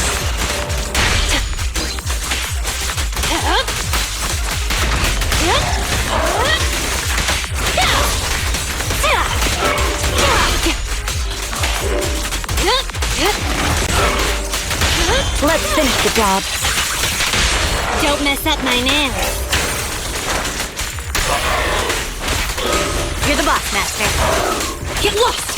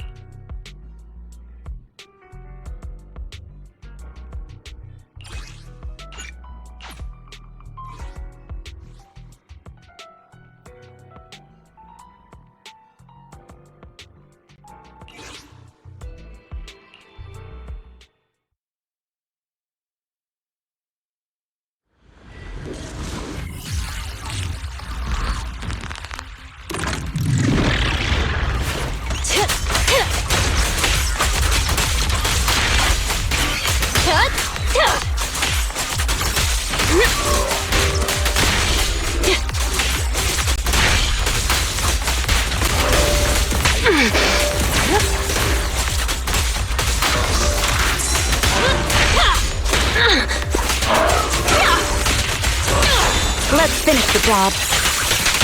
I'm scissors, you're paper.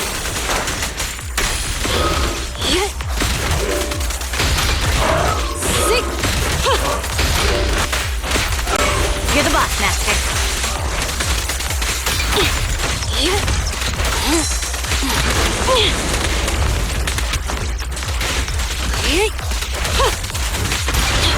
Sick.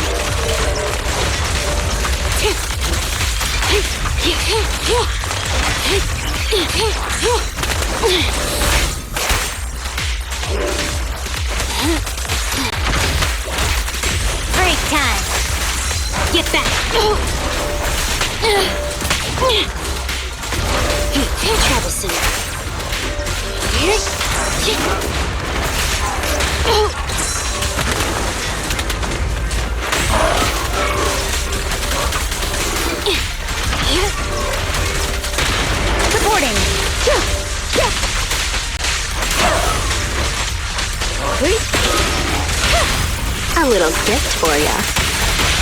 Perimeter under control. Resistance is futile. What a pain.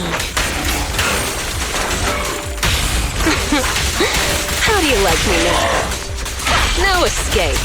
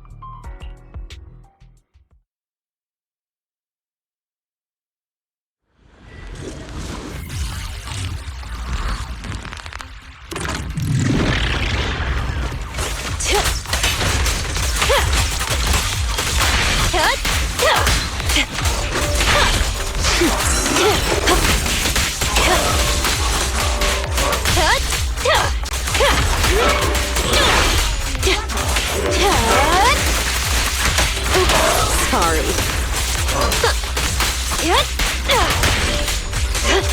No escape.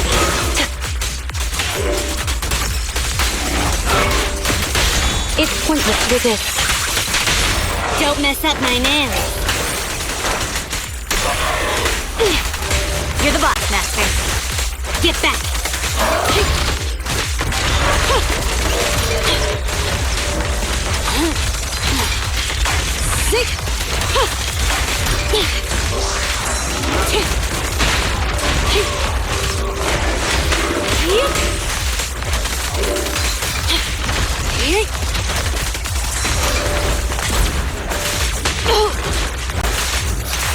Better dodge.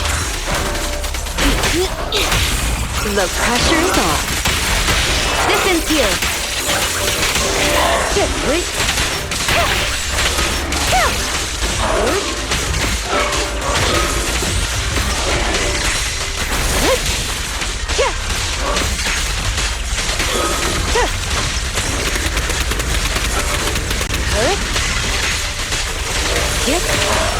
Piece of time.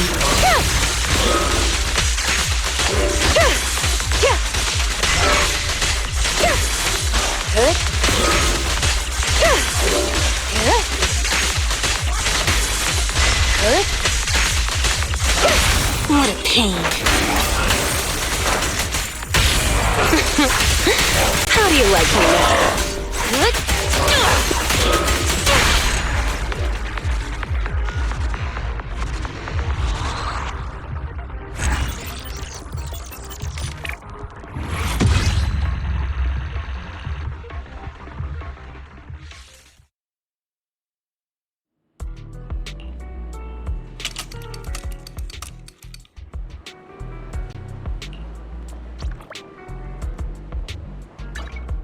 Waking up at 8. 1, 2. Yes, all accounted for.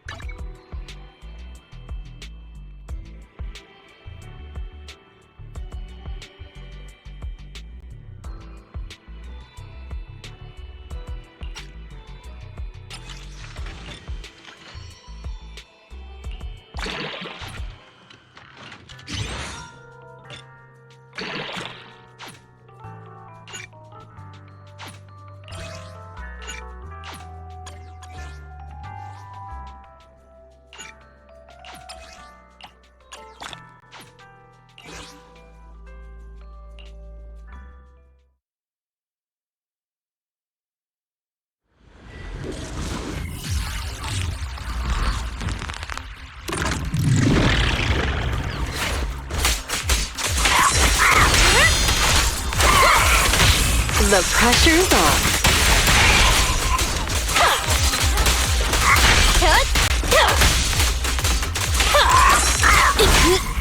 That's it. A little gift for ya.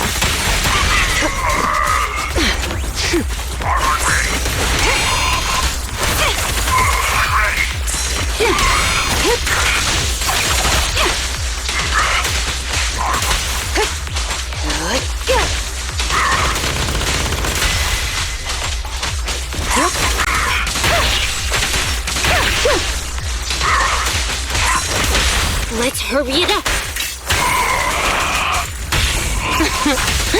How do you like me now? The picture is clear.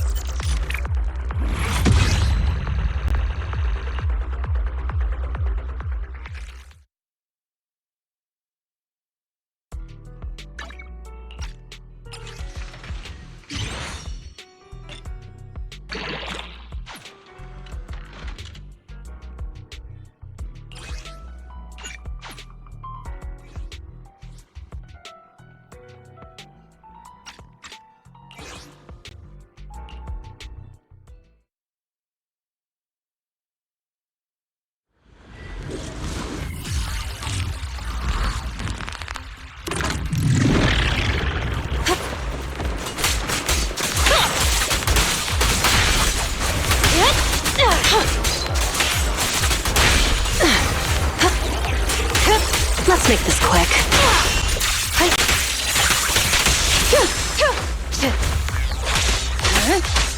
Watch your six.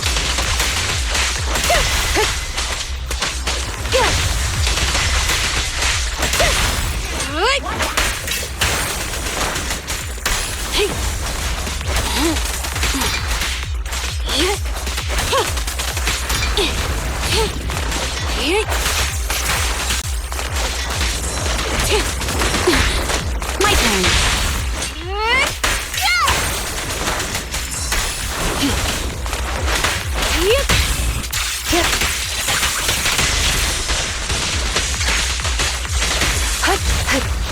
Resistance is futile.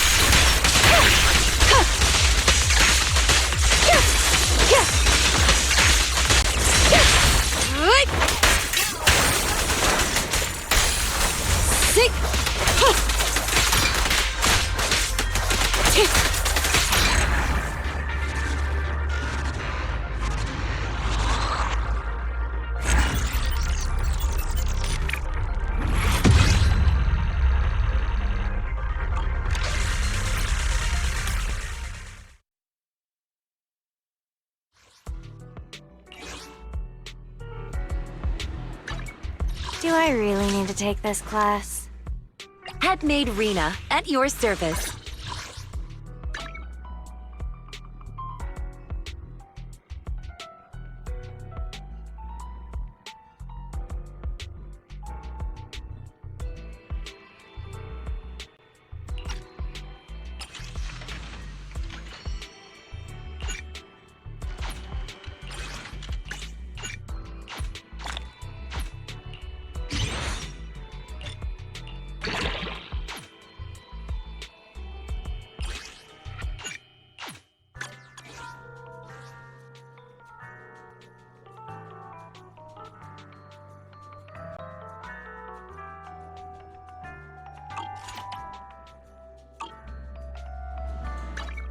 Waking up at Headmaid Rena, at your service.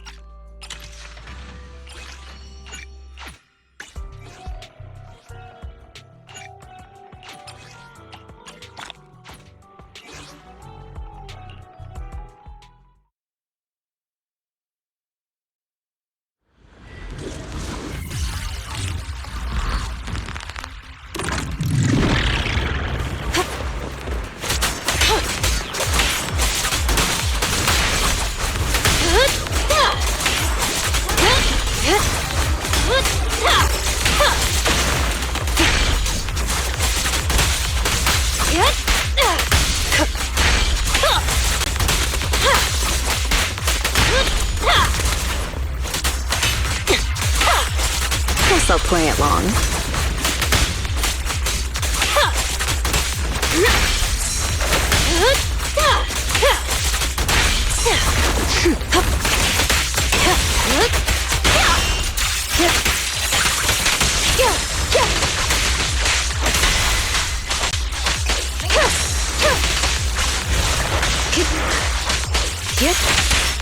Surrender!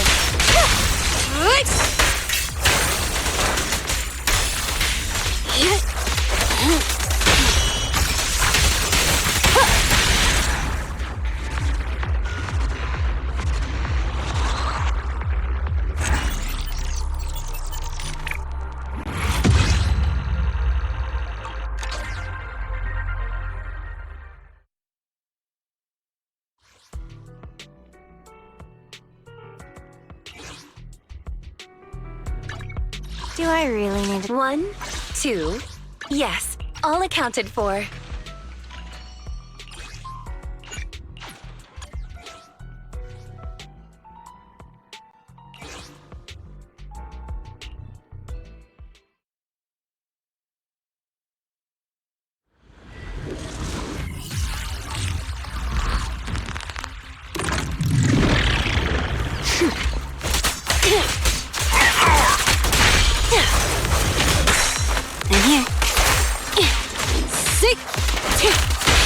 The pressure's on.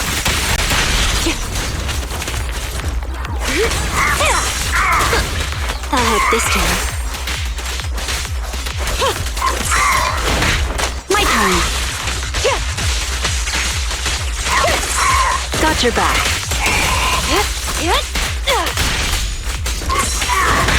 I'm here. It's pointless to resist. So many problems for little time.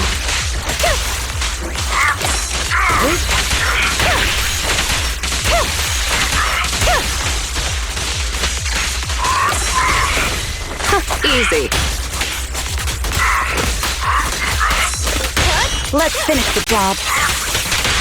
Don't mess up my nails.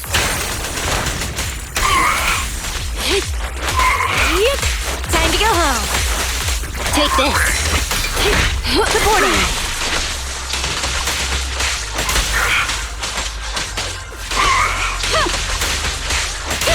Let's hurry it up. How do you like me now?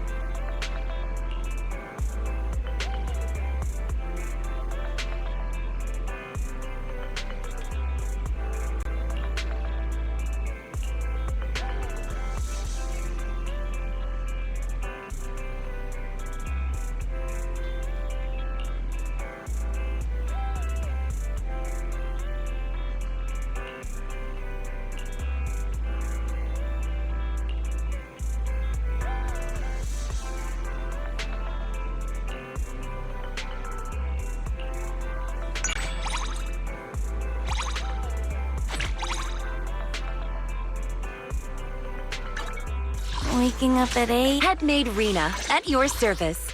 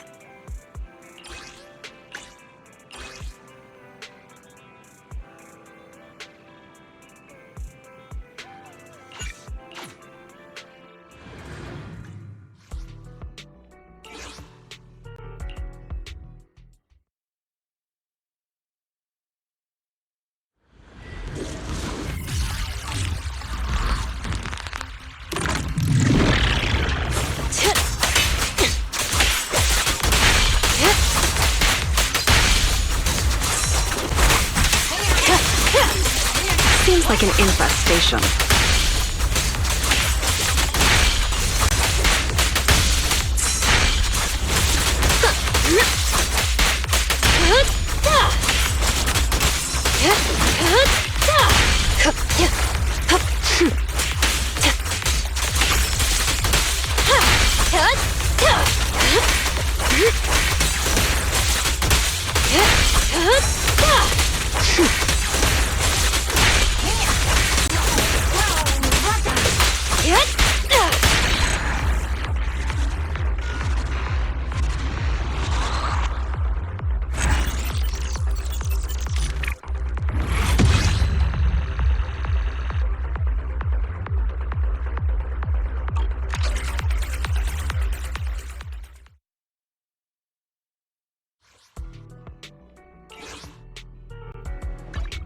Do I really need to... 1, 2.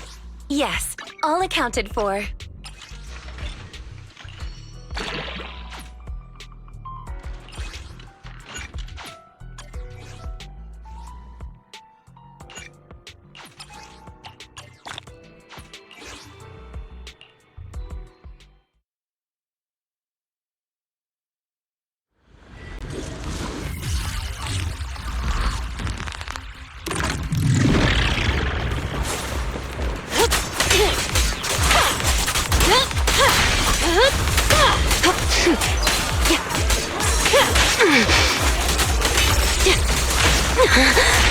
Guess I'll play along.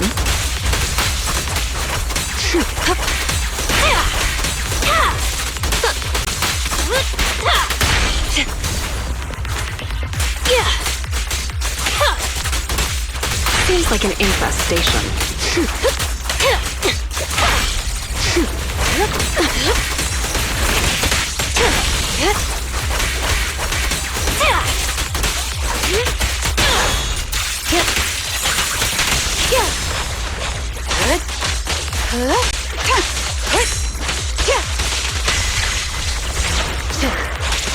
Resistance is futile.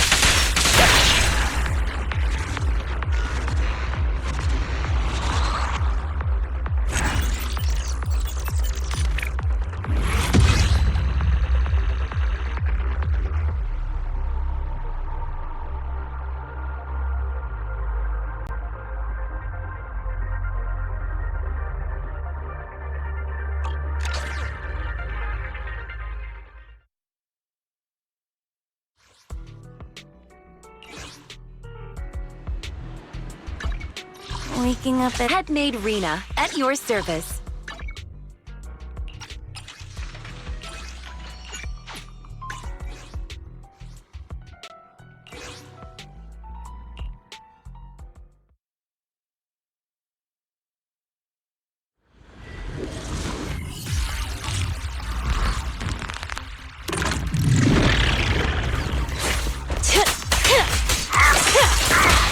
In here. A little gift for ya.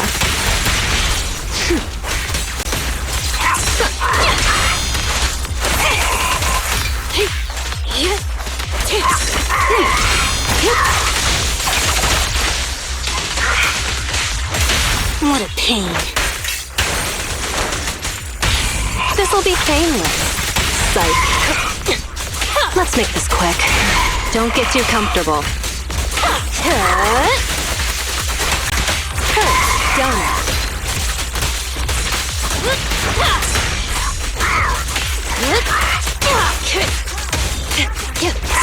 I'll help this time. The pressure's on. This ends here. Waste of time.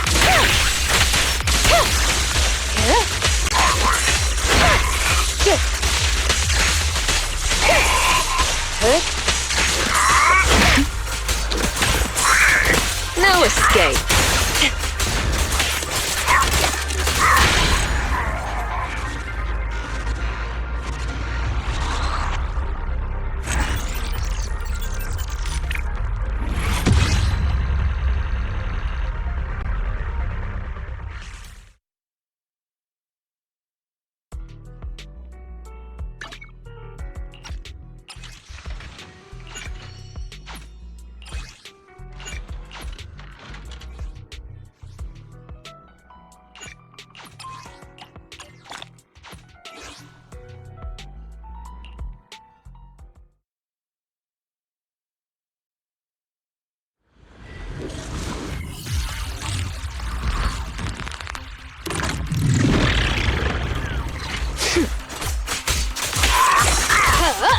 Watch your blind spots.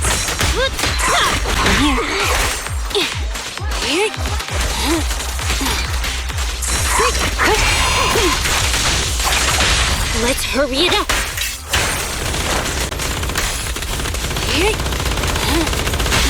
A little gift for ya. Perimeter under control.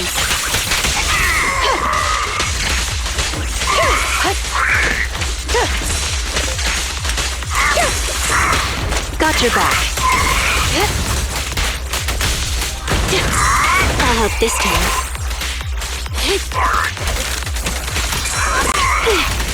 Break time. The pressure's on. Distance here.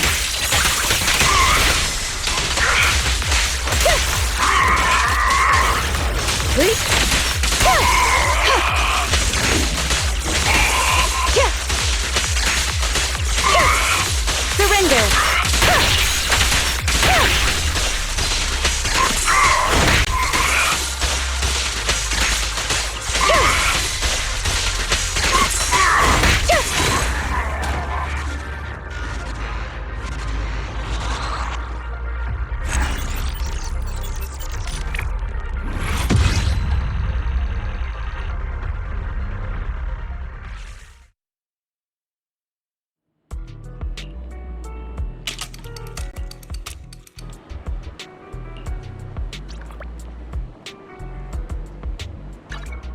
Do I really need... Headmaid Rena, at your service.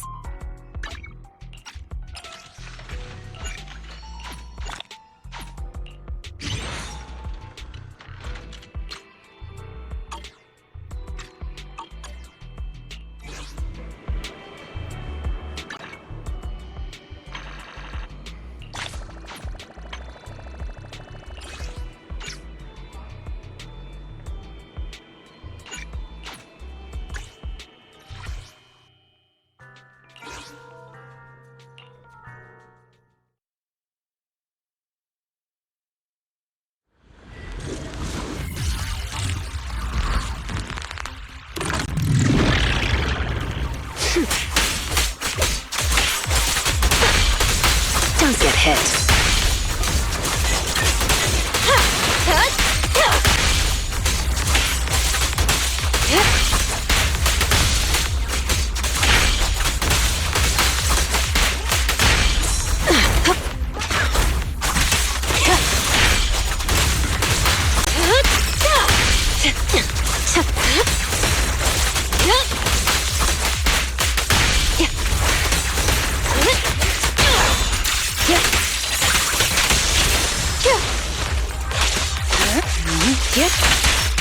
Waste of time.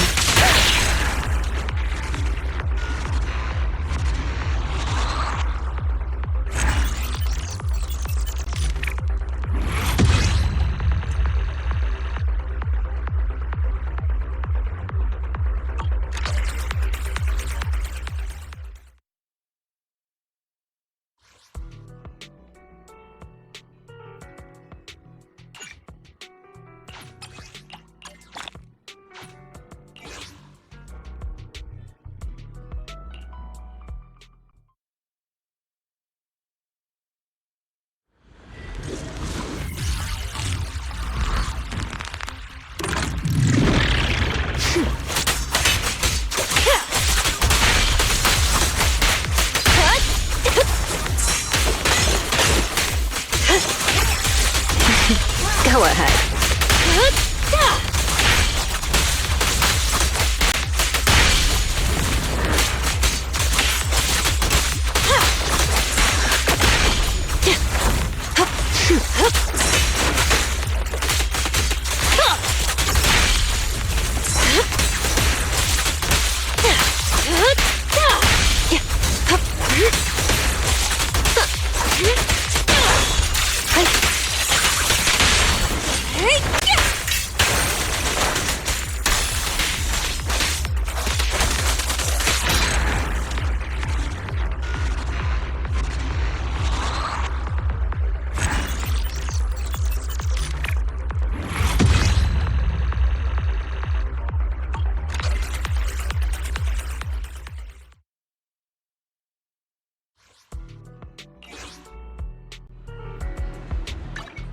Do I really need 1, 2. Yes, all accounted for.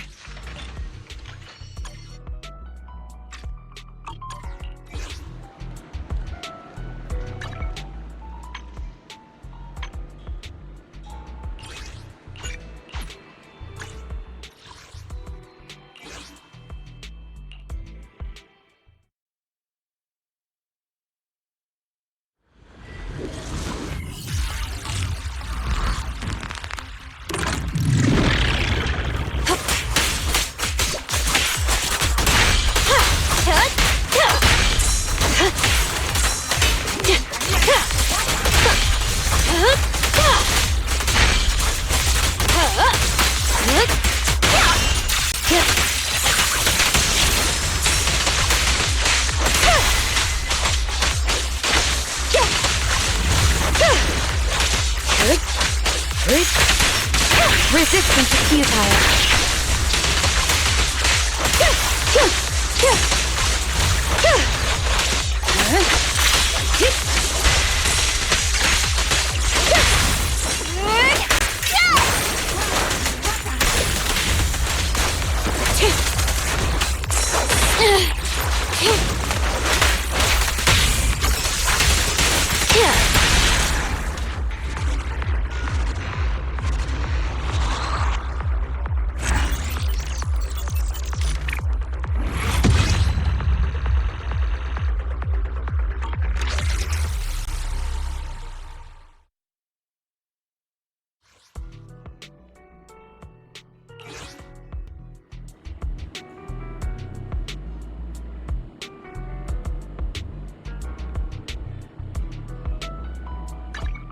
Do I really need... Headmaid Rena, at your service.